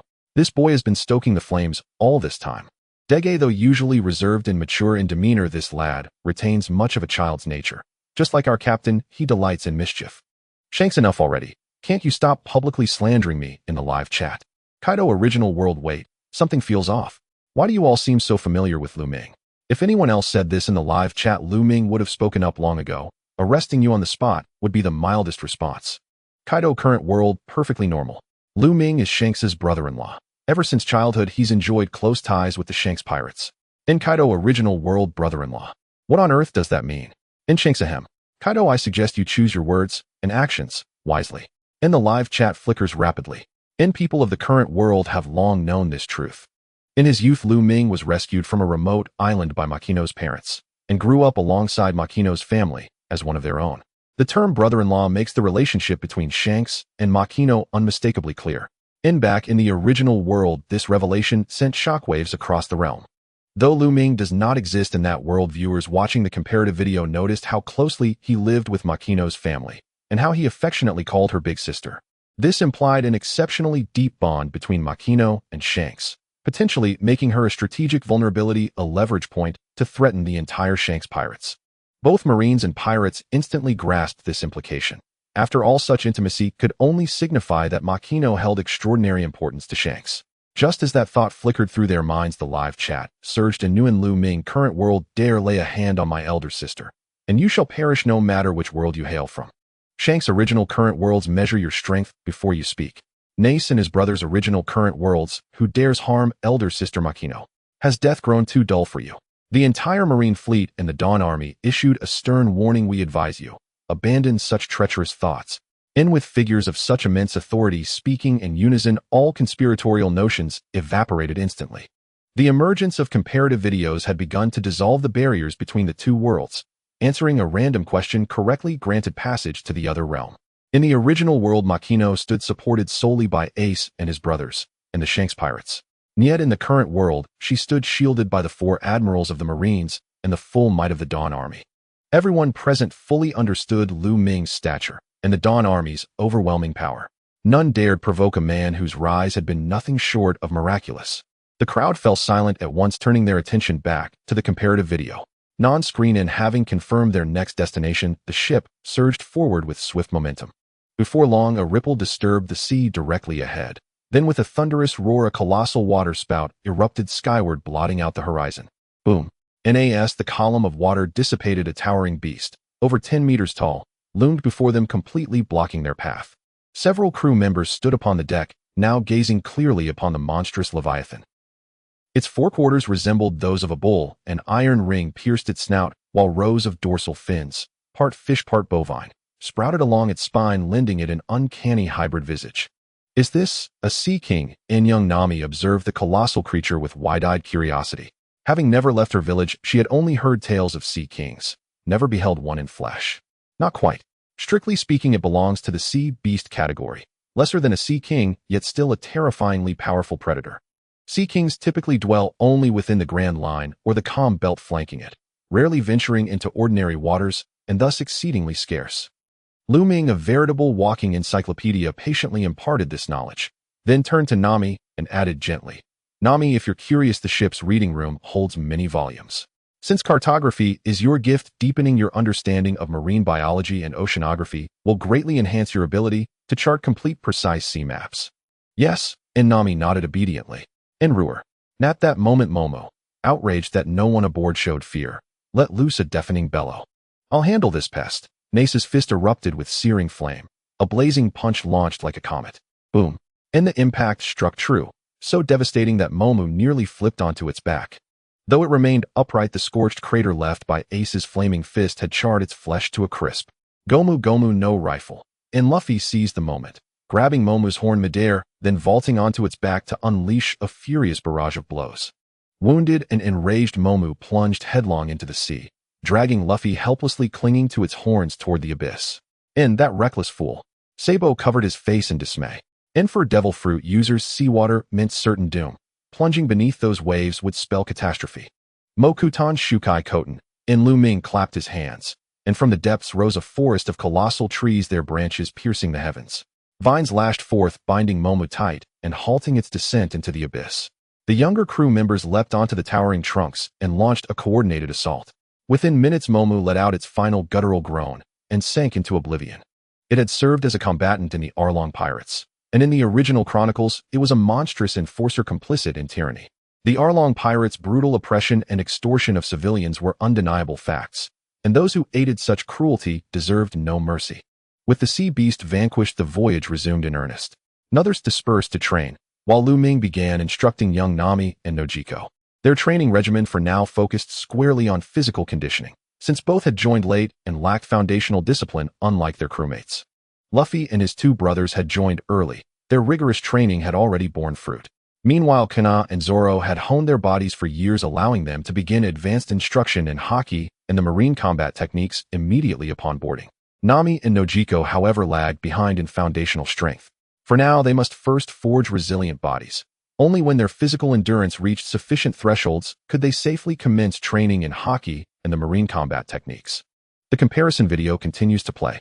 The original world video on the left progresses at a steady pace, while the current world video on the right accelerates rapidly towards a highlight moment. The strength of the people on the ship is steadily increasing. In several sparring sessions, both Luffy and Ace have already demonstrated a preliminary application of haki, though they cannot yet control it actively and can only trigger its effects passively on occasion. But this is already quite impressive considering that it has only been about half a month since the two began to engage with haki. To be able to trigger the effects of haki passively in such a short time speaks volumes about their talent in this regard. Given more time, they will undoubtedly master the control of haki completely. The others are closely following in their training of haki. Except for Nami and Nico Robin, who have yet to formally begin their engagement, the rest are expected to genuinely grasp the application of haki after a short period. During the voyage, the rewards are continuously expanding. Essentially, every couple of days they encounter pirates sailing the seas. After dealing with them, substantial bounty rewards flood in. Although these are merely small-time pirates, they still bring in some money. It's considered extra income, as the primary purpose of this voyage was merely to rapidly enhance the strength of the little ones, allowing them to gain more combat experience for training haki. The ship is sailing swiftly, and before long they approach West Rob Village. At this moment, the screen suddenly freezes. This piques the interest of those watching, who initially think it's yet another random QA session. However, the text that appears this time is entirely different from before. It is neither a random QA nor a random event comparison. A comparison of iconic scenes is now taking place. Comparison of iconic scenes: original Ace's ending versus altered Ace's ending. As this comparison of iconic scenes is significant and holds great comparative value, the original ending and the altered ending will be played in sequence. Please note there is no distinction of victory or defeat in this iconic scene comparison. After the comparison concludes, both worlds will gain an overall enhancement in strength. Before the comparison of iconic scenes, a QA regarding the ending will take place. The question for the QA is, what is Ace's ultimate ending in the original world without any interference? Without any interference means assuming the original world did not have the comparison video arrive, the original timeline progresses. The format of the QA is multiple choice. The question will be in a buzzer format, and the fastest individual to answer correctly will receive a substantial reward. As the content of this QA occurs in the future, both worlds' people are unaware of the final result. This ending QA will be simultaneously guessed by people from both worlds. The QA is about to begin. Please be prepared. 3, 2, 1. The ending QA begins. Please listen to the question. Character Ace. All individuals from the original and current world, please answer quickly. Question: what is Ace's final outcome in the progression of the original timeline? 1. Becomes the Pirate King. 2. Executed publicly and dies. 3. Succeeds Whitebeard as the captain. 4. Dies pierced through the chest by a kindness punch. Original world. A loud prompt rings in everyone's ears, interrupting the ongoing war once again. In a certain part of the battlefield. Flame Emperor. Great Flame Ring. Ace holds up a massive fireball, the intense power incinerating everything around him. With a forceful throw, he aims directly at Admiral Akainu, standing opposite him. Dog Bite Red Lotus. Akainu strikes with a punch, his arm instantly transforming into magma, elongating and morphing into a rushing magma hound as he attacks. Boom. The clash of the attacks from the two Devil Fruit users, both wielding fire abilities, creates a terrifying heatwave that sends both Navy and pirates surrounding them, flying flames immediately enveloping their bodies. After the collision, Ace is knocked to the ground by the overwhelming heat, rolling several times before stabilizing his body, some parts already scorched by the magma. His gaze turns toward Akainu, who remains standing in the same spot. The previous collision did not affect him in the least. Even his admiral's cloak is intact, unaffected by the heat. This clearly shows that Ace was at an absolute disadvantage in that clash. Although the Mera Mera no Mi is a powerful fruit, it has limitations, and his current heat intensity is far inferior to a kindness Magu Magu no Mi. Damn it. Ace gritted his teeth and stood up just as he was about to launch another attack. A prompt sound suddenly echoed in his mind, leaving him stunned. He opened the light screen and glanced at the text displayed above, particularly astonished when he saw the options in the ending QA. Why is there an option for me being pierced through the chest by Akainu? Ace was baffled. In other areas of the battlefield, others also paused their fights to check the text on the light screen. However, upon seeing the text displayed on the light screen, everyone was left dumbfounded. The explanation above assumed that no comparison video had arrived and the original world's plot was progressing. But if that's the case, Ace only has two outcomes: either he is rescued or he is executed. What on earth does it mean to be pierced through the chest by Akainu? If Ace was saved from the execution platform, he would surely have fled. But if he was not rescued, he would definitely be executed. How could there be an option for him to die, pierced through the chest by Akainu? Based on the experiences from the previous two QAs, a pattern can almost be deduced. As long as the options are not too absurd, they generally influence the final outcome. For example, options like Sailor Moon or Magical Girl are purely ridiculous. But dying pierced through the chest by Akainu does not seem absurd at all, as no one can predict the future. Thus, this option holds a certain feasibility. Furthermore, among these four options, none are misleading. All have a certain basis. Unlike previous instances where there were occasionally one or two absurd options, this time everyone hesitated, unsure of what to choose. In the current world, at the Admiral, Seed, Ace, and Sabo are equally puzzled. These options, based on the current situation in the original world, it can be inferred. If the comparison video had not arrived, the Whitebeard pirates would be at a significant disadvantage against the Navy in the original world's development line. Thus, there would ultimately be two outcomes: either Ace is executed or Ace is rescued. But the idea of being pierced through the chest by Akainu leaves everyone dumbfounded. If Ace was not executed, then he must have been rescued. Yet to be rescued and then killed by Akainu is just too unexpected. This time perhaps I can draw something good. Lu Ming's eyes brightened. The rewards for drawing are based on the people or objects that have appeared in the comparative events. Comparing the original ending of Ace and the altered ending signifies that the footage in the comparison video is set during the Marineford War. In the Marineford War, there are many powerful figures, including the top pirate Whitebeard, along with his equally formidable subordinate Marco and the other captains of his divisions. On the Navy side, there is Sengoku and Carp, along with the 3 admirals, the 7 warlords, and numerous elite naval commanders. The probability of drawing something good from this pool is even higher than in the previous 2 times. Lu Ming gazed into the distance, observing the scene around him. Everyone was contemplating what the outcome options for Ace would be. This round of questioning is clearly different from the previous ones, making it more difficult to guess, and thus these people are unable to make a correct decision in a short time. After all, the original world's ending for Ace is quite absurd. Having been rescued, he nevertheless chose to return to battle due to Akaina's provocations, ultimately sacrificing himself to block a punch for Luffy, only to be pierced through the heart by Akaina's magma arm. No one could have anticipated such an ending. In the original world, if I were to be rescued, I would definitely choose to support Dad in becoming the Pirate King rather than becoming the Pirate King myself. This option can be eliminated right away. The option of succeeding Whitebeard as captain is also impossible. If the captain's position became vacant, it would mean Dad died in this Marineford War. I would never allow Dad to die while I escape alone. Both of these options can be eliminated directly. The remaining options are either dying on the execution platform or dying at Akaina's hands. Ace looked at the 4 options presented on the screen and immediately chose to eliminate the first and third options. However, looking at the remaining 2 options, Ace found it difficult to choose. His imagination did not support clear thinking. The first option implies he was not rescued, but since Dad chose to come this time, he must have been determined to rescue him. Given Dad's intelligence, he would certainly have assessed the power disparity and would find a way to do everything possible to rescue him. The fourth option implies he was rescued from the execution platform, but why did he have to die from being pierced through the chest by Akaina's punch? Straining his mind, Ace could not fathom what the ending would be. Meanwhile, on the Navy's side, Sengoku and the Navy's chief strategist, Tsuru, were in discussion.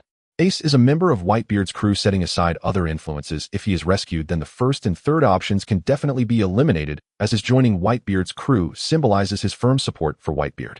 You who have dealt with Whitebeard extensively understand his charisma. Aside from the treacherous Blackbeard, the other crewmates are steadfast supporters of Whitebeard, and they would not allow Whitebeard to die while they survive.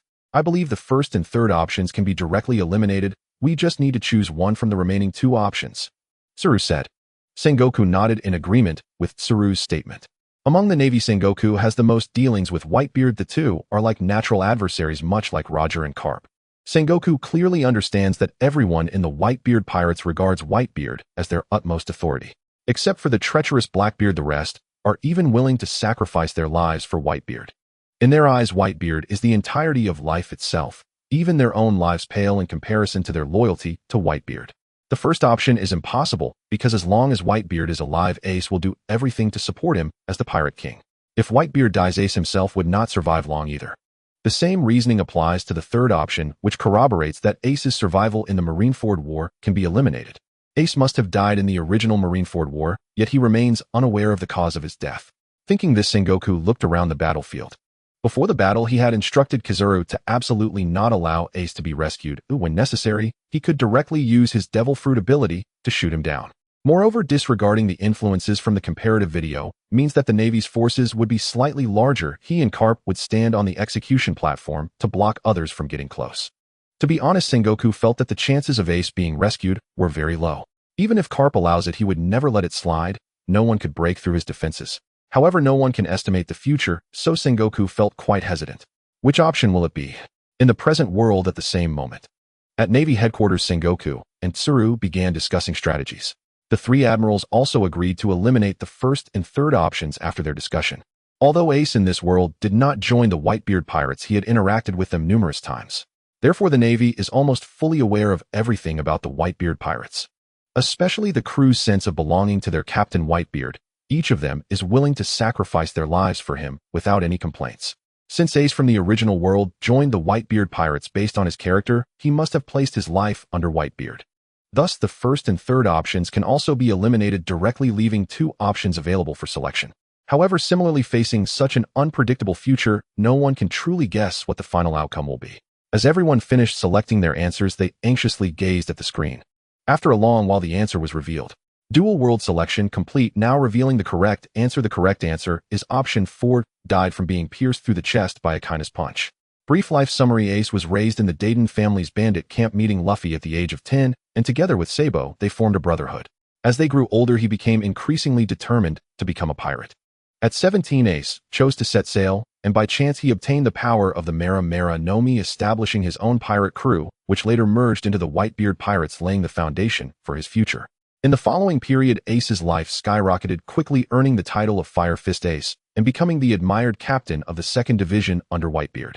In a certain year, he chose to capture Blackbeard, but was ultimately captured himself. Using him as bait, the Navy initiated the Marineford War. The first responder from the original world, Ace, will receive the first place reward. The others with correct answers will receive a 1 increase in physical strength. Sakazuki, you accursed red dog. Luffy, protect Ace at all costs. Keep him far from Sakazuki's reach. And give the bastard 2 solid punches for me. Sakazuki, you despicable wretch. In Roger, you mangy dog. Sakazuki. In just a little while I'll arrive at Marine headquarters. Just wait for me. Alas, I failed to answer correctly. Otherwise I'd have dashed over and struck you with a divine evasion. Sakazuki fell silent. And Kaido of the Beasts murmured, what an unimaginable conclusion. I eagerly await the upcoming iconic confrontation. I'm deeply curious. Why in the unaltered timeline did Ace truly fall to Sakazuki's fist piercing straight through his chest? Kaido of the Beasts added, indeed astonishing, utterly beyond expectation. In streams of commentary flickered rapidly across the screen. In the original world, Ace gazed upon the luminous screen as the previously displayed answer swiftly faded, replaced by a clear list of reward options. Please select the first reward in 1. Awakening of the Devil Fruit. In 2. Acquisition of a second Devil Fruit ability for one's body. 3. A single plea for aid from another world. In 4.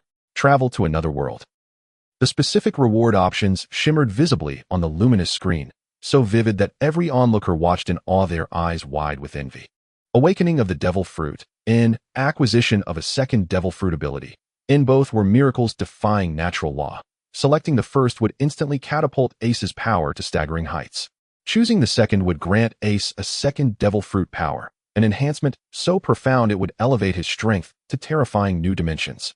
After all, even the most potent singular Devil Fruit ability possesses inherent limitations. A second ability could perfectly compensate for those very weaknesses. At Marine headquarters in the original world, Ace declared without hesitation, I choose the first option, Devil Fruit Awakening. Knowing he was destined to die at Sakazuki's hands, he understood that above all else raw power was now his most urgent need. His flames had failed to withstand Sakazuki's magma during their earlier clash, a clear sign his mastery of the fruit remained incomplete. The Mera Mera no Mi's true potential far surpasses that of the Magu Magu no Mi. Once awakened, Ace would not only match Sakazuki, he would surpass him. The moment he confirmed his choice, Ace felt the Mera Mera no Mi's power surge violently within him, fervent, boiling alive. His blood roared like molten fire, heat exploded through his veins, igniting searing flames across his entire body. Boom. The next instant, cataclysmic infernos erupted from Ace's form, scorching shockwaves expanding 100 meters outward. Had the pirates and marines not already fled far from the battlefield after their prior clash with Sakazuki, this blast alone would have incinerated hundreds. Ash and smoke billowed outward, shrouding Ace in a swirling crimson veil. Sakazuki narrowed his eyes, peering into the haze at a figure wreathed in blazing red. He sensed it, the unbearable searing intensity radiating from within. The Mera Mera no Mi had awakened, propelling Ace's strength to a terrifying new apex. He now stood equal to Sakazuki, not merely rivaling him, but matching him flame for flame in sheer thermal ferocity, their powers locked in perfect equilibrium. Sakazuki's gaze hardened instantly. In the original timeline, Ace had fallen to his fist, piercing straight through his chest. Now that hatred burned white-hot in Ace's heart. As the smoke cleared, the awakened Ace emerged before all eyes. Flames coiled around his frame. No longer mere crimson, but transformed streaks of molten gold and radiant orange now threaded through the blaze, brighter, fiercer, deadlier than ever before. Ace opened his eyes, and within them his pupils blazed with molten gold-orange fire. He resembled Luffy after activating Gear 5th, his entire being reshaped, his power surging with explosive, unprecedented force. Ace and Sakazuki locked eyes, two titans evenly matched, tension humming between them like drawn steel. Yet neither moved. Both awaited the truth behind that fateful, iconic death. The outcome revelation concluded. In the iconic confrontation, comparison began, first displaying the original world's footage. A scene instantly familiar to all unfolded Marine headquarters, Marineford. It was the height of the Summit War. The battlefield raged fiercely, the sea-stained crimson corpses strewn haphazardly across the field. Ace had been rescued from the execution platform and now darted through Marine ranks, each movement claiming countless lives. Sengoku of the original world frowned deeply. Ace had truly been saved, and he searched his mind in vain for an explanation. Without the disruptive influence of comparative footage, the execution platform had been guarded by himself and Garp, and Kizaru with lightspeed reflexes stood ready to intervene at any moment. By all logic, Ace's rescue should have been nearly impossible. Sengoku glanced at Garp, who beamed back at him with his usual guileless grin. Meanwhile, Kizaru idled on the battlefield, utterly indifferent, standing casually before several division commanders of the Whitebeard pirates. Even if those two deliberately held back, surely I did not. And then how in heaven's name was Ace rescued? In Sengoku's brow furrowed deeper. He pondered for a long while, but found no answer. Then a quiet realization settled upon him. Even if he uncovered the truth, what would it change? His world had already been irrevocably altered by the arrival of the comparative footage. The future, once certain, was now a boundless unknown. There was no point in fretting over such things. Calming his thoughts, Sengoku refocused his gaze upon the unfolding comparison. Whitebeard had made his solemn decision to stay behind alone, ensuring the escape of every crewmate. After bowing deeply to his captain, Ace obeyed, fleeing alongside the others. As they retreated, Sakazuki unleashed his verbal assault. Truly fitting. The crew of that man chooses to abandon their captain and flee alone. In the end, you are all failures. Whitebeard is a failure, and so are you. And he failed to become Pirate King while Roger lived, and failed again after Roger's death. And now you desert your captain. Failures among failures. And how laughable. This is the Whitebeard pirates. You dare insult my father. Ace could bear it no longer.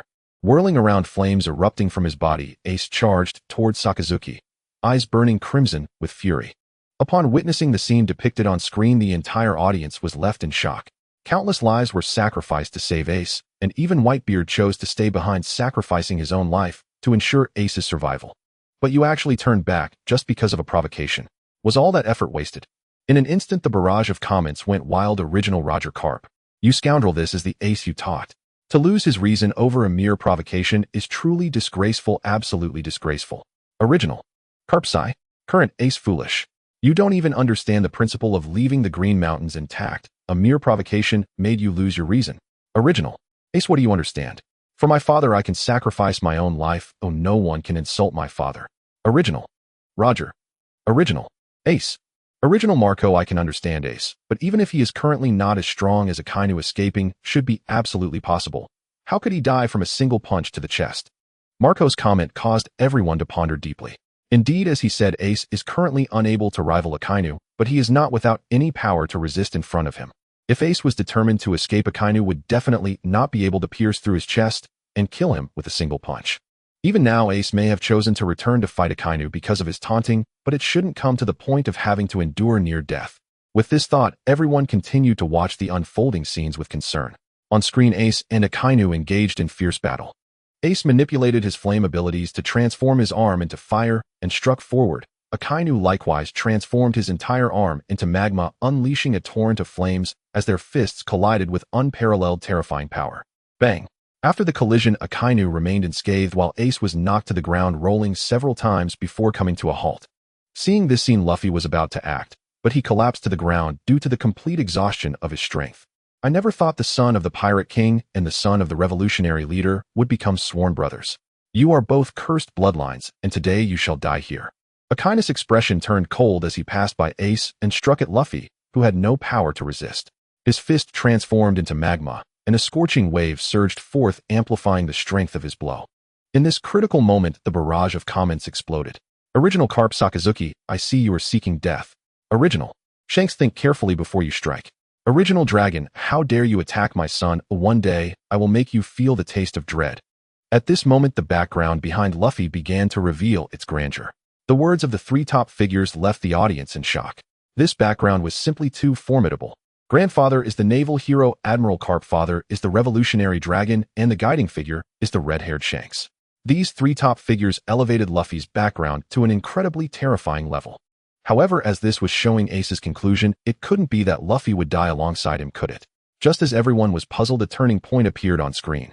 Before the magma-filled fist, the Whitebeard pirate's flag tattoo emerged, and Ace stood in front of Luffy, taking the deadly attack for him. In a moment of urgency, this attack struck Ace's physical body, instantly burning his internal organs, and the magma completely consumed his life force. Ace, who fell to the ground, saw his life card ignite in flames at that moment, slowly burning away to leave only a sliver of white. Now Ace was left with only a trace of breath, and before long his life was completely extinguished, the life card beneath his feet turning to ash. Ace! The scene froze at Luffy's heart-wrenching cry. Original Pirate King Roger, damn it, Akainu, you wait for me at the Navy headquarters. Anyone can survive today, but you must die? Original Carp. Scoundrel, you vile creature. Original Whitebeard. Sakazuki, damn you. Original Luffy. Ace. Current Sengoku. Sigh, thank goodness our Ace in this world joined the Navy, though otherwise this scene would truly be unbearable. Carp. Thank you, Lu Ming.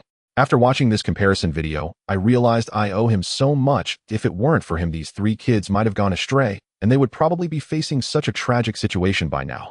Pirate King Roger. Suddenly I realize having a devoted son isn't bad, at least he's living well, and doesn't have to worry about other dangers. Ace, I am truly grateful to have big brother Lu Ming by my side. Now life is peaceful, we three brothers are still here. Let's hold a banquet together after the war at the summit. Sabo, good. Current Luffy, good. Ace's comment popped up, and others who recognized him responded. The ace from the original world felt deeply moved by this scene. He envied the ace from the other world so much, for he had Lu Ming by his side, and no one despised his cursed bloodline, allowing him to make more good friends.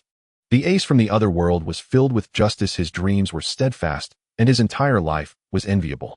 As for himself, in his childhood, he often heard others mock that cursed bloodlines should die, saying that the son of the pirate king should commit suicide to atone. All of this made Ace feel as if he had been abandoned by the world. Only Luffy and Sabo from his childhood were the sole rays of hope for his redemption, but Sabo inexplicably died, leaving only Luffy. If he hadn't met Whitebeard, he would likely still be living a muddled life in this world. In contrast, the ace from the other world was truly enviable. Current. Ace, by the way, if you are in such a situation now, I suggest you do not block this attack for Luffy. His fruit ability is very special. If you don't block it, Luffy will most likely awaken his fruit ability and won't die, but rather gain a significant boost in power. Seeing the message from the ace of the current world, the ace of the original world etched this point deeply into his mind. The comparison video continued to play. The comparison video of the original world on the left has ended. Now it shifts to the comparison video of the current world on the right. A comparative video of iconic scenes, the altered fate of Ace, is about to be played. This comparative video presents a future extrapolation based on a divergent timeline depicting Ace's ultimate outcome in the Summit War. The setting remains Marine headquarters at Marineford. Same location, same Summit War. The macro view reveals the current state of the battle in the original world. The Marines deploy their full headquarters forces, supplemented by Admiral Kazan's reinforcement fleet stationed offshore. Meanwhile, Whitebeard's fleet has allied with other arriving pirate factions, preparing a coordinated breakout. The frame gradually narrows, focusing on a specific locus within the battlefield. Ace, his devil fruit now awakened, stands revealed before all. His power level has undergone a profound transformation, his entire body shrouded in blazing orange-gold flames, even his pupils flickering with incandescent molten fire. He exudes raw, overwhelming power, and rightly so. At this very moment, he clashes head-on with Admiral Akainu, their combat radiating sheer, unrestrained ferocity. One warrior becomes pure flame, descending like a deity of conflagration, every gesture unleashing torrents of apocalyptic heat. The other is enveloped in seething magma. Each punch detonates with volcanic fury, molten rock boiling and erupting in cascading torrents. The terrain where they fight lies utterly shattered, no soul dares approach within hundreds of miles. Fire Fist. Ace's fist surges forward. Orange gold flames explode outward in a cataclysmic wave carrying unimaginable thermal devastation. Magma Fist. Akainu does not yield an inch. He meets the blow head-on. Boom. The shockwave hurls both warriors backward in violent recoil. This stands in stark contrast to the previous comparative video. In that earlier version, the same exchange occurred, but afterward Admiral Akainu emerged unscathed while Ace tumbled across the ground for dozens of meters before barely stabilizing himself. That single impact had already scorched away parts of Ace's body, proof that his flame's intensity fell far short of Akainu's magma. Yet now their clash ends in perfect parity, a shift attributable solely to Ace answering the question correctly and claiming first place rewards, triggering his devil fruit awakening. The implication strikes with visceral clarity. Kaido of the Beast's original world, I must focus entirely on the upcoming questions. The first place reward is beyond extraordinary. Ace, once mediocre in strength, now rivals an admiral outright. Marshal D. Teach original world Shishishi. My curiosity grows stronger by the second. I'll need to answer with absolute seriousness from now on. Gecko Moria current world. This effect is nothing short of miraculous. Ace's devil fruit awakening doesn't merely enhance him. It catapults him across multiple tiers of power, placing him on equal footing with Akainu himself. Witnesses watch with burning eyes, electrified by the tangible transformation unfolding before them. The contrast could not be sharper. Previously, their power levels were separated by a chasm. Yet after Ace's successful answer, his combat prowess surged exponentially, enabling him to match an admiral in mere moments. Does this mean others too may achieve such staggering ascension upon answering correctly? It is nothing less than transcendence in a single stride. The comparative video continues. Ace and Akainu lock in a brutal, unrelenting duel. Across the entire battlefield, no decisive victory emerges in short order. After a prolonged interval, GOLD, Roger arrives at Marine headquarters at the helm of a massive pirate armada and immediately joins the pirates' assault on the Marines. Roger burns with incandescent rage, his eyes crimson with fury upon spotting Akainu. With a single strike of his supreme dodge, he sends Admiral Kazan flying. Having eliminated Kazan, Roger charges forward without pause. Every obstacle in his path is cleaved aside until he reaches Akainu and delivers a devastating slash that sends the admiral hurtling nearly 100 meters. His blade wreathed in overwhelming conqueror's haki inflicts catastrophic damage. Akainu is left half incapacitated, his combat effectiveness severely diminished. Roger then joins forces with Whitebeard. Together their combined might proves unstoppable. They smash through Admiral Kazan's encirclement with terrifying ease. The Summit War concludes here. Ace's fate in this timeline is sealed. He survives, and his power surges to a level capable of challenging an admiral. The iconic scene comparison ends. The screen freezes. A line of text materializes upon the luminous interface. This iconic scene comparison has concluded. Results of the event comparison will be announced in 5 minutes. Both frames remain frozen on the interface. Comments cascade rapidly across the screen. Sengoku Original World. This extrapolation is grounded in the present world's trajectory, meaning barring unforeseen intervention, the Marine Summit War is now irrevocably lost. Suru Original World. Unless another random QA occurs, the Marines' only hope lies in answering correctly. If none appears, their defeat is virtually assured. Sengoku Current World. Since Ace has been rescued, if another random QA arises, you may request our support. We are still Marines, and we will not stand idle as you fall. Sengoku Original World Sai. I can only hope another random QA appears. Without it, the Marines' defeat seems inevitable. Even Sengoku of the Original World abandons all hope for the Summit War. After all, the extrapolated future unfolds with flawless internal logic. Ace ascends to Admiral tier strength. The Pirate King Joel D. Roger arrives with overwhelming reinforcements. Combined with the existing pirate alliances, their collective force renders escape inevitable. The Marines simply cannot contain them. As shown in the final frame, the outer blockade fleet is obliterated and pirate ships sail triumphantly out of Marine-controlled waters. Minutes pass in anticipation. New text appears on the interface. The iconic scene comparison has concluded. Both worlds shall receive a comprehensive power enhancement. Words shimmer into being on the interface. Simultaneously, radiant multi-hued light blooms across the skies of both worlds, dividing into countless luminous fragments that stream into every living being. Warmth surges through veins and marrow. In that instant, every soul in both realms experiences a surge in power. Devil Fruit mastery accelerates dramatically. Physical resilience skyrockets. Dormant injuries dissolve. The elders rediscover the vigor and vitality of their youth. The Original World. People reveled in the warm, soothing sensation of vibrant, multicolored energy coursing through their bodies, erupting into waves of exhilarated cheers. I can feel it. This is truly miraculous power. I sense my physical strength surging at an astonishing rate. My fruit's developmental progression is rapidly ascending, a miracle indeed. This energy not only accelerates fruit evolution, but also amplifies my own Haushika Haki, making it markedly stronger. Previously, my body bore lingering internal injuries, but now under this gentle radiant current, the pain recedes swiftly. This force does more than elevate one's cultivation. It heals, restores, and mends even deep-seated afflictions. It is nothing short of miraculous. Alas, we missed out on the earlier events that granted such profound power boosts. Had we participated, then our strength would have skyrocketed, especially precious for elderly cultivators whose vitality has long waned. Indeed, a power capable of restoring youth to the aged will surely reawaken the peak prowess of the previous generation's mightiest warriors. Streams of commentary flooded the screen. On the battlefield of the Marine headquarters in the Original World, all were immersed in the nourishing embrace of the prismatic energy, each acutely aware of an unparalleled sense of euphoria and a swift, vigorous surge in physical might. This effect was especially pronounced among the elder warriors who had arrived to reinforce the front lines. The golden Great Buddha's radiance intensified while Sengoku, bathed in this transformative energy, instinctively closed his eyes, lost in the rapture of bodily renewal.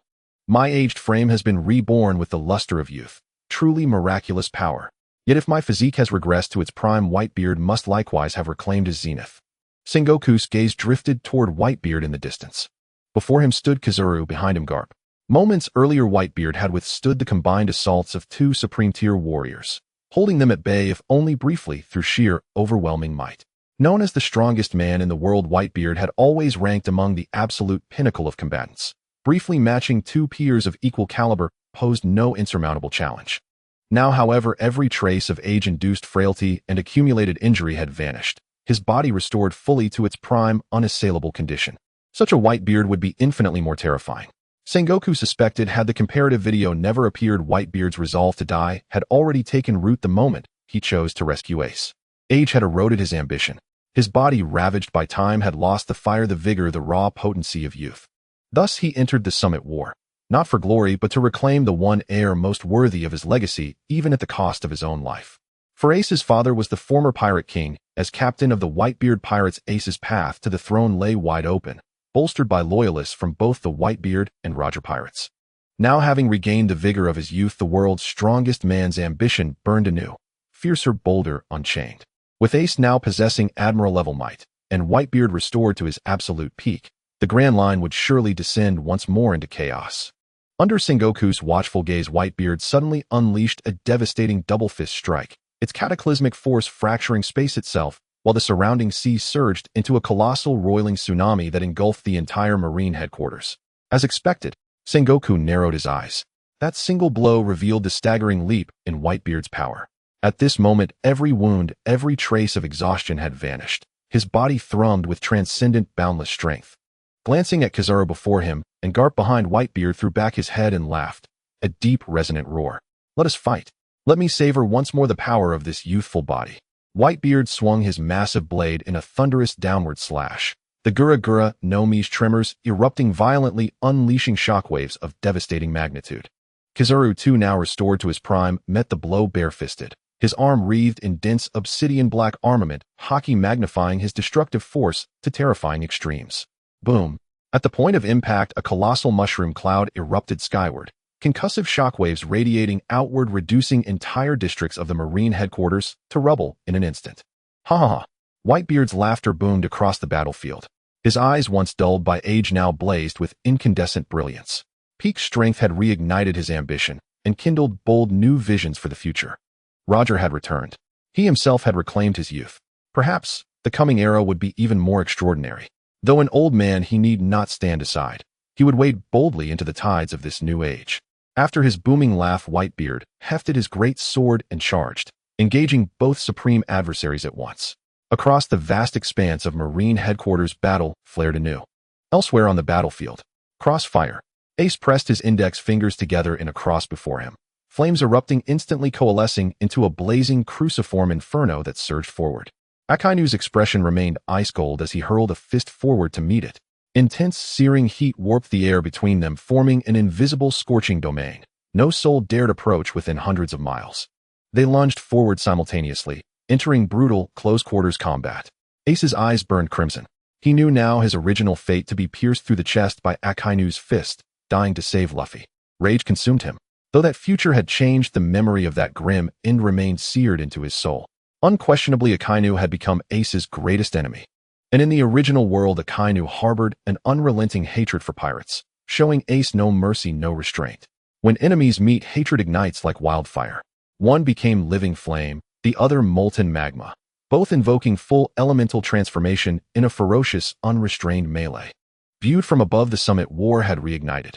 The spectacle unfolding now mirrored, down to the finest detail, the legendary battle depicted in the comparative footage.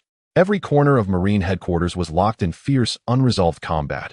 No victor discernible in the immediate horizon. The comparative footage revealed a pivotal truth: at the war's climax, Roger would arrive with a host of pirates to turn the tide. Forewarned, the Marines' most strategic minds scanned the battlefield intently, searching for the perfect opening, the decisive pivot that could reverse destiny's course.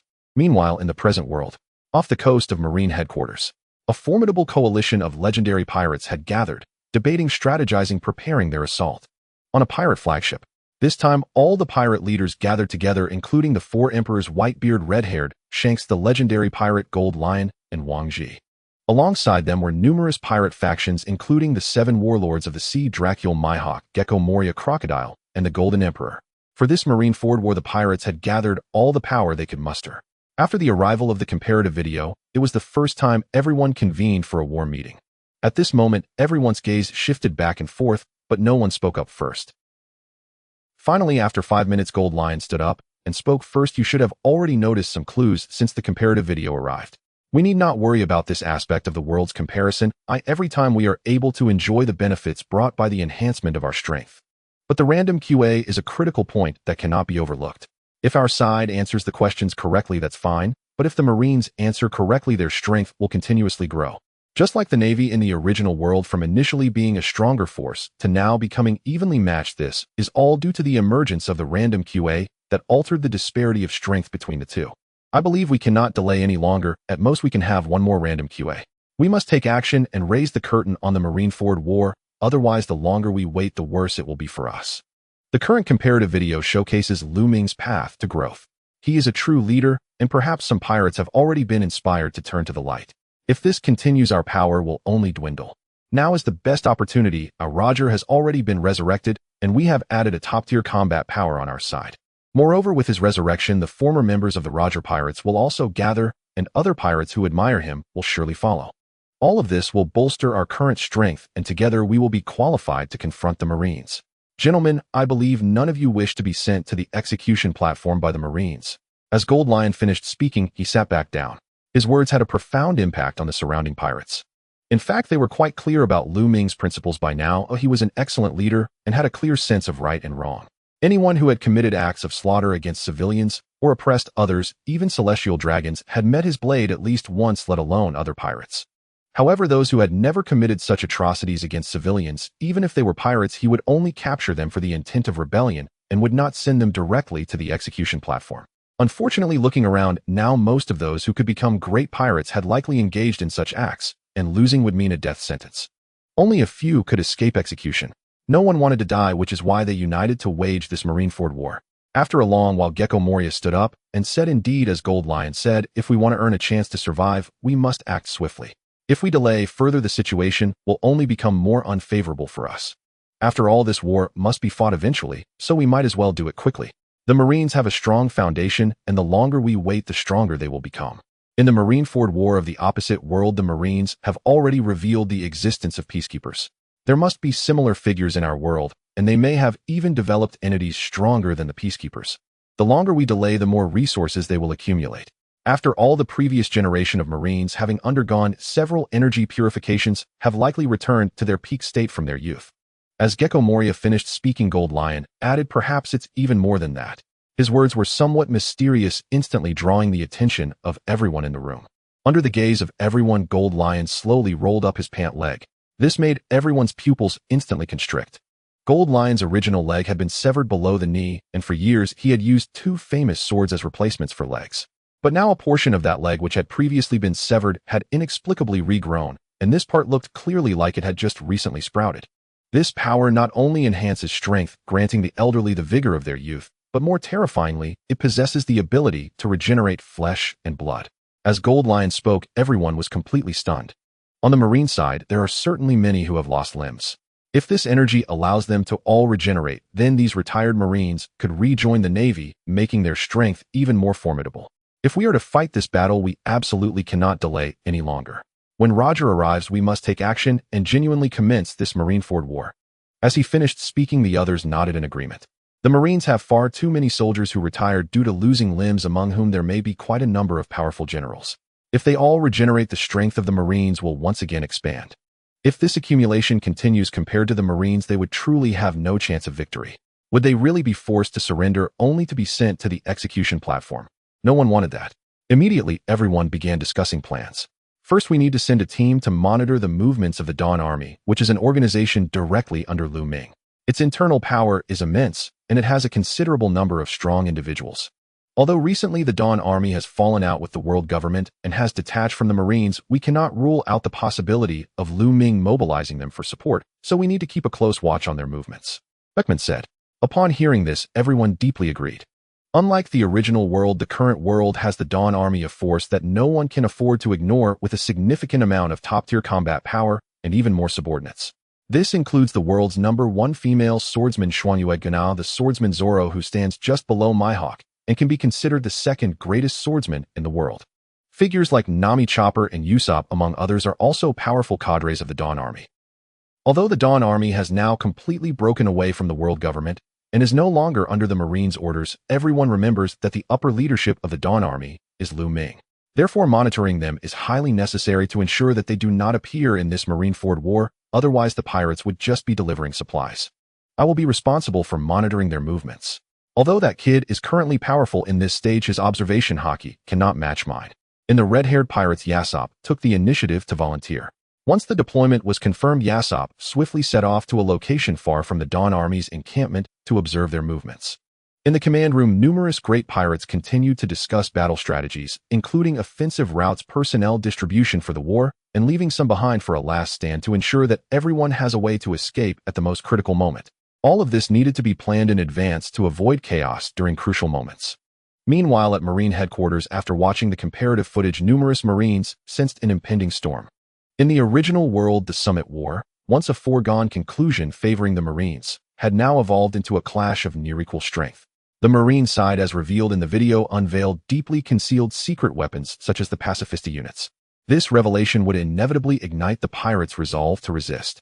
They understood clearly only swift, decisive action could prevent further shifts in fortune. After all, Roger's resurrection had added a peerless warrior to the pirate ranks, and his former crew would inevitably rally to his banner, joining him in battle against the Marines. Moreover, Roger's legendary name would sway other pirates, those previously hesitant or unaligned, to pledge their allegiance and join the pirate cause. Thus bolstered, the pirates gained significant new leverage in confronting the Marines. The time for war had arrived. Delay risked unforeseen reversals. On the execution platform, Sengoku surveyed the ranks below and declared in a commanding voice, "Stand ready. Every man sharpen your focus." Instantly, the Marines snapped into rigid attention. "Yes, sir." Their hands gripped weapons, faces resolute, awaiting the opening salvo of war. On the platform, the four pirates exchanged a silent glance, then bowed their heads.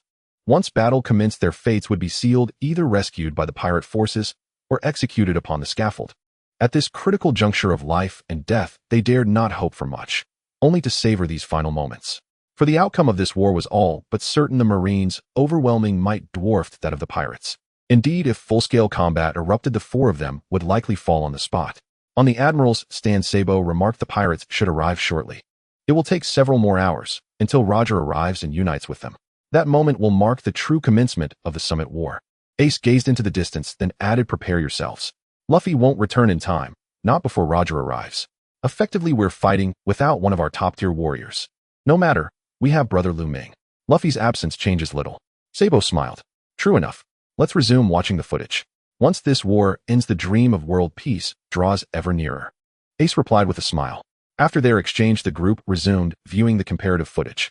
Following the iconic scene comparisons, both screens now reverted to contrasting Luffy's growth across the two worlds. On the left, Luffy's unremarkable gradual progression in the original world. On the right, his meteoric, relentless ascent in the current world. In the frame, Lu Ming's ship approached Syrup Village, now sailing through nearby waters, when ahead it encountered a massive pirate vessel. A pirate flag fluttered proudly atop the vessel, a skull centered upon black fabric coiled with the sinuous silhouette of a black cat. "Whoa, pirates again!" Luffy cried, exhilarated. He turned eagerly to Nami beside him and asked urgently, "Nami, do you recognize this flag? Can we engage?" Nami studied the emblem closely and soon identified its origin. It belongs to the Black Cat Pirates. Their captain Kuro bears a 16 million belly bounty. Their first mate Django carries a 9 million belly bounty. The rest are worth less than 9 million. Overall, a mediocre crew. Their reputation is abysmal. They plunder civilians wherever they land and often slaughter them without mercy. We may act freely. I recommend decapitation. Their heads fetch bounties." Nami explained. Lately, she had immersed herself in scholarly texts, including the Marine Branch Directory specially obtained by Lu Ming from Vice Admiral Garp before departure. That directory cataloged every notable East Blue pirate, detailing bounties, biographies, and notorious deeds with meticulous precision. During their voyage, whenever a pirate ship appeared, Nami would identify its crew. Then, once confirmed, Lu Ming would steer directly toward them and initiate capture operations. "Brother Lu Ming, bring us alongside," Sabo called, brimming with excitement. On deck, Lu Ming activated his ability. A colossal wooden dragon surged upward from beneath the ship, lifting the vessel and surging forward toward the Black Cat Pirates' flagship. "Captain, enemies approach." A startled crewman rushed to report to Kuro. Kuro stepped onto the deck and beheld a pirate ship hurtling toward him at breakneck speed. "Open fire, repel them." Kuro frowned sharply and ordered his crew to attack. Yet as the Black Cat Pirates stared in stunned disbelief, a thick wall of wood materialized before the advancing ship, impenetrable, seamless, deflecting every bullet. Bullets rained upon the barrier in furious volleys, sparking violently, but failed utterly to pierce its dense, unyielding surface. "Damn it, this is a devil fruit user." Kuro's heart sank. In the blink of an eye, the ship closed the distance, nearly upon them. Firearms proved useless against the ship's momentum. Within moments, it loomed before them, and to the onlookers, several youths appeared atop the wooden wall. Goma Goma no pistol. Ichiryu Kazan. Ichiryu sword chi. 3 of the youths, excluding Sabo and Luffy, launched simultaneous long-range assaults. Explosions tore across the Black Cat vessel, hurling pirates into the sea and inflicting grievous structural damage. Then all 5 youths leapt from their ship onto the enemy deck, engaging the pirates in fierce hand-to-hand combat. Dragon's Claw. Sabo fought 3 pirates at once. His martial artistry already taking shape manifested in claw-like hands, capable of crushing bone with effortless precision. Frost Moon Kuina and Zoro displayed transcendent swordsmanship, each slash, each thrust claiming a head. Meanwhile, Luffy and Ace locked into brutal duels with Captain Kuro and First Mate Django respectively. By then, Lu Ming had dissolved the wooden wall. Nami and Nojiko watched the ferocious battle unfold aboard the enemy ship, eyes alight with admiration. Their physical conditioning was steadily improving, but they were not yet ready for actual combat. Having missed foundational training earlier, they would need at least a month of rigorous practice before attaining even basic proficiency. These pirates were full-grown adults. Though lacking exceptional talent, their bodies operated at peak human capacity. To surpass them required either a devil fruit power or extraordinary innate combat aptitude. Clearly, neither Nami nor Nojiko possessed either advantage. For now, disciplined, incremental training remained their sole path forward, until sufficient strength was attained. Otherwise, stepping onto that battlefield now would be little more than walking to one's own demise. Dragon's Claw. Sabo weaved effortlessly among the Black Cat pirates, each strike shattering bones and instantly incapacitating his foes. Fuyumi Kina and Zoro displayed their formidable prowess, each simultaneously engaging dozens of pirates, as if cleaving melons, blades flashing in swift arcs, heads falling one after another. Crossfire. Nace crossed his fingers, a searing cruciform blaze erupted from his palms, slamming into Zanzak's weapon with such force that it nearly hurled him overboard. Meanwhile, Luffy's battle against Kuro had reached its most intense climax. Witnessing the overwhelming strength of Luffy and his 4 comrades, Kuro realized the tide had turned irrevocably. Narrowing his eyes, he drew his blade, and with silent step unleashed at full throttle, his speed surged dramatically. Shirdu and shink. Shink. Shink. And before Luffy's very eyes, Kuro vanished without a trace. Simultaneously, deep gashes appeared across the ship's hull, each marked by 5 parallel slashes accompanied by a chilling, grating sound. Luffy clearly observed these wounds drawing ever closer. Kuro was launching indiscriminate strikes. His control over target selection had already slipped. Yet he retained partial directional control, and now every slash converged upon Luffy with lethal intent. Kuro's speed, however, far exceeded human perception. Luffy could not visually track his position. Yet the accumulating slashes across the deck unmistakably revealed his trajectory, straight toward Luffy. The other 4 had also discerned the pattern. In one sword-style blade, aura. In one sword-style wind slash. In fire fist. Only Sabo lacked ranged capabilities. The other 3 launched simultaneous attacks to intercept Kuro's assault. But Kuro's velocity was unmatched, and his indiscriminate slashes carried such devastating force that they shattered both blade auras and the fiery fist imprint outright. Watching this unfold, the present-day Marines held their breath for Luffy. At this razor's edge between life and death, Luffy closed his eyes, and in that suspended instant his mastery of observation haki and armament haki crystallized. Armament haki, and Luffy opened his eyes, sharp, focused, blazing with resolve. In jet black armament haki instantly encased his right fist. With a thunderous roar, he launched his attack in Gomu Gomu no pistol. Observation haki had unveiled Kuro's path, and this blow struck with unerring precision. In crack, his haki-wrapped fist shattered both of Kuro's blades and slammed deep into his chest, unleashing raw explosive force that hurled Kuro violently off the ship and into the sea. What in the world was that? Kuro tumbled helplessly through the air, utterly bewildered. Luffy's body, now suffused with that obsidian energy, had grown harder than steel. A single punch had pulverized the blades he wielded. Gomu Gomu no Gatling. Luffy pressed his advantage, unleashing 10 rapid-fire punches in blinding succession, each landing squarely on Kuro. Thud. Blood erupted in violent spurts as Kuro's life force plummeted. By then, the other 3 had already dispatched the remaining pirates, and now in unison they launched long-range assaults toward Kuro still airborne. Fire Fist, in one sword-style blade, aura, in one sword-style blade, aura, in boom. All 3 attacks detonated upon impact, converging blast waves instantly consuming Kuro in a maelstrom of raw destructive energy. As smoke dissipated, only severed limbs splashed into the ocean. The battle ended. On deck, Luffy raised his arms in exultant triumph. Ha ha ha, I've mastered haki. Kaido of the Beasts TCH. Sun God Luffy is terrifying indeed. And Charlotte lean to master 2 forms of haki by age 7. That's monstrous talent. In Marshall D. Teachborn in Lu Mingham in Marshall D. Teach, never mind. Witnessing this comparative footage, people of the present world stood deeply awestruck. Mastering 2 forms of haki before turning 7. This was beyond terrifying. Even knowing this boy would one day become an admiral, his prodigious genius left them speechless. Pirates of the present world hardened their resolve. And the war must begin now. Once Roger arrives, they must ignite the summit war immediately. Delay only strengthens the Marines. As this comparative footage starkly illustrates, a 7-year-old Luffy already commands dual haki, and now serves as an admiral. Who can fathom how vastly stronger he might become with time? The scene shifted forward. Having defeated the Black Cat pirates, the group severed their heads, intending to claim the bounties. They then scoured the ship for valuable cargo. Only after completing this did they set sail once more, bound for Syrup Village. Soon their vessel docked at Syrup Village's harbor. Fishermen returning from offshore waters bustled along the wharf, lively and animated. They moored the ship and disembarked together. Nokiho approached a fish stall and asked the vendor in, "Uncle, does your village have a man named Yasao?" The vendor nodded, continuing to gut a fish as he spoke. Yes. He sailed away years ago, not long after his wife passed from illness. Now only his son remains, a boy named Usopp. In truth be told, the lad has suffered greatly. His father abandoned them for the sea. His mother died soon after. From a loving family, he became a lonely orphan, and thus grew fond of tall tales. The vendor sighed wistfully. "And, Uncle, could you tell us where Usopp lives?" Nokiho asked. At her words, the vendor grew wary, until his gaze fell upon Lu Ming and his companions standing behind her. His suspicion eased slightly, but lingered. "Who are you and what do you want with Usopp?" he frowned. And though Usopp was known for exaggeration and seldom taken seriously, villagers never casually disclosed his whereabouts. After all, he was their child, raised under their watchful eyes. Even if disapproved of, no one would recklessly endanger him. These strangers, though children themselves, immediately sought Usopp's home. Such urgency naturally stirred villagers' suspicions. "Don't worry, Uncle. We know Yasaku.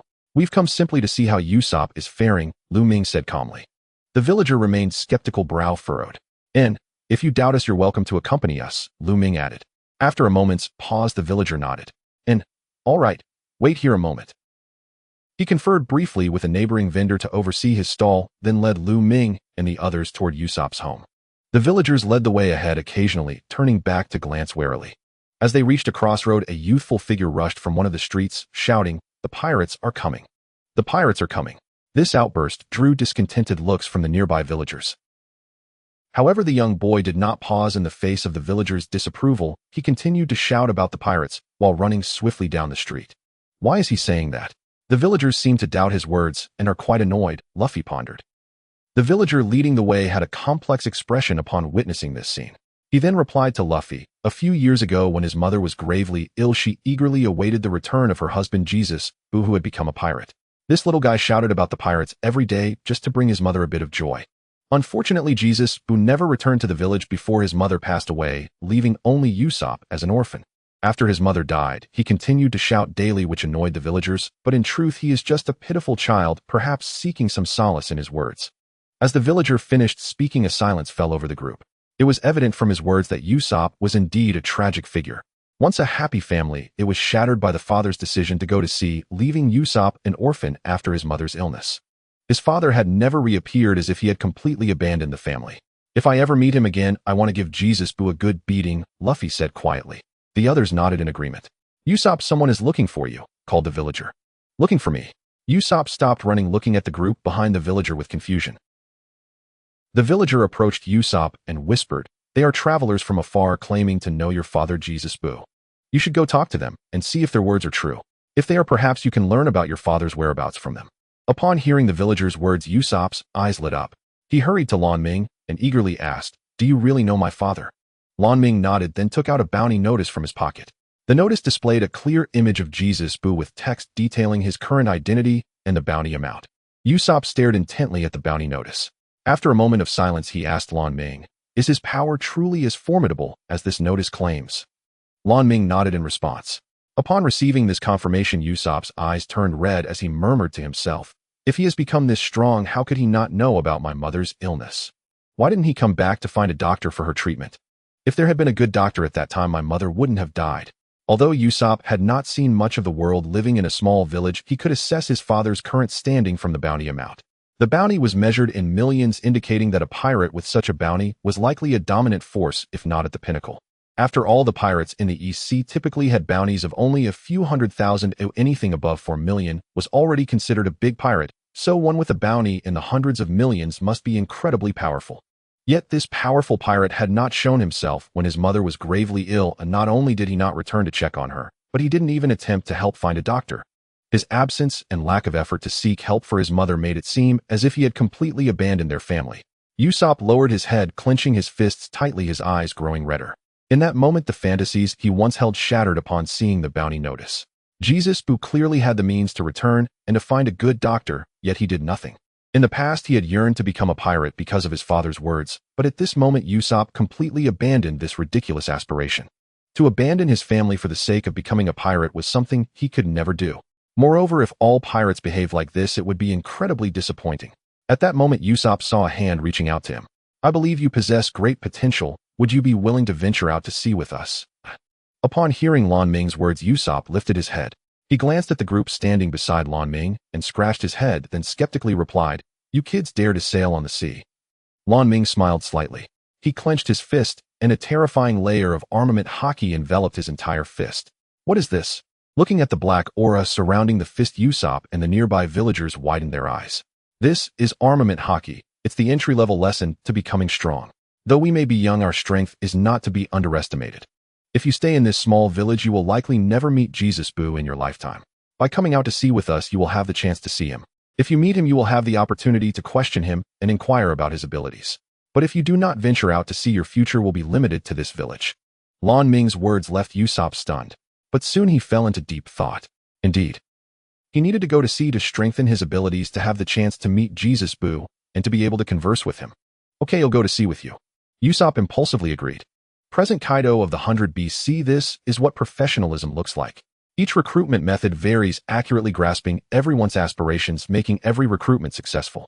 To be honest, it's a pity Lan Ming doesn't become a pirate. If he were, he could definitely lead a large and elite pirate crew. Present Charlotte Lean, wait a minute. Speaking of which, most of the top officials of the Dawn Army were brought out from the East Sea by Lan Ming. Who would have thought that such a small East Sea would hide so many talents? It's truly hard to believe. Present Marshal D. Teach, it's true, there are quite a few top geniuses without significant backgrounds. Lan Ming and Sabo are Navy admirals. Frost Moon Kuna is the world's #1 female swordsman. Zoro is the world's 2nd swordsman. Nami is a Revolutionary Army advisor. Terrifying. Present Gecko Moria, the small East Sea is indeed so terrifying. Setting sail once more, the crew welcomed a new member aboard. The comparative footage continued playing as Usopp joined Lu Ming in rigorous training. The other crew members steadily honed their strength. During the voyage, they frequently encountered rival pirate crews. Lu Ming used his ability to maneuver the ship alongside them, and several youths swiftly subdued the adversaries, claiming bounties in return. This progression unfolded at breakneck pace. The visuals surged forward relentlessly, skipping over uneventful stretches of open sea. The narrative swiftly advanced to the next pivotal moment. Their vessel sailed across a tranquil expanse of ocean, where in the distant horizon loomed an immense ship. No pirate flag flew above its mast, yet figures moved briskly across its decks, clearly marking it as a passenger vessel. At that very instant, a colossal pirate ship emerged from a violent storm, hurtling toward the passenger vessel with alarming speed. Before the passenger ship could react, the pirate vessel surged forward at full throttle, lashed ropes across, secured itself alongside, and its crew, chef pirate crew, leapt aboard to plunder. "Lie flat on the deck now. We seek only treasure, not lives. But resist, and you'll regret it dearly. Surrender, and you shall walk away unharmed. Hand over your riches." Shouting orders, the chef pirate crew swiftly overpowered the passengers, then ransacked the vessel's interior for valuables. Bound by Chef Zeph's strict code, they seized only gold, not provisions. Those who resisted were beaten severely. The compliant, lying still on the deck, remained unharmed. "You scoundrels!" A young man with golden curly hair burst forth, Sanji brandishing a cleaver, charging headlong at Redleg Zeph with blade raised. At this juncture, both comparative videos froze simultaneously. In their place, luminous text materialized across the screen. Random question activated. During character comparisons, pivotal figures trigger spontaneous questions. The query invites cross-world speculation. What future identity might this key figure hold in the opposing world? Format multiple choice. Answers are submitted via rapid response mode. The swiftest correct responder earns a substantial reward. Prepare yourself. The question is imminent. 3, 2, 1. Random question initiated. Question begins. Character Sanji. Answer required from the original world. In the current world's timeline, Sanji's future identity is 1. Kamen Rider. 2. Commander of the Dawn Army's Combat Division. 3. Cook of the Straw Hat Pirates. 4. Chief Chef of the Dawn Army. Answer required from the current world. In the original world's timeline, Sanji's future identity is 1. Kamen Rider. 2. Commander of the Dawn Army's Combat Division. 3. Cook of the Straw Hat Pirates. 4. Chief Chef of the Dawn Army. A resonant chime echoed through every mind as the prompt illuminated the screen.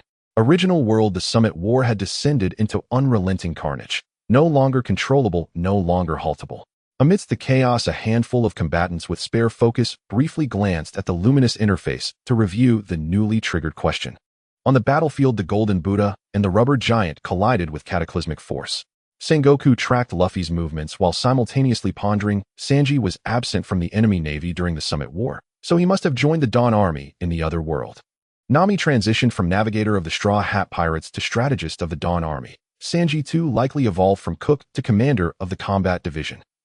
With barely a pause, Sengoku selected option 2. Past experience had sharpened his instincts. Under such urgency, intuition and a bold wager was all he needed. Likewise, most in the original world scanned the options and chose option 2 without hesitation. Given the visual chronology, Sanji's trajectory appeared closely aligned with Nami's. Both clearly destined for the Dawn Army, his role likely elevated from cook to Combat Division commander. Only a few opted for Chief Chef of the Dawn Army. The remaining 2 choices were dismissed outright. Answers submitted, the interface dissolved, battle resumed. Meanwhile, on the island of the Okamas, Lu Ming from the other world has just encountered me. Will they turn Zeph over to the Marines? Sanji watched the options flicker across the screen, deeply unsettled. Unlike others in his world, Zeph, the man who saved him, was a pirate. Given Lu Ming's established conduct, Zeph's act of piracy would almost certainly earn him a bounty and incarceration. To Sanji of the current world, it meant little. He'd never met Zeph. But here Zeph had raised him. That bond stirred profound concern. Current world, aboard the Whitebeard pirate's flagship, Whitebeard studied the question intently. Option 1 is absurd. Discard it immediately. Options 2 and 4 belong to the Dawn Army, which doesn't exist in the original world. Eliminate them. Only option 3 remains cook of the Straw Hat Pirates. After this swift deduction, Whitebeard confirmed his choice. Responses across the current world came rapidly. Unlike earlier rounds, confusion had given way to pattern recognition. These random questions now followed discernible logic. Absurd answers were easily discarded. The Dawn Army's non-existence in the original world invalidated 2 options, and Sanji, hailing from East Blue, stood a strong chance of crossing paths with Luffy and joining his crew as a fellow pirate. Having submitted their answers, the current world waited for revelation. Aboard the Dawn Army fleet, Sanji leaned forward eagerly. At last, it's my turn. How thrilling to glimpse what future awaits me in the original world. Sanji gazed expectantly at the glowing interface. Moments later, fresh text shimmered into view. Original world responses confirmed, revealing the correct answer. Correct answer option 2, commander of the Dawn Army's Combat Division. Biographical synopsis: after surviving a maritime disaster, Sanji joined Lu Ming's crew and set sail with them. During the voyage, his extraordinary martial aptitude became unmistakable. Lu Ming deliberately retained Chef Zeph to train him, laying the foundational discipline for his eventual ascension to Combat Division commander. Through countless battles, Sanji's combat acumen and raw power surged exponentially. 6 years later, he co-founded the Dawn Army alongside Frost Moon Kuna and assumed command of its combat division. As commander, he led decisive campaigns that defined the Dawn Army's rise, emerging as one of its foremost warriors and among the world's supreme masters of unarmed combat. He forged a singular martial tradition, dubbed the Youth Flow martial art, symbolizing the radiant brilliance born of burning passion and unwavering dedication, a pinnacle discipline of physical mastery. Sengoku, the first to submit the correct answer, receives a generous reward.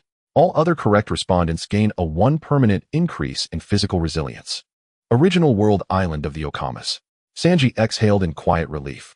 So Zeph had avoided imprisonment, and instead become Sanji's mentor in the current world. Given Lu Ming's character, he would no longer regard Zeph as a pirate, but as a teacher and perhaps even an ally. The Youth Fluid Technique. That name sounds quite formidable. The revelation of the conclusion on the screen instantly shocked the crowd. Sanji, yet another indispensable main force within the Dawn Army, creating a unique body technique that can be deemed as extremely top-notch in the comparison video, surely indicates its incredible effectiveness. Such a future surpasses the Sanji of the original world. After all, although the Sanji of the original world is part of the Straw Hat Pirates, he is yet to truly showcase any formidable abilities. In terms of strength, he can only rank third within the crew with nothing particularly noteworthy. Currently, the Sanji of this world has already risen to the position of head of the combat department in the powerful Dawn Army and has created a formidable body technique, proving his exceptional strength. Meanwhile, after the first respondent's answer was announced, the original world navy was in an uproar. Admiral Sengoku got it right. Finally, it's not a pirate who takes the first prize. Perhaps there's a chance to turn the tide. Throughout the previous rounds of questioning, no one in the Navy has answered correctly to claim the first prize. This led to a significant rise in pirate power, even temporarily surpassing the Navy's strength, putting the Navy in a very awkward position. Now that Sengoku has won the first prize, the Navy will also experience a boost in strength. What a pleasant surprise. Listening to the notification sound from the screen, Sengoku was quite delighted. In the previous rounds, the answering speed was relatively fast, yet he ultimately did not receive the first prize, so he didn't hold much hope this time. Unexpectedly, this time his group had outperformed the others. While observing Luffy on the opposite side, Sengoku opened the screen, waiting for the reward to be announced. The reward options for Sengoku soon appeared above. Please choose the first prize. Reward 1. Devil Fruit Awakening. 2. Complete mastery of the three-color haki directly to the highest level. 3. Seek assistance from another world once. 4. Go to another world. The announcement of 4 reward options ignited excitement in all who witnessed it. Devil Fruit Awakening and complete mastery of the three-color haki are both highly coveted items, each offering ordinary people a chance to dramatically change their fate. For the strong, this represents a tremendous leap.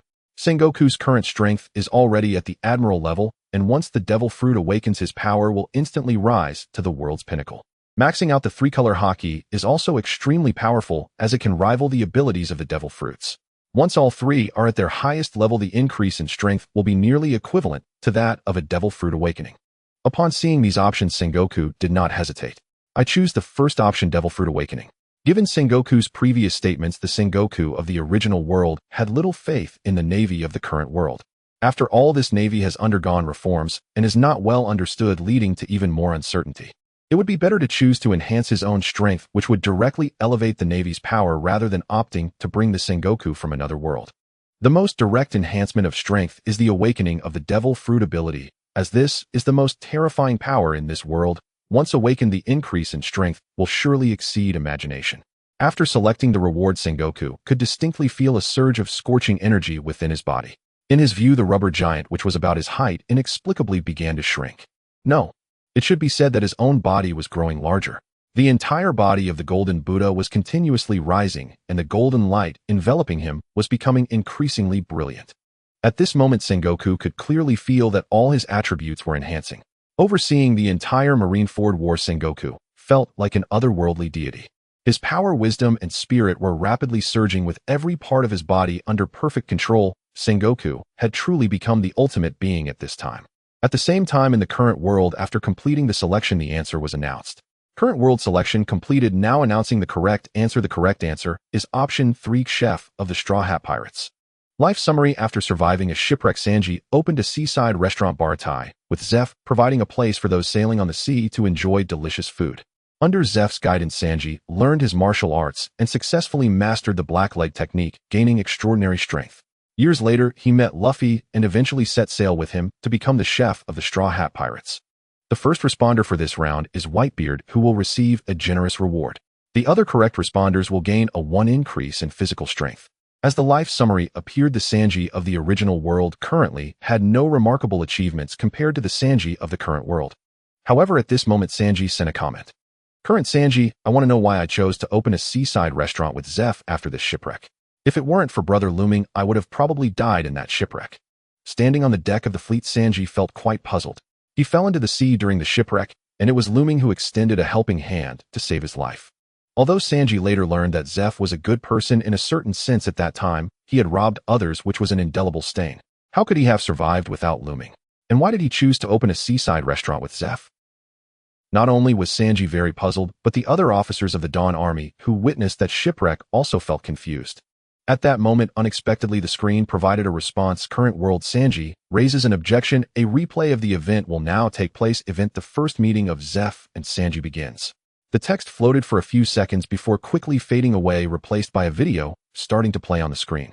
This captured the attention of many, who all focused on the comparison video. The Whitebeard, who had received the first prize, was also not in a hurry to claim his reward and began to watch the comparison video with interest. Since the battle hadn't started, yet he could claim the reward anytime. The scene depicted was the passenger ship, the Orbit. It was pouring rain in the sky, and under the cover of the downpour, the Cook pirates successfully approached the edge of the passenger ship. A group of pirates jumped onto the passenger ship, controlling everyone before starting to loot the treasures. At that moment, Sanji ran out with a kitchen knife, charging towards Zeph, only to be kicked away. Seizing the moment when others hadn't reacted, a just standing Sanji dashed to Zeph's side and bit down hard on his leg. Another kick sent Sanji crashing down, leaving him powerless against the wall. "I don't want to die. Ooh, I haven't found all blue yet," little Sanji murmured as he faded into unconsciousness. At that moment, the pirates had already looted all the treasures and were preparing to return to their ship. Upon hearing this, they all laughed heartily except for Zeph, who remained quiet. Just then, a massive wave crashed down upon the two ships. The ship's railing was smashed and swept into the waves, and little Sanji was also caught up in the tide. In a moment of life and death, Zapu jumped down without hesitation and swam towards Sanji. Unfortunately, at that moment, both ships had already capsized, trapping Zeph's left foot. At that time, Sanji's vitality had clearly plunged to freezing point. If he wasn't rescued quickly, he would undoubtedly die. Zapu gritted his teeth and tied an anchor to his leg, forcefully tearing it off. The unbearable pain radiated throughout Zeph's body as he gritted his teeth and swam down to save Sanji. Current Kaido of the 100 Beasts, true man. Zapu tightly held on to Sanji as the towering waves swept them onto a deserted island. At this moment, both of them had lost all strength and fainted. When Sanji woke up, he found himself on a deserted island far above sea level. Looking down, the entire island resembled a sheer cliff. If he jumped down, given his small stature, he would likely die on the spot unless he waited for the tide to rise, making it difficult to find a way down. "Little brat, take this small bag of food to the other side of the island and wait for rescue." Zeph's voice came from behind. All Sanji could see was Zeph's back and two bags behind him, one big and one small. "Why do you get such a big bag of food?" Sanji protested. Zapu was too lazy to respond, due to the overwhelming strength that had beaten him before. Sanji gritted his teeth and finally took his small bag of food to the other side of the mountain. Although he felt that someone would come to rescue them soon, to be on the safe side, Sanji divided this portion of food into enough for over 10 days, eating a little each day to ensure he could last longer. Time flowed slowly. In the blink of an eye, more than 10 days had passed, and there was no food left, causing Sanji's stomach to growl with hunger. That guy has more food. Sanji's survival instinct kicked in, and he ran with a knife to Zeph's location. At that moment, Zapu was still sitting at the edge of the island, seemingly unaware that Sanji had arrived. Sanji's eyes were fixed on the large bag, only to find it untouched, just like it had been over 10 days ago. Sanji narrowed his eyes and suddenly rushed forward, slashing the large bag with his knife. The clang of iron clashing made Sanji feel uneasy. After a series of strikes, he finally tore the bag open, causing countless treasures to spill out. Little Sanji was completely stunned. He quickly realized that there was actually only a small bag of food in total, yet this man had given all of it to him. "What happened to you?" Sanji rushed to Zeph's side, asking with concern.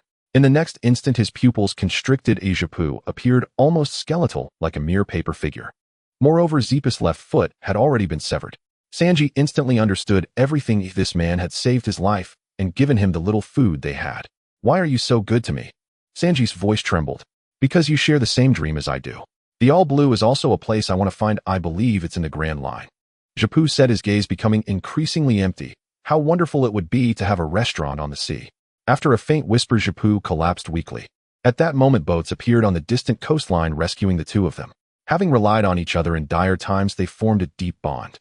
Together, they established the Bartai restaurant at sea, providing food for those sailing on these waters, becoming renowned far and wide. The scene froze in that moment. The barrage on the light curtain flowed continuously. Current Kaido of the 100 Beasts, true man. This is what a real man looks like. Current Whitebeard, I acknowledge your will. Zapu, come be my son. Current Sanji, so that's how it is. The event playback ended, and a comparison of the two Luffys unfolded once more. At this moment, the Whitebeard of the current world also opened the reward options. Please select the first place reward. 1. Obtain a devil fruit with no side effects. 2. Fully level up Haushika Haki, reaching the highest level. 3. Request assistance from another world once. 4. Go to another world.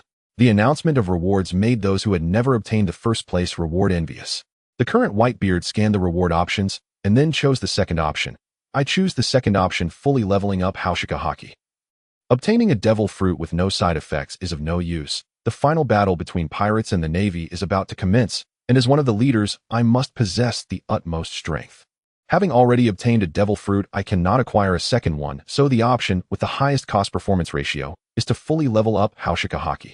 After all, in this world, there are not many who can cultivate Haushika Haki to the highest level. Especially the observation Haki, the top-tier observation Haki, is a natural talent. Even ordinary observation Haki, when cultivated to an advanced level, can at most predict the opponent's next attack, discern their weaknesses, and foresee the near future. Top-tier observation Haki grants one the ability to hear all things and foresee visions of the future over a longer time frame. It's truly exaggerated. Whitebeard did not possess this ability, or rather it is extremely rare for anyone in this world to have top-tier observation Haki.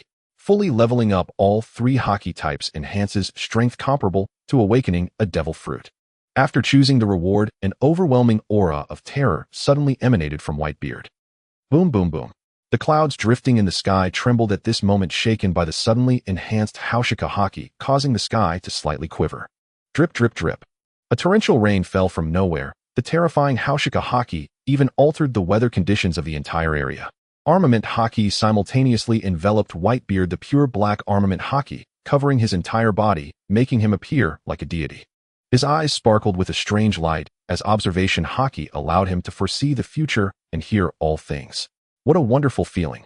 Whitebeard let out a hearty laugh, and then withdrew the manifestation of the three Haki types. The pirates present who were not knocked out by the Haushika Haki felt their morale surge, as the instant enhancement of all three Haki types raised Whitebeard's combat power even higher. With such an enhancement, the possibility of victory in the grand battle against the Navy was not out of reach. Meanwhile, back in the original world, the awakened Sengoku experienced an overall boost in attributes, and at this moment the Golden Buddha, he transformed into towered over the rubber giant by dozens of meters. Boom. A punch was thrown, and the golden light shot through the air towards the rubber giant transformed by Luffy. Rubber lightning. Luffy grabbed the lightning and threw it forward, colliding with the golden light. Bang. As the two collided, Sengoku realized that the energy contained in the lightning was slightly stronger than before. Did you hold back before? Is this really your full strength? Sengoku frowned and asked, Sengoku, you have no chance to interfere in anyone's battle before I leave this world. Luffy said, the body of the rubber giant growing dozens of meters tall to match Sengoku. Sengoku looked at Luffy, his heart filled with resentment. It's all Carp's fault. What a great Navy seedling, now he stands on the opposing side. If he had trained Luffy and Ace to become Navy back, then he would never be facing this situation. Now in this situation, the root cause is that Ace and Luffy from this world have become pirates, and Ace has a deep connection with the Whitebeard pirates. Otherwise, Admiral Luffy could easily rescue Ace and help the Navy eliminate the Whitebeard pirates. But now the connections run too deep. If they take action to eliminate the Whitebeard pirates, there is a high chance Ace will die alongside Whitebeard. After eliminating the Whitebeard pirates, the pirate faction would weaken and eventually Luffy would be caught. Admiral Luffy must have a time limit in this world, so his only choice is to help the pirates. After all, most people in the original Navy still hold a killing intent towards pirates, with Akainu being the number one.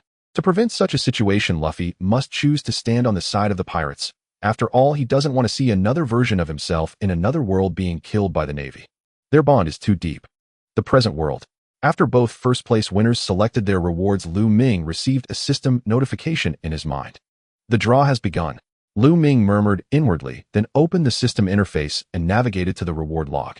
A legendary scene comparison has been conducted in your current world, granting you one lottery chance. Note, through this lottery you may obtain any item featured in the legendary scene comparison, including but not limited to Devil Fruit Powers, Legendary Blades, or Haki. Following the conclusion of the outcome-based QA, you may select one reward from the first-place options. Lu Ming had deliberately withheld the rewards from the earlier legendary scene comparison and outcome QA, waiting instead to see what the next random QA would yield. Certain rewards were designed for synergistic use. In the One Piece world, only one Devil Fruit power could be possessed by a single individual, Blackbeard being the sole exception. Blackbeard's unique capacity to wield two powers remained unexplained. It was simply an intrinsic limitation of this world. Thus, Lu Ming had reserved that QA reward precisely for this moment, knowing that acquiring a second Devil Fruit power required simultaneous possession of a side defect-free fruit. Recklessly consuming an ordinary devil fruit would impose the fatal weakness of seawater vulnerability. Only a fool would do so. Let's first see what this draw yields, then choose the rewards accordingly. Lu Ming rubbed his palms together, heart pounding with anticipation as he tapped the lottery button. Drawing rewards. Ding. Congratulations, you have obtained 30 of GOLD. Roger's full attribute profile from his original world. You may extract this bonus, which will stack cumulatively with your existing attributes. Acceptable. What he truly coveted was Roger's three-colored haki, the rarest convergence of Conqueror's observation and armament haki, especially since Roger's mastery had featured prominently in the legendary scene comparison. Should he acquire Roger's three-colored haki, he could synergize it with the other two reward options to finally attain a second side defect-free devil fruit power. This draw fell short of his ideal, but still held value. Better than nothing. I'll wait for the next QA cycle to see if I can secure a second side defect-free devil fruit. Having resolved his course, Lu Ming initiated the attribute extraction. A surge of scorching energy erupted throughout his body, every cell pulsing with exhilaration, as his full attribute spectrum surged upward. Once the sensation subsided, his strength had ascended anew. Next, he selected the second reward option from the outcome QA, granted by Ace, to enable his body to accommodate a second devil fruit power. No physical anomaly accompanied the selection, but he sensed intuitively that his body was now fully prepared to integrate a second fruit. Yet true acquisition remained impossible. Ordinary devil fruits carried inherent curses. Only a side defect-free fruit, obtained through the QA, could fulfill his need. Having completed those steps, Lu Ming chose the reward option granted by Whitebeard in this round of random questions, maxing out all three haki to their absolute peak. Instantly, all three forms of haki surged with explosive intensity. Yet Lu Ming had braced himself and successfully contained the overwhelming force they unleashed. With eyes gently closed, he now perceived the subtlest whispers of existence. The rustle of leaves, the pulse of distant tides, the breath of life itself. His observation haki now pierced deeper into the threads of fate, revealing glimpses of the near future. His conqueror's haki ascended to a new tier, capable of reshaping the very atmosphere, a divine authority incarnate. Even his armament haki swelled dramatically. His overall strength doubled, making him capable of defeating 3 Kaida-level adversaries simultaneously. Another decisive step toward toppling the world government. He reflected inwardly. Though the true might of him remained unknown, Lu Ming now stood at the apex of the One Piece world. His combat prowess eclipsed every publicly known elite in the One Piece universe, though M's power might transcend even that zenith. For now, he would bide his time, then strike with absolute finality. With that resolve crystallized, Lu Ming redirected his gaze to the comparative video. The right side frame, the present world, began playing. This segment unfolded identically to the original narrative. Sanji lunged forward, brandishing his kitchen knife to slash at Zeph, only to be sent flying by a single kick. Then, discarding the blade, Sanji dashed to Zeph's feet and sank his teeth into his leg. Another kick. Thud. I don't want to die. I haven't found all blue yet. Struck down utterly, Sanji uttered that iconic line before collapsing into unconsciousness. At that instant, a colossal wave surged skyward, sweeping away the ship's railing and dragging Sanji into the churning sea. Zeph's gaze sharpened. Just as he prepared to dive, towering trees erupted from the ocean depths, lifting both vessels and Sanji high into the air. A devil fruit power. Zeph's eyes locked onto a point on the water's surface.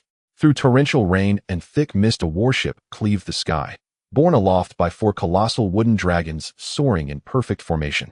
Zeph, having sailed the Grand Line for a full year and returned unscathed, possessed rare worldly experience, making it effortless for him to identify such phenomena as devil fruit manifestations. He observed the colossal arboreal growth, soaring nearly 10 meters from the sea, spanning over 100 meters in breadth, a feat achievable only by a supreme master. Zeph's eyes narrowed, his expression growing grave. As the vessel drew nearer, he at last discerned its crew. They were all children. His expression darkened further. On the open sea, seasoned pirates feared not rival crews of hardened men, but rather those composed of women, elders, or children, especially when their numbers remained fewer than 10. Such compositions signaled extraordinary danger, not innocence. Reality confirmed his suspicion. Would release. Koan Yushin Sui Shu. Lu Ming clapped his hands, whereupon a colossal wooden handprint coalesced in the heavens. In its original canon, this technique possessed overwhelming suppression power, capable of subduing even-tailed beasts. Transplanted into the One Piece world, it became an unparalleled control art. Few could resist its crushing descent. Zeph attempted to counter with his signature technique. Yet the moment his body made contact, his stamina dissolved entirely, and he was pinned motionless beneath the massive wooden palm. Zeph collapsed instantly, overwhelmed by the sheer pressure. When he awoke, he found himself imprisoned within a dedicated brig aboard the warship. All his crewmates were already confined there. Zeph fell into grim silence. "Captain, you're awake." When Japu regained consciousness, the other crewman locked in the cell spoke up at once. Japu rubbed his head. He was still aching all over from his recent awakening. After taking in the surroundings, he asked, "Where are we?" The others answered in a flurry. "We were captured by that group of children. I don't know whether to call them pirates or bounty hunters, but they said they'd take us to the Navy branch to claim our bounties. Captain, we're truly done for this time. We sailed the Vida Honglu for a year with no trouble, yet coming to this little dong, Hai, we end up capsizing in a gutter. Those kids are hardly human. Their strength would be more than enough even on the Vida Honglu. I can't fathom why they remain in this small place. In all my life, I have never seen a force so strong. They look like children, yet each of them is terrifying in power." As the crew complained, Japu's mind returned to the memory of that enormous wooden handprint. Even when he employed armament hockey and unleashed his strongest techniques, he could not contend with that wooden handprint. The instant he touched it, every ounce of his strength was suppressed. In that moment, he felt like an ordinary man. Worse still, that terrifying wooden imprint seemed to absorb both hockey and physical stamina, an utterly dreadful effect. Japu grew increasingly silent. He could not have imagined that after a year of trouble-free sailing on the Vida Honglu, returning to this small dong, Hai would land him against such a hard opponent. It was simply bad luck. At that moment, footsteps echoed along the corridor outside the cell. Japu and the chef pirate crew realized Lu Ming had arrived with a host of youths from the ship. Lu Ming walked straight to the cell where Japu was held. "Redfoot Japu, how about a bargain? For the next year you will sail with us and teach Shanji and Nuachi Gao your culinary arts and your kicking techniques. In return, I will set your crew free." Lu Ming smiled as he spoke. Japu fell silent for a moment, then asked, "And if I refuse?" "Then we will hand you over to the Navy branch to collect the bounties.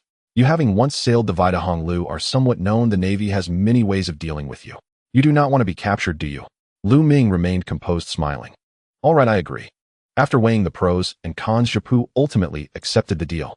Lu Ming set the other members ashore and handed them the chef pirate ship he had brought, allowing them to sail away. Japu stayed aboard, assigned to teach Shanji and Nuachi Gao both the culinary craft and the kicking body techniques that had kept him unscathed on the Vida Honglu for a year. After being rescued and regaining consciousness, Shanji naturally joined Lu Ming's crew. Shanji displayed notable aptitude for martial arts and a fondness for studying cuisine, so Lu Ming decided to keep Japu aboard. After all, he was Shanji's teacher in the original tale and surely would not lead him astray. Thus the ship gained 2 more members, and its basic crew formation was complete. The vessel resumed sailing within Dong Hai, easily overcoming encountered pirate crews and delivering them to the Navy branch for their bounties. Because dull stretches of the voyage are omitted, the comparative footage shows Lu Ming's group continually growing stronger and capturing ever more formidable pirate bands. In truth, months passed. Over that time, Lu Ming's crew earned renown, becoming celebrated throughout Dong Hai. Lu Ming's group were not pirates, but crusaders against wicked pirate bands and other criminal gangs. The people of Dong Hai came to hail them as the scourge of evil. The captured pirate crews rose in rank as the group advanced, and their reputation began to spread beyond the region. Everyone knew of a peculiar crew in Dong Hai composed entirely of children, yet whose strength rivaled that of adults. Even placed in the first half of the Vida Honglu, they might well sail unharmed. This news prompted many pirate crews to abandon Dong Hai and seek survival in other seas by any means necessary. Now only one remaining hard nut held out. The Ku Li Ku pirate crew hailed as the overlord of Dong Hai, led by a captain with a bounty in the tens of millions. A pirate like that is nothing extraordinary on the Vida Honglu, but in the 4 seas, such a figure ranks among the superior forces. At least within Dong Hai, he could be considered overlord. Compared with the other 3 seas, he might be weaker, for Dong Hai is often visited by Kapu. Still, Ku Li Ku was slippery. Whenever news spread that Kapu would appear, he would promptly move to another sea, and over the years this allowed him to maintain his overlord status and grow steadily. Now, to consolidate his dominance, Ku Li Ku, despite hearing of Lu Ming's crew, refused to back down and even broadcast a challenge to meet them in combat.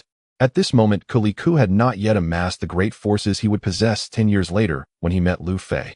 He commanded some 3,000 men and over 30 pirate ships, enough to be called a major power, if barely.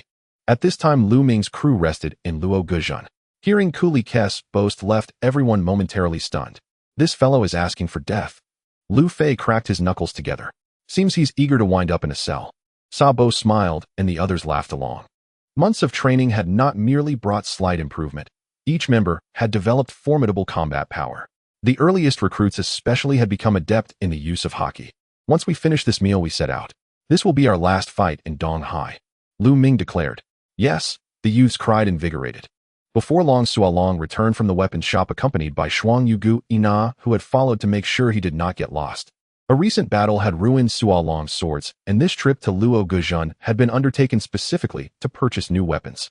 At this point, Sua Long had obtained, as in the original tale, 2 notable blades, the famed Yao Dao Sandai Guiche and the prize shop treasure Shui Zhou, along with a fine swift blade taken earlier from a pirate.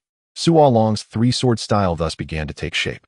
Though he still lacked a great cleaver, these 3 blades sufficed. They were classified as fine, worthy blades that conferred greater strength than ordinary swords. Upon hearing news of the Li Ku pirate crew, Sua Long gripped the 3 swords at his waist, keen to test his mettle. Those 3 blades had significantly enhanced Sua Long's power. The existence of Li Ku would provide the perfect opportunity for him to assess his current combat capability. Forget about that ridiculous clique pirate crew, Zoro. How did your trip to the weapon shop go? Luffy asked. I got 2 decent swords, and with the one I previously seized from a pirate, my 3-sword style is beginning to take shape. Zoro chuckled. Congratulations. Everyone chimed in with their well wishes. Haha, thank you. I never expected to find 2 good swords in the weapon shop at Lowtown. It was pure luck. Zoro said, his excited gaze turning to Lu Ming. Brother Lu Ming, when are we setting sail? I can hardly wait. First, let's sit down for a meal. After we finish eating, we'll set off immediately, Lu Ming replied. All right. Zoro grinned in excitement. The group quickly got to eating, and 20 minutes later they were full and hastily headed to the dock. Upon reaching the dock, they encountered the current commander of the Navy branch in Lobetown, Smoker. Lu Ming, are you all set to face the clique pirate crew? Smoker asked with an excited expression. At this time he was in his prime, nearly 30 years old, and brimming with youthful vigor. During these past few days, Lu Ming and his crew had rapidly risen to prominence, garnering strong support from Smoker since his arrival in Lobetown. To the Navy, though Lu Ming currently lacked an official Navy title, he was undeniably someone to be respected. Among the notorious pirates in the vast East Sea, those who were somewhat famous had either been captured by Lu Ming or fled at the mere mention of his name. This brought considerable relief to the Navy in the East Sea, and the island's residents no longer had to worry about pirate intrusions. Smoker held Lu Ming in high regard. Indeed, Lu Ming nodded in response, then looked at the neatly docked warships and asked curiously, what's going on here? The clique pirate crew is quite formidable, so I intend to bring the Navy from the Lowtown branch to assist you, ensuring that no pirates escape during the chaos. Smoker said, his words filled with enthusiasm for Lu Ming, showing no concern that he might fail to defeat clique. Rather, he was worried that some pirates might take advantage of the turmoil to slip away, which demonstrated his absolute confidence in Lu Ming's battle. Lu Ming pondered briefly, and then nodded, saying, that's fine, but I won't wait for you on the way. You'd better maximize the Navy ship's power. Additionally, during the battle, you must keep your distance from the combat area. Don't interfere in our fight, just set up a protective net around the perimeter to prevent those pirates from escaping. Understood. Smoker nodded vigorously, his expression brightening. Then both groups boarded their ships. The Lowtown branch had a significant military deployment with no fewer than 7 large warships and a few hundred personnel, making a grand exit that caught the attention of the residents of Lowtown. However, upon seeing Lu Ming and his crew leave the dock, they understood. The news from the clique pirate crew had quickly spread throughout the East Sea, and the villagers were well aware of their intentions. Now that Lu Ming and the Lowtown Navy were setting sail together, it was evident they were going to face off. The residents suddenly became filled with anticipation. The clique pirate crew, which had plagued the East Sea for many years, was undoubtedly the most feared presence among all the residents. However, with the formidable military deployment from Lobetown, there was no need for concern. But in the areas frequently navigated by the clique pirate crew, it was a scene akin to hell, with murder, arson, and looting. Every place was ravaged. A completely evil force, yet the Navy had never been able to eradicate them over the years. The Navy lacked the strength to do so, and those who could take them down did not take action, allowing them to roam free until now. Now the rapidly rising Lu Ming and his crew finally gave them hope. This was a team referred to as the nemesis of evil. If they could eliminate the clique pirate crew, their reputation would truly be established. All the way, Lu Ming pushed full speed ahead, dragging the pirate ship, with 4 wooden dragons rolling and surging across the sea, propelling the entire vessel forward at an incredible pace. This left the Navy fleet behind, struggling. Even with their power maximized, Lu Ming's crew was still gradually pulling away. Increase power. Maintain course, don't deviate. Smoker bellowed. Brothers, this will be a battle for the ages, so everyone stay alert and closely follow Lu Ming's ship. As the fleet gradually sailed, he became increasingly excited. This would be the largest battle he had witnessed since joining the Navy and the most anticipated one. Once Lu Ming and his crew defeated the clique pirate crew, there would be no more pirates in the East Sea for many years. Days later, the ship carrying Lu Ming and his crew officially arrived in the area where the clique pirate crew was stationed.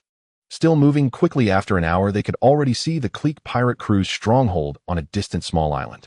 30 massive pirate ships surrounded the island tightly, and on the ship's pirate crew members armed with firearms could be seen in large numbers. Compared to some of the pirates they had encountered before, the clique pirate crew they were about to face truly qualified as a boss-level threat. On the ship, haha, I can hardly wait, Luffy said, bumping his fists together, his eyes sparkling. Lu Ming's crew behind him felt the same. None of them were afraid upon seeing such a large pirate crew, instead feeling a surge of battle spirit. Everyone be careful. Even a lion uses its full strength to catch a rabbit.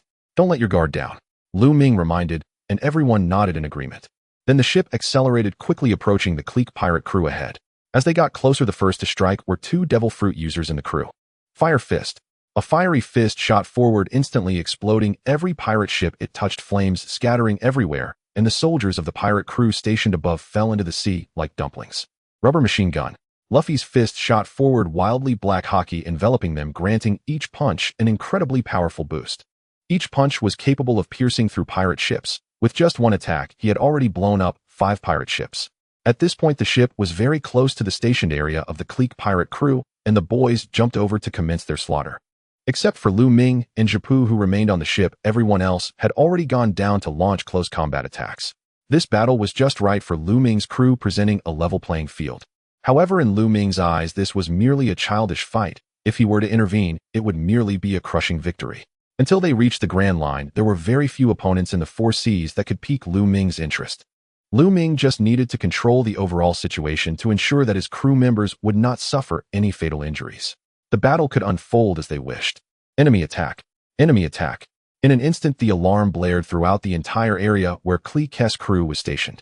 The members of the pirate crew mobilized, charging towards the few boys rushing forward. At that moment, Clique, at the center of the camp, had already reacted. Clad in golden armor, he appeared quite imposing and immediately recognized Lu Ming's group upon seeing them. You're asking for death. Holding a massive war spear weighing a ton, Clique suddenly leapt towards Luffy among the crowd. Akin to this, Jean joined the fray, with one targeting Luffy and the other going after Ace. As Lu Ming's group's reputation soared, some information about them had become widely known. Each time Lu Ming's group took action, the one demonstrating the strongest power was Luffy, with Ace slightly trailing behind. The 2 users of the Devil Fruit were the strongest combat power within the team. During the charge, Clique cast a glance towards the ship, where Lu Ming was, only to find 2 individuals standing on it. One was another boy named Lu Ming, who, based on the current information, had never been seen in action, yet was well known as the leader of this group of boys. The other was Redfoot Zepp, the captain of the Chef Pirates, a formidable presence who had managed to sail the Grand Line for a year and return unscathed. Upon seeing Zepp, Clique was momentarily stunned. Although he was called the Overlord of the East Sea, that title was only valid in the East Sea. In any other sea, he was not considered a ruler. Moreover, this man before him was someone who could sail the Grand Line for a year and come back alive, having not only seen great sights, but also possessing formidable strength. Damn it, this group is backed by Zepp. Clique momentarily lost focus, causing his assault with the war spear to slow down. Rubber pistol. Luffy showed no mercy, his armed hockey manifesting on his fist as he struck out, evading the war spear's attack and landing a direct hit on Clique's chest. Thud. Clique's chest took a heavy blow. The fierce power shook his body through the iron armor, and he immediately spat out a mouthful of blood, being sent crashing back onto the island. Meanwhile, Jean, who initially aimed to confront Ace, was intercepted midway by Zoro. Zoro, wielding 2 swords, stood firmly in front of Ace, facing Jean as he charged. With a leap, both swords struck simultaneously. Clang. One sword and one blade clashed in midair, with both being forced back a few steps by the recoil of their combined power. Zoro's excitement grew as he quickly leaped forward, engaging in a fierce battle with the demon Jean aboard a pirate ship. With his opponent taken away, Ace turned his attention towards Clique's crew's second-in-command. The pirate Balu, a peculiar figure covered in shields, boasted of possessing extremely robust defense, claiming that nothing in the world could break through his defenses and harm him. Crossfire. Ace joined his fingers together to form a cross shape, unleashing a torrent of flames that instantly struck Balu's chest shield.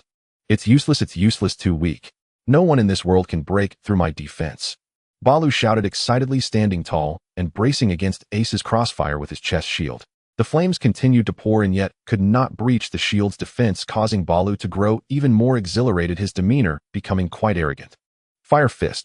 Ace narrowed his eyes, pulling back his hand before transforming his entire right arm into a surging blaze, unleashing a punch that sent the surrounding temperature soaring. Balus' pupils constricted as he sensed the tremendous power of this strike. Attempting to dodge was already too late. Bang! A violent explosion of flames erupted, sending a shockwave of smoke flying. When the smoke cleared, Balu was revealed to be sprawled on the ground. The area where his shield had been struck had melted, and the spot that had no shield to defend it was completely charred. Is that all? Ace remarked lightly before shifting his gaze to the other members of the pirate crew. With his hands resting on his hips, Ace formed a gun shape with his forward fingers, flames erupting from them like bullets firing forward. Flame gun. Whoosh. Each ship struck by the flame bullets was instantly pierced through, and the pirate crew members found themselves unable to withstand the assault of the flame bullets, their bodies being easily shattered.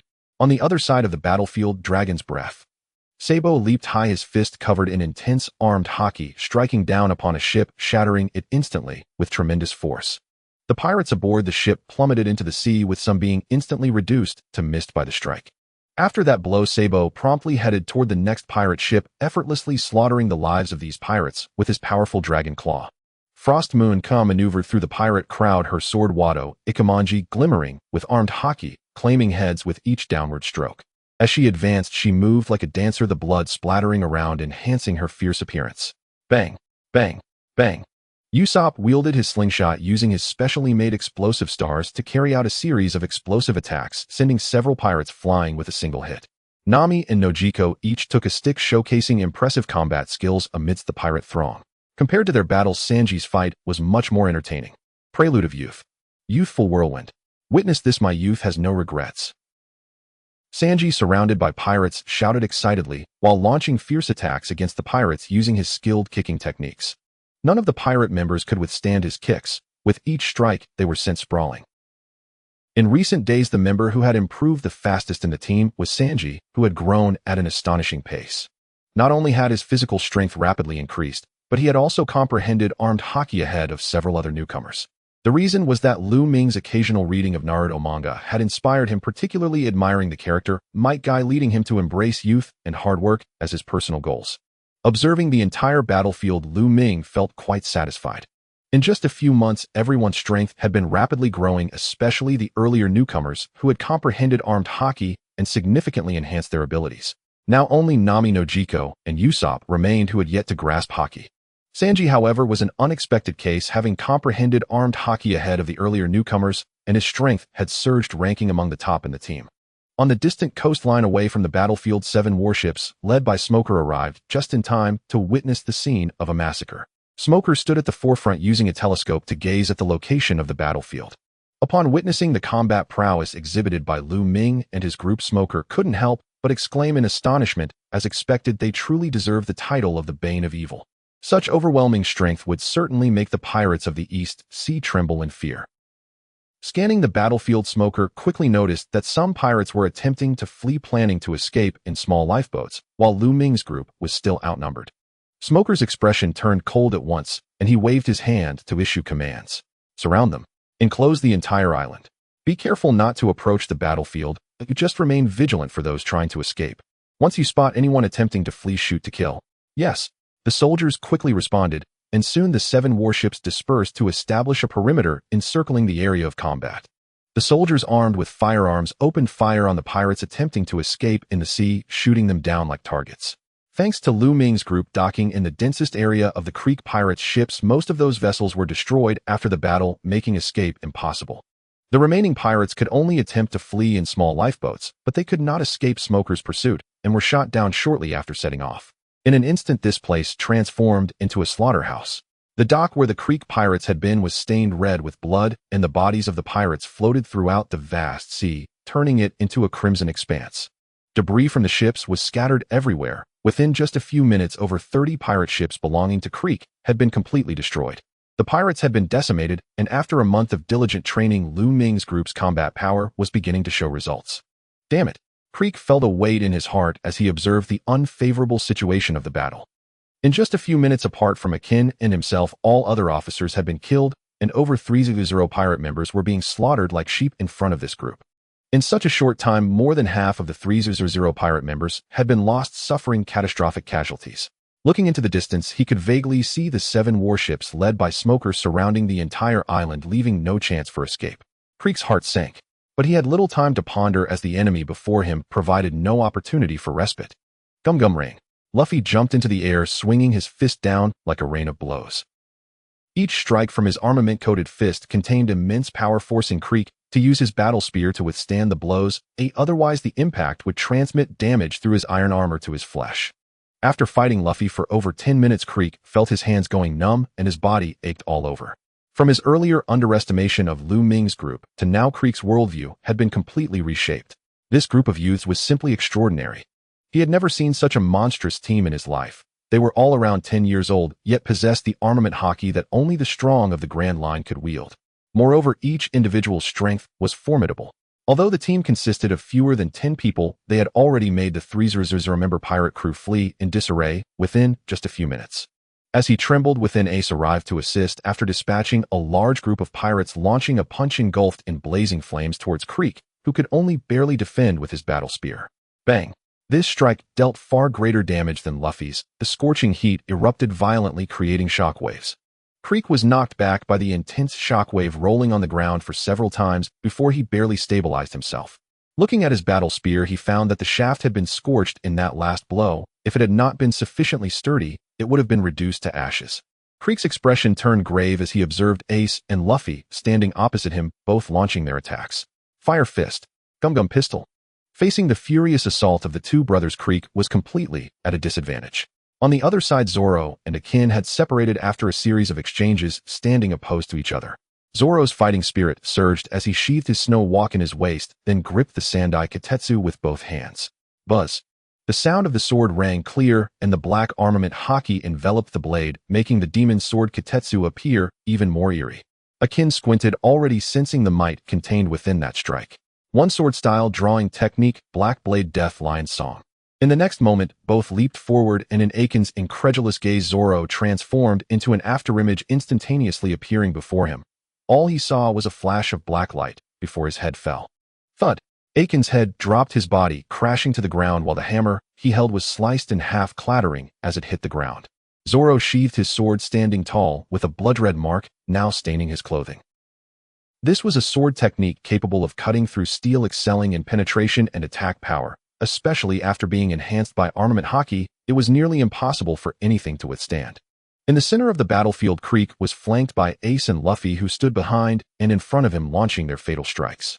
Fire Fist, Gum Gum Pistol, boom, bang. The sounds of explosions echoed in succession. Golden armor shattered into pieces, and Creek was struck down by the brothers' combined assault, turning to blood mist that dispersed with the raging flames. The top brass of the Creek pirates fell. Not long after the battle officially concluded, all pirates were slaughtered, and not a single member of Lu Ming's group was harmed. Under Smoker's astonished gaze, Lu Ming's group swiftly departed. The aftermath of the battle would need the Navy to clean up. They were responsible for tallying the bounties of the pirates and taking away their bodies. In due time, Lu Ming could claim his deserved bounty from any Navy branch. As word of this battle spread, Lu Ming's reputation skyrocketed. The title of the Bane of Evil officially reached the seas, and the Navy even issued a commendation. Meanwhile, as the battle concluded, countless messages popped up on the bullet screen. Former Beast Kaido, indeed, without comparison there is no harm. The current Luffy has taken down pirates worth millions, while the original Luffy is still in the mountains catching birds and fish. Current Beast Kaido, this is the benefit of having a good leader. Just look at the stark contrast between the two, it's simply worlds apart. Following a fierce battle against the Krieg pirates in the East Blue, Lu Ming and his crew earned widespread renown as the Scourge of Evil. Upon hearing the news, even moderately notorious pirates fled the East Blue in terror, scattering to the other 3 seas. The East Blue thus became in truth the weakest sea. Scanning its waters revealed not a single pirate bearing a bounty exceeding 1 million berries. To further hone his crew's strength, Lu Ming resupplied the ship and set sail anew, bound for the South Blue, crossing both the Calm Belt and the Grand Line. The Calm Belt remains impassable for ordinary pirate crews because its vast expanse is utterly windless, rendering wind-powered vessels immobile. Compounding this peril are colossal, ferocious sea kings that dwell within the belt. Should any ordinary crew somehow navigate its still waters, encountering such beasts would mean instant annihilation, ship shattered, crew obliterated. Yet neither obstacle posed a challenge to Lu Ming's crew. From the vessel's inception, though formidable propulsion systems were installed, they were employed only sparingly, reserved solely for emergencies to ensure reliability when needed most. For the majority of their voyages, the ship was borne across the waves by Lu Ming's wooden dragon, a creature of immense strength and unwavering steadiness capable of swift or leisurely transit alike. Within the calm belt, the wooden dragon traversed effortlessly. As for the Sea Kings, there was no fear. Most aboard possessed the prowess to face one alone and prevail. Once inside the calm belt, danger vanished entirely. The voyage settled into monotonous, uneventful days upon the sea. Crew members trained diligently amid daily routines, and after more than 10 days at sea, the vessel successfully crossed both the calm belt and the Grand Line, arriving at last in the South Blue. At last, we've reached the South Blue. A collective sigh of relief rose among the crew. The preceding journey had been profoundly tedious. They'd encountered only a handful of Sea Kings, and not a single pirate. Now with the South Blue before them, battle awaited once more. Set course, full speed ahead. The ship surged forward, embarking on a relentless high-velocity pursuit. Lu Ming's objective was unequivocal: first sweep all 4 seas, eliminating every named pirate crew, and likewise dismantling other criminal syndicates, including corrupt Navy officers who abused their authority. Having endured hundreds of battles, the crew would inevitably undergo a profound leap in strength, after which they would enter the first half of the Grand Line to confront far more formidable pirates. Within days of entering the South Blue, Lu Ming's crew had already clashed with 3 separate pirate bands. Spurred by the mass exodus from the East Blue, pirates had surged into the remaining 3 seas. Numerous former East Blue pirates now roamed these waters, fracturing loyalties and plunging the entire pirate world into chaos. Factions splintered, alliances crumbled, and order dissolved into pandemonium. This disarray presented Lu Ming's crew with a perfect opportunity. Seizing the moment while rival crews fought one another, they swiftly eliminated all 3 bands within mere days. One day, as they sailed onward, a pirate ship appeared on the horizon, distinctive and unmistakable. Its Jolly Roger bore a grinning clown skull, its bulbous crimson nose grotesquely prominent. Nami peered through her telescope, then recited the crew's identity with practiced ease: the Buggy Pirates, originally from the East Blue. They likely fled here upon hearing of our reputation.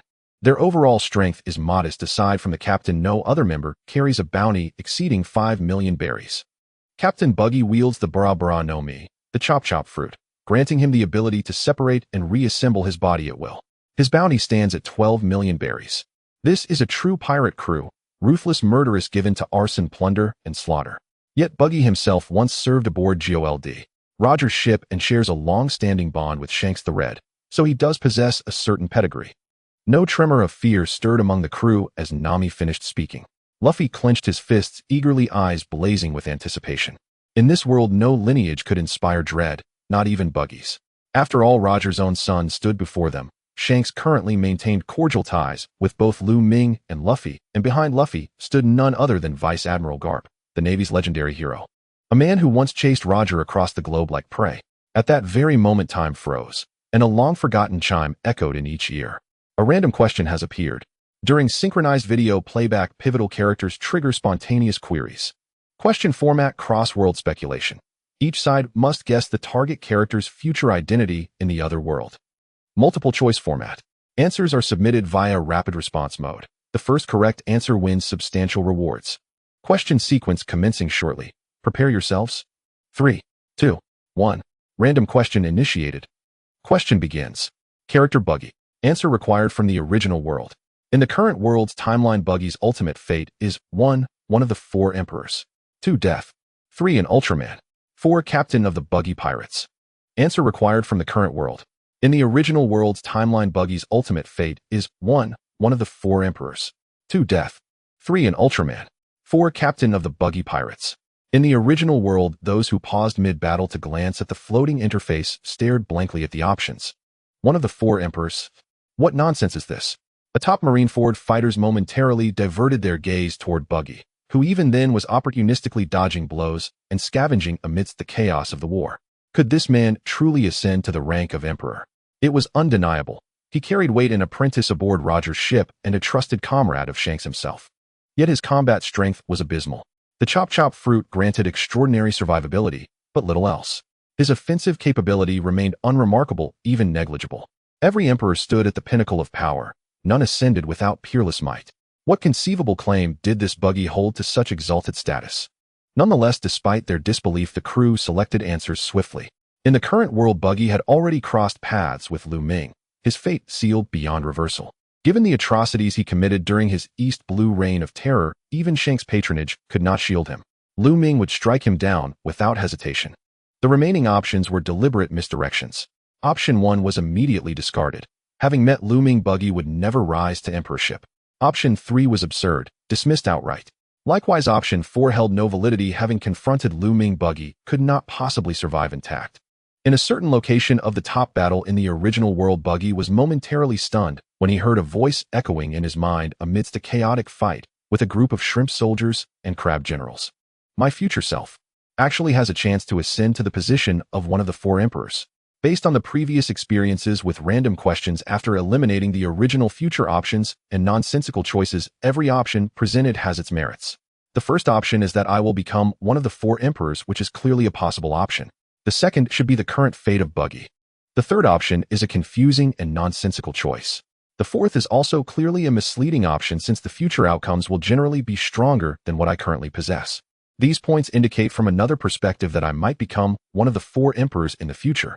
Incredible, Captain. In an instant, members of Buggy's pirate crew excitedly cheered, and a portion of the prisoners who followed Buggy also joined in the excitement.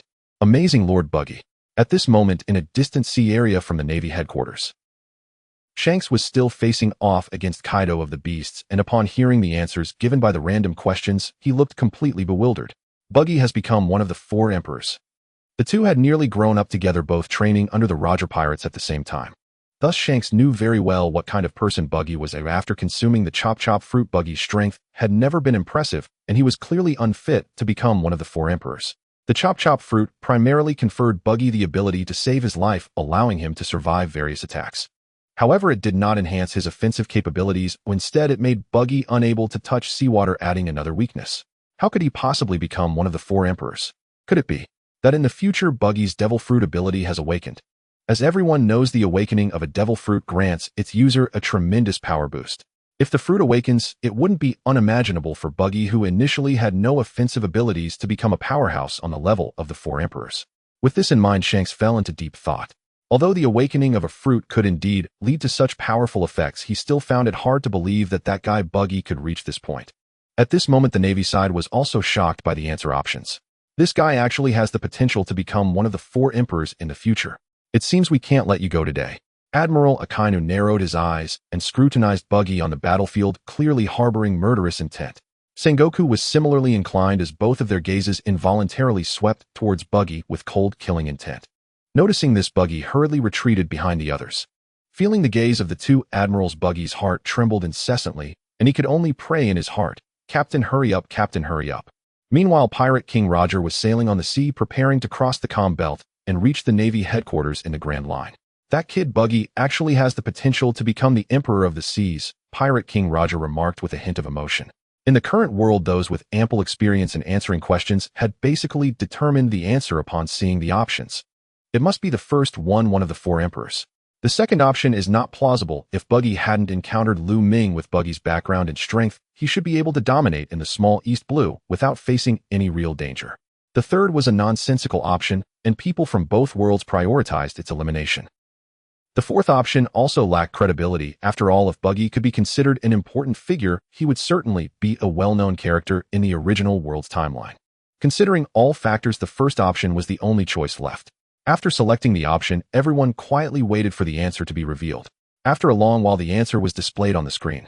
The original world selection is complete. The correct answer will now be announced. The correct answer is option 2, death.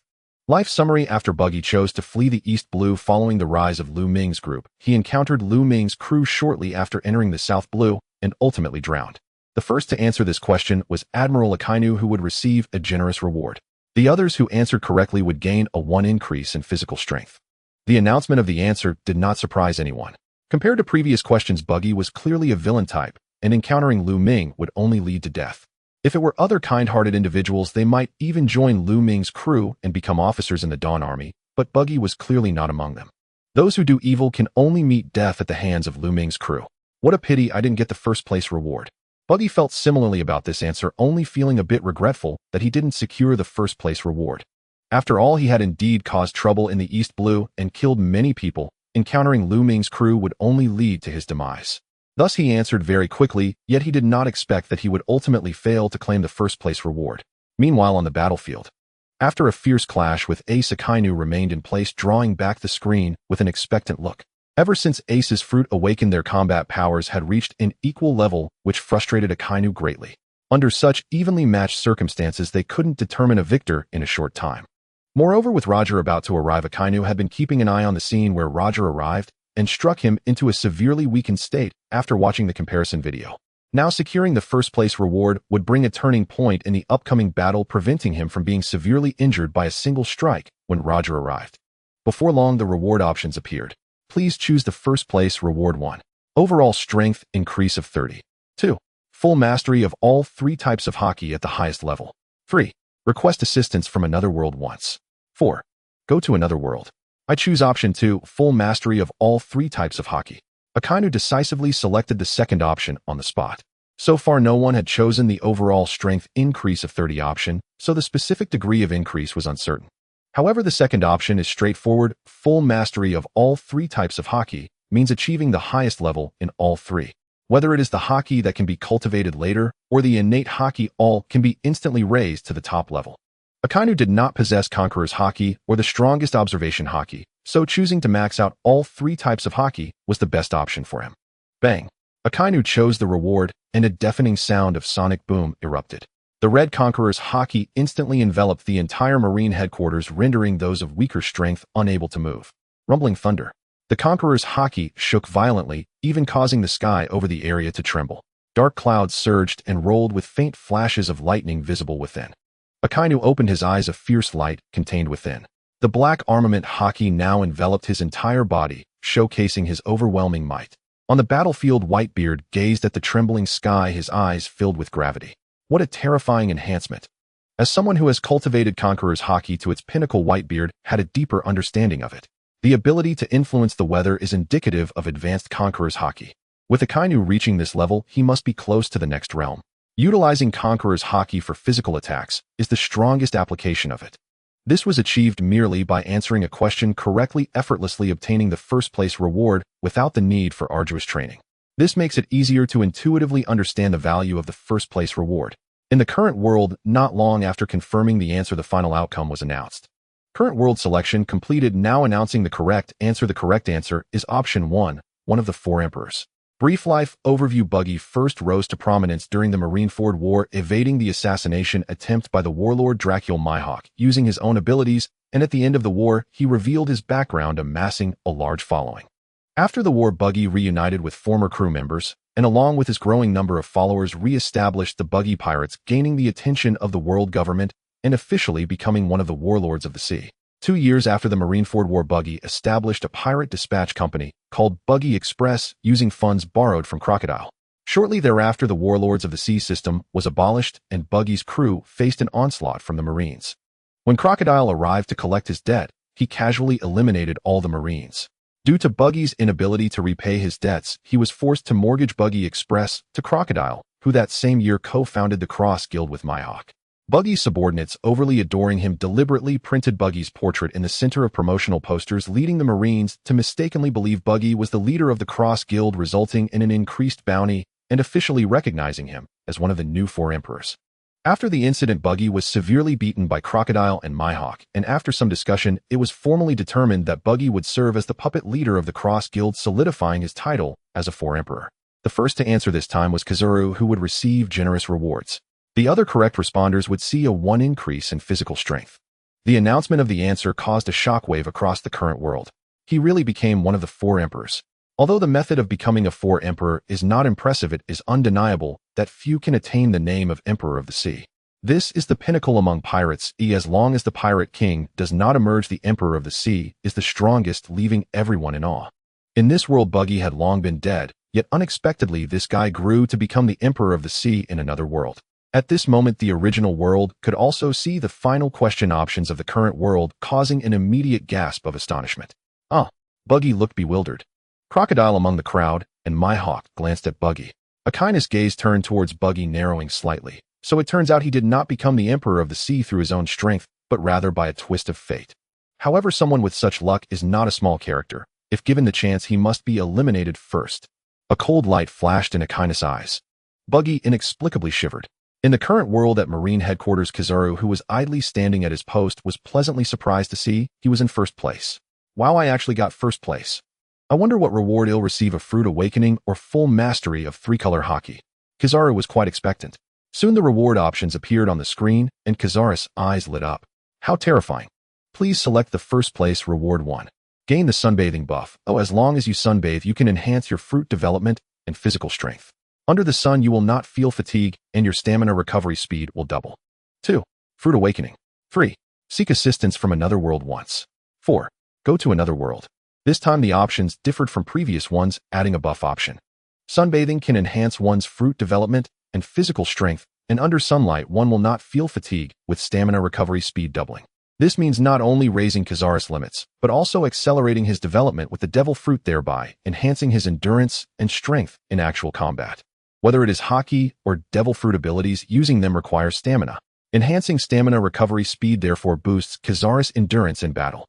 Everyone could understand the stakes involved, thus when the reward options appeared it shocked everyone from both worlds. Current Kaido of the 100 Beasts, my goodness, there's even such an option. Sunbathing can develop fruit progress, that's too absurd. Current Whitebeard, in this way Kizaru's power will greatly increase during the day, and after basking in the sun for a while he is likely to awaken his fruit, giving rise to another powerful opponent. Original Kizaru, how terrifying to think that sunbathing can develop fruit abilities. Original Akainu, it's a pity that Kizaru received this reward, that guy always skates by. Even if he receives a reward, he probably won't make much of a contribution. Current Akainu, don't slander him. Kizaru has consistently ranked first in the Marine attendance list, and has never taken a day off during his tenure, participating in numerous major operations. He does not mess around in battle like the Kizaru of your world. Original Sengoku, really? Current Sengoku, yes.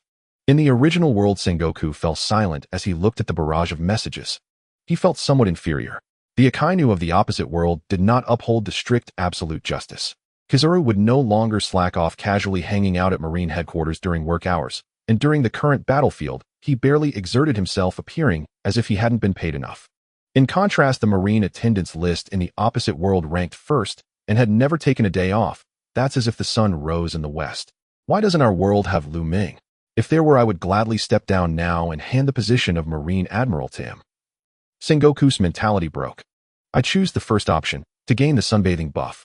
Huang Yuan selected the first option without a trace of hesitation. Given the current stage of development of his fruit, the awakening of the fruit was not far off, acquiring the second option would at best produce only an instantaneous surge in strength. The first option, by contrast, clearly raised his long-term ceiling. A spell of basking in the sun could catalyze the fruit's awakening and markedly elevate his power among peers, an evidently superior value. Upon selecting the reward, a dazzling golden column of light shot down from the sky and flowed into Huang Yuan of the present world. When the light dissipated, Huang Yuan emitted no overwhelming aura, and his power showed no dramatic leap. Yet beneath the sun's rays, Huang Yuan distinctly felt a warm heat spreading through his body.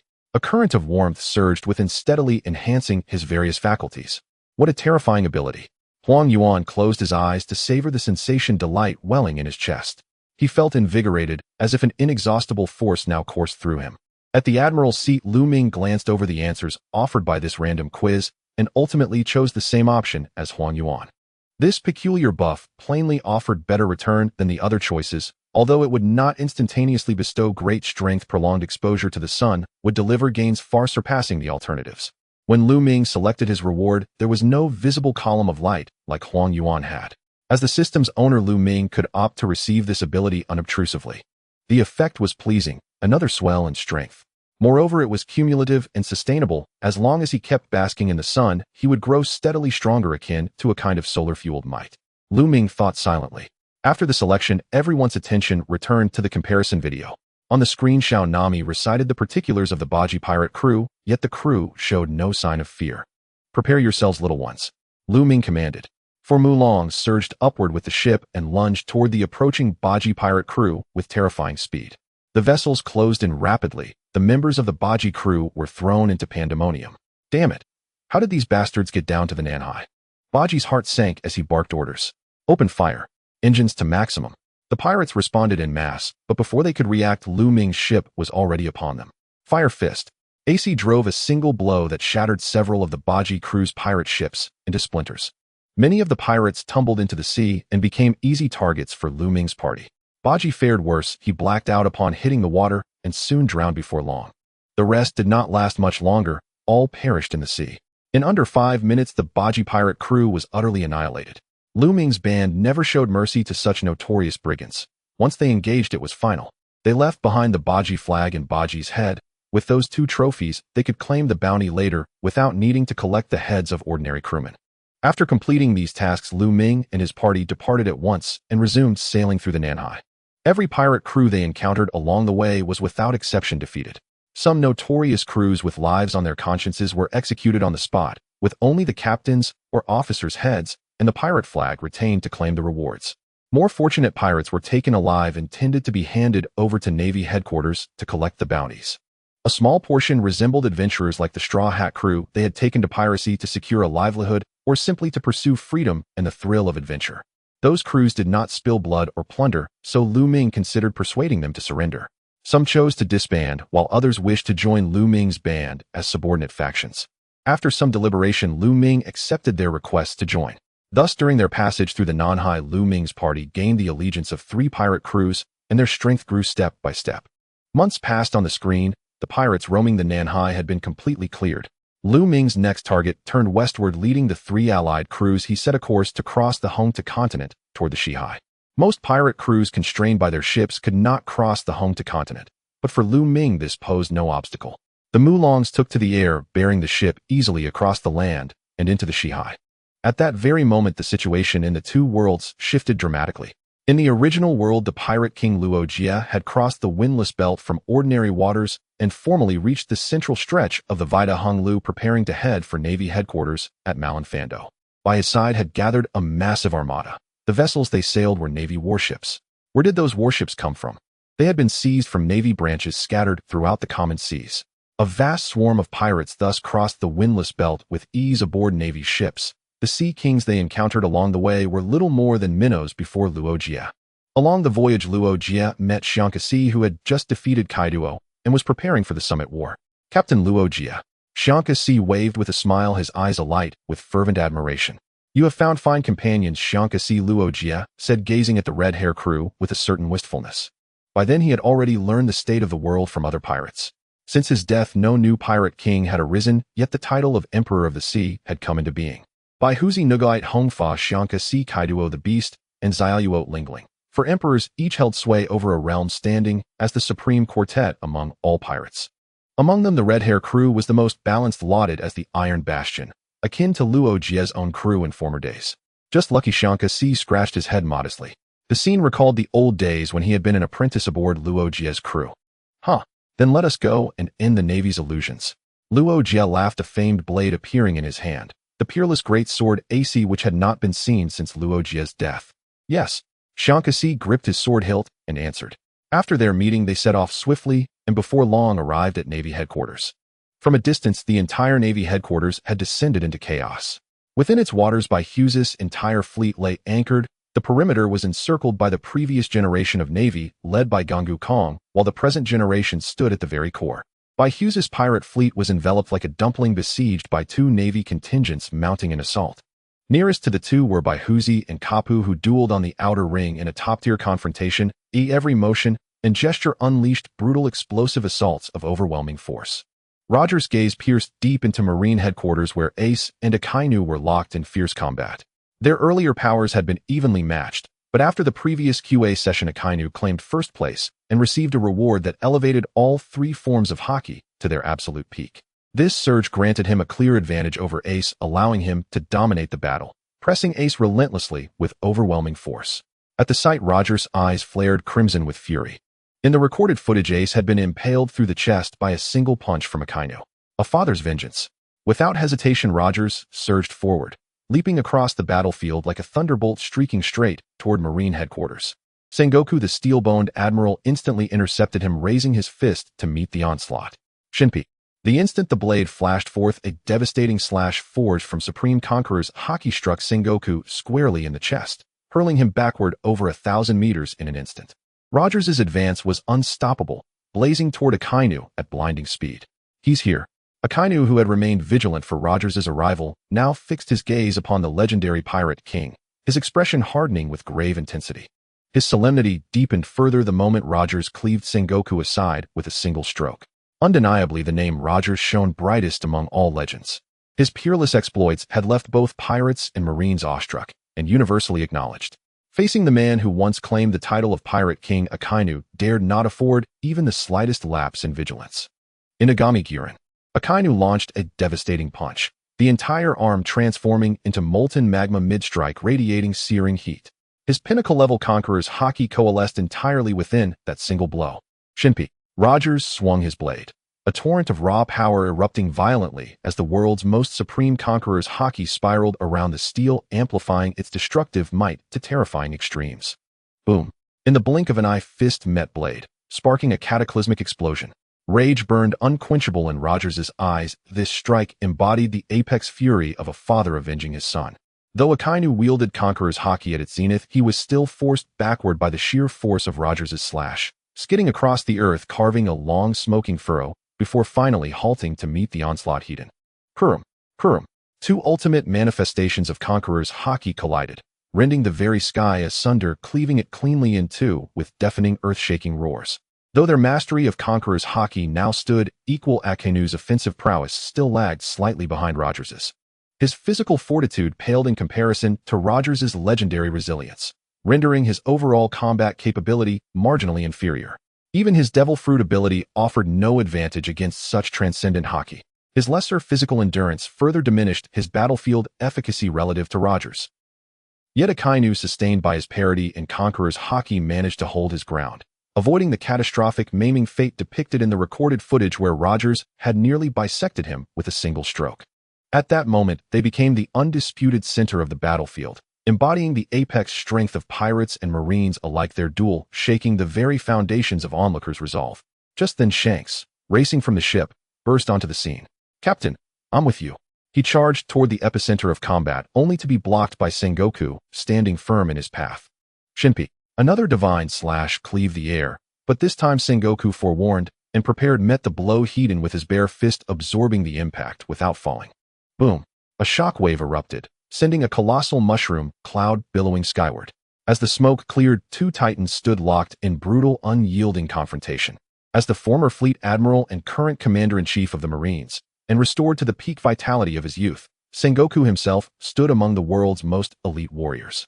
They clashed in ferocious combat.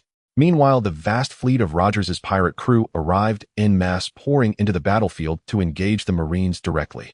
The red-haired pirates swiftly joined the fray, launching coordinated assaults against Sengoku's outer fleet, aiding the Whitebeard pirates' desperate push toward breakout at the center. Rogers's arrival and Shanks's reinforcement dramatically bolstered the pirates' strength. The breakout operation commenced in earnest, punching a decisive breach through the Marine outer fleet. At that very moment, far beyond Marine headquarters, in another stretch of open sea, the Pirate King Rogers, accompanied by the numerous crews who had sworn allegiance along his journey, arrived at the heart of the Grand Line, uniting with the colossal coalition of pirates assembled there. Before him gathered the world's most formidable pirate crews and leaders of notorious criminal syndicates, the four emperors, Whitebeard and Shanks, the legendary pirate Shiki, the sovereign Wang Ji, among others, all paragons of power and influence. These were sovereigns of piracy or underworld dominion, commanding immense authority and wielding strength rivaling the heavens themselves. The situation is indeed dire. Rogers concluded inwardly that such arch-rivals, normally embroiled in bitter feuds, could unite under one banner spoke volumes. The Marines' current might must be staggering, compelling even ancient enemies to set aside grudges and stand shoulder to shoulder. Rogers, long time no see. Whitebeard smiled warmly. "Indeed, it has been too long," Rogers replied, his voice rich with quiet nostalgia. After exchanging old memories, Rogers gleaned from the assembled captains the full scope of the Marines' present strength. Setting aside the Dawn Army for now, the Marines' elite tier comprised Admirals Garp, Sengoku, and Zephyr, as well as the original 3 admirals and the current 4 admirals. Among them, Garp stood unquestionably at the apex, his power rivaled only by figures of Rogers's own stature. Among the current 4 admirals, Lu Ming likewise ranked among the world's absolute finest, having previously fought and defeated Kaido alone. Luffy, too, could be counted among the elite, though he remained stranded in his native world and thus could be temporarily excluded from calculations. The remaining admirals were no less formidable, each capable of holding their own even against top-tier adversaries. Prior to Rogers's return, the pirates' odds of victory against the Marines had barely exceeded 30%. With his arrival, those odds rose, grudgingly, to 40%. Still, they remained at a distinct disadvantage. And that assessment deliberately omitted the Dawn Army. If they entered the conflict, the pirates would face utter annihilation. Yet recent upheaval had shifted the balance. The Dawn Army had declared full independence, severing all ties with both the Marines and the world government. Thus, their participation in this war was highly improbable. Lu Ming is truly a prodigy of his age. I eagerly await our meeting, Rogers murmured, his curiosity about Lu Ming now deeply kindled. After a detailed explanation, Roger had grasped the current situation. The group did not hesitate any longer and ordered the fleet to proceed directly towards the naval headquarters. Naval headquarters. They've arrived. From his seat, Lu Ming gazed into the distance. With his unique would-escape ability, Lu Ming could already sense that the fleet of numerous notorious pirates was about to reach them. Before long, the fleet of pirates appeared on the distant coastline. The battle is about to begin. The four pirates bound to the execution platform looked towards the horizon, their eyes filled with mixed emotions. The war was about to start, and their fate would soon be sealed. Whether they lived or died was closely tied to the outcome of this battle. They had been prepared, but when faced with the critical moment of life and death, no one could calmly accept their fate. Beside them, Sengoku commanded loudly, "All troops be alert. Prepare to attack." As his words fell, the naval soldiers responded in unison, their loud voices echoing throughout the vast naval headquarters. The soldiers swiftly took their positions, armed and ready. Numerous admirals of the Navy rose to their feet, and many powerful figures affiliated with the Navy also stood up at this moment. 2 years ago, the 7 warlord system had already been abolished. Some of the notorious pirates were completely eliminated, but a portion remained. For instance, the pirate empress of the 9 snake pirates, the Sun Pirates Fishman Jinbei, and Bartholomew Kuma, who had joined the Navy, were incorporated into a special department of the Navy. At this moment, they all stood up simultaneously, becoming the main force to combat the pirates as the upper echelon of the Navy. Boom. In the naval headquarters, dozens of gigantic pacifistas emerged, followed by several naval commanders from the giant race. The moment the pacifistas resembling Bartholomew Kuma appeared, their bodies entirely forged from machinery and possessing various abilities, they instilled a strong sense of security in the naval soldiers. In comparison videos, the pacifista had already demonstrated its strength. Although it was not a concern for top-tier powerhouses, it would wreak havoc among ordinary pirate crews. The fleet formed by the notorious pirates swiftly approached, sailing straight into the waters of the naval headquarters as if entering a no man's land. Upon witnessing this scene, the naval soldiers' expressions turned cold. Without hesitation, Sengoku issued an order: attack. Boom, boom, boom. In an instant, the naval soldiers unleashed a barrage of cannon fire, rapidly directing their fire towards the pirates. The naval soldiers spared no effort, immediately going all out, firing their weapons madly towards the locations of the various pirate crews. At this moment, the holy wings of the Navy simultaneously made their move. Yada no Kagami. Holding a dazzling burning golden light, Kizaru flung it forward, and 2 golden beams transformed into a rain of golden arrows covering the entire Pirate Alliance fleet. Ice Age. Akiji unleashed a powerful move, and a chilling aura instantly enveloped the entire naval headquarters, freezing all the nearby waters. In an instant, all the seawater in the vast area was turned to ice. The former admiral and current Navy commander Akainu, witnessing his 2 colleagues take action, was equally unyielding, delivering a punch that unleashed a torrent of molten magma. Boom. The massive magma burst apart, scattering volcanic bombs that surged towards all the pirates. Great eruption. In an instant, the 3 former admirals unleashed their attacks, simultaneously indiscriminately covering the positions of the pirates. Faced with the assault of the 3 top admirals, Marco transformed into his phoenix form. Blue flames instantly spread across the sky above the entire pirate crew, blocking the incoming light beams and volcanic bombs from above. Following closely, Dracul Mihawk made his move, sending forth a slash with his black blade, creating a thick arc of black light that slashed horizontally towards the naval headquarters.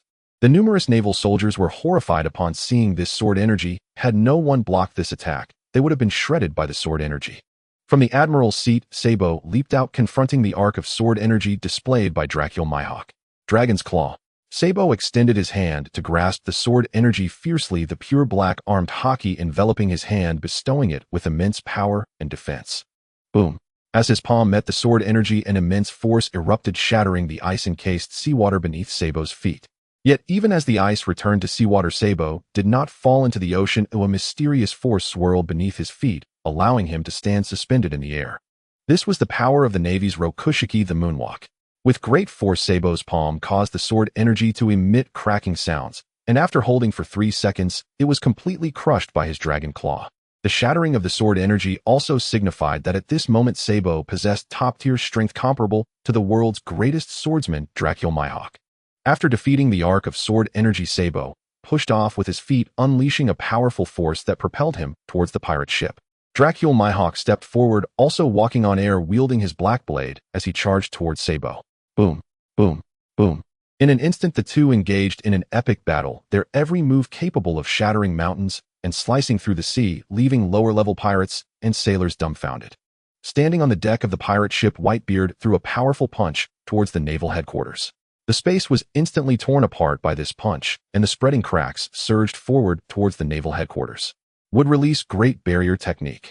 Lu Ming clapped his hands from the admiral's seat, and a terrifying wooden shield inscribed with a ghastly visage instantly rose before the shockwave.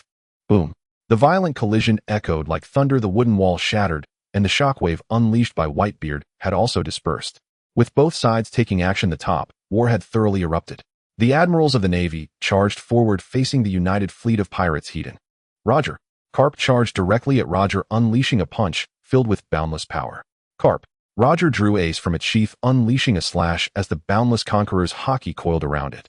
Kizaru faced Rayleigh Akainu, confronted Beckman Akiji, faced off against Wang Ji. Sengoku opposed Shiki, and Ace faced Marco.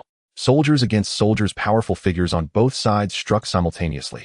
Amongst all this, aside from the battle between Carp and Roger, the clash between Lu Ming and Whitebeard Shanks was the most eye-catching. Lu Ming leaped from the admiral's seat, stepping through the air to meet Shanks. God's avoidance.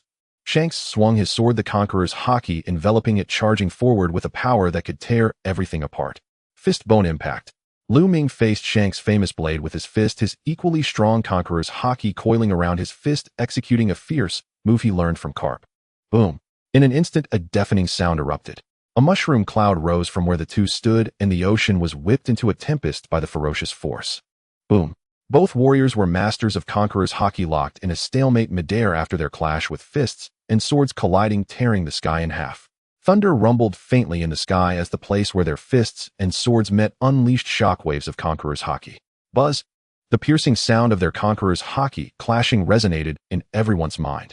Even though neither of them exerted their haki pressure deliberately, some of the weaker individuals fainted as the sound spread throughout the area. This is terrifying. Is this the clash of conqueror's haki? Truly shocking. Those who struggled to withstand the collision of the two haki, their figures swaying unsteadily, looked on with wide eyes filled with horror.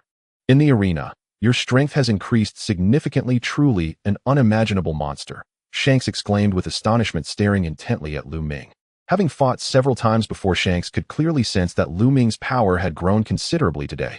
Lu Ming must have held back, otherwise with his current strength he could easily knock Shanks down with a single punch. The term monster isn't very pleasant, Shanks, Lu Ming replied, their gazes interlocking, everything unspoken. He must have held back, as after this period of system enhancement Lu Ming's physical strength was far beyond anyone present. This significantly enhanced physical strength proportionately increased his power. If he were to unleash his full strength, even Shanks would be unable to withstand a single punch from Lu Ming. However, he still needed to conceal some of his strength, waiting to unleash it fully when facing the world government. Bang! After another clash, the two separated. At this moment, Whitebeard swiftly struck his arms, swinging in unison, instantly shattering all the space around him and unleashing a raging tsunami. The shockwave from the spatial tremor surged towards Lu Ming, shattering everything in its path, wielding destructive power. Would release true thousand hands. Lu Ming clapped his hands, causing the ground beneath him to surge. In an instant, a nearly 1,000-meter-tall Buddha statue erupted from the earth, standing before the Marine headquarters with boundless might. The nearly 1,000-meter-tall Buddha statue captured everyone's attention as they gazed at Lu Ming standing atop it, as if looking up at a deity. The entire body of the Buddha statue was covered in a thick coating of armament haki, with 1,000 arms raised menacingly at its sides. This is terrifying. On the execution platform, Marshal D. Teach looked at Lu Ming with a face full of fear. Next to him, Kaido's eyes were filled with despair as he witnessed the scene. With Lu Ming here, the chances of victory for the pirates were exceedingly low. As someone who had been captured after a unknown confrontation with Lu Ming, Kaido understood just how terrifying the power of this Buddha statue was. After transforming into his dragon form, Kaido's body stretched to a length of 600 meters, towering over everything like a deity. In contrast, Sengoku's transformed Buddha form was only 100 meters tall, giving Kaido a slight advantage. Yet the 600 meters of length paled in comparison to the 1,000-meter-tall Buddha statue appearing like a small snake easily subdued. The already terrifying power of his devil fruit under Lu Ming's development was now as fearsome as a god. The wood created by Lu Ming possessed the power to suppress haki and drain stamina. The 1,000-meter-tall Buddha statue formed now exemplified this, effectively countering everything in the world. Thus, as soon as the battle began, the pirate side immediately dispatched 2 top captains to confront Lu Ming. For if only one top powerhouse fought, they would be overwhelmed. Only together could they achieve a stalemate. On the battlefield, Roger, who was engaged in a hard clash with Garp, stared blankly at the sight. Fortunately, I was born a bit earlier. If I had grown up in this era, I probably wouldn't have been able to sit on the Pirate King throne. After the shock, Roger smiled wryly. This was simply too terrifying. Even he, who had seen much and once held the title of Pirate King, was filled with awe at this scene. The 1,000-meter-tall Devil Fruit Buddha statue made it abundantly clear just how terrifying Lu Ming's physical strength must be to support such a strike. To develop his devil fruit to this extent is simply beyond human capability. This was nearly a crushing level of power. After all, Sengoku's golden Buddha form stood only 100 meters tall, while Kaido was just over 600 meters. But now this 1,000-meter Buddha statue was truly as terrifying as a deity. Bang, bang, bang, bang, bang. The shockwave continued to surge forward as Lu Ming waved his hand, causing 100 fists to rise from the 1,000-hand Buddha, striking against the shockwave. After a series of continuous explosions, the shockwave was completely obliterated, unable to even reach the Marine headquarters, halted directly by the 1,000-hand Buddha. Would release Buddha transformation. Immediately, Lu Ming clapped his hands, channeling all his physical energy into the 1,000-meter Buddha to unleash his strongest move. The 1,000-meter-tall Buddha suddenly opened its eyes, 1,000 arms simultaneously enveloped in armament haki, striking down with world-destroying power towards the pirate fleet. Whitebeard's gaze sharpened as he felt the power contained in this strike. He suddenly jumped up from his ship, wielding his sword that Song Young to slash at the descending 1,000-hand Buddha. The power of the tremor fruit radiated from the legendary sword, shattering the space above the vast pirate fleet and forming a powerful tremor shield. In an instant, Whitebeard's sword collided with the Buddha's fist, and a surge of overwhelming power erupted at that moment, with 1,000 fists simultaneously striking against the shockwave shield created by Whitebeard. Bang, bang, bang, bang, bang. Ugh. Whitebeard exerted all his strength, pushing his haki and the power of his devil fruit to the maximum. Lu Ming took a step forward from atop the 1,000-hand Buddha, extending both palms downwards. In the clash of power, many of the lower-ranking Marines and pirates present lost their fighting abilities on the spot. At this moment, Shanks was stepping on the arm of the wood-release Buddha, charging towards Lu Ming atop the statue. Wood-release secret technique, forest world birth. Calm and collected, Lu Ming clapped his hands once more. In an instant, a forest soared into the vast sea, with 1,000-meter-tall trees extending countless spiraling vines towards Shanks. Divine avoidance. Shanks swung his sword, slicing through the enormous forest along with the vines, but in the blink of an eye, the forest rapidly regrew, extending its vines to ensnare and strangle Shanks. With one slash after another, Shanks cut through every vine as he rushed towards Lu Ming. With a flurry of slashes, the trees formed by the wood escape secret technique were all vanquished as Shanks rapidly approached Lu Ming while wielding his named blade griffin. Bang! Shanks leaped up to the head of the Buddha statue, swinging his griffin to unleash a wave of Conqueror's haki towards Lu Ming. God avoidance. Lu Ming's eyes sharpened, channeling his physical strength into the Buddha statue beneath him while extending his fist to strike out a fist seal wrapped in Conqueror's haki. Fistbone meteor. A heavy force erupted and the fist seal instantly pierced the air to collide with Shanks' griffin. Bang, bang, bang. The sound of the violent collision was akin to a meteor strike, unleashing a cataclysmic force. Dozens of the Buddha statue's arms were shattered by the explosive shockwave, the dust and tremors creating a sense of spatial rupture. At that moment, Shanks pushed off the ground and leaped high into the air, directly charging towards Lu Ming, who stood atop the Buddha's head. One swung a sword, the other threw punches, each unleashing techniques imbued with boundless Conqueror's haki. God avoidance. Fistbone shock. The collision of sword and fist erupted with a violent force capable of shattering space. The clash of these two top-tier individuals from the pirate and navy factions instantly revealed the terror of supreme powerhouses. The intense shockwaves extended for hundreds of meters, creating a force akin to the tremor fruit, violently shattering all space within that 100 meters. Fortunately, the two were currently in the high skies at 1,000 meters. Had this battle occurred at the Navy headquarters, that single clash might have been enough to topple the entire base. Below, numerous powerful individuals sensed the battle in the sky and looked up in shock. Bang, bang, bang. In the sky, the dark red conqueror's haki clashed continuously as two top-tier powerhouses engaged in a breathtaking battle. Even at a distance of 1,000 meters, those standing on the ground could still feel the aftermath of the battle's collisions. Kapu, you've taught a good disciple. Roger sighed, his words carrying a sense of nostalgia. It has been less than 20 years since his death, yet in those 2 decades Lu Ming had matured from a mere child to a figure capable of grappling with top-tier powerhouses possessing enough combat strength to face 2 at once without faltering. So incredibly remarkable. I merely taught him some techniques regarding the use of Conqueror's haki. His cultivation is attributed to his own talent and efforts. Kapu, hearing the words, couldn't help but smile humbly. You are indeed lucky, Roger replied with a roll of his eyes before continuing his fierce assault.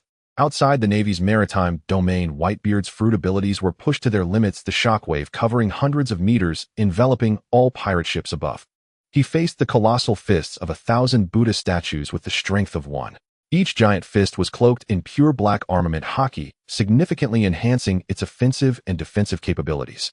With the power of the tremor fruit and Conqueror's haki intertwining Whitebeard's weapon, the Yoru released a series of violent forces. What troubled Whitebeard most was that these eerie Buddha fists could suppress his haki effects while continuously devouring his strength and vitality.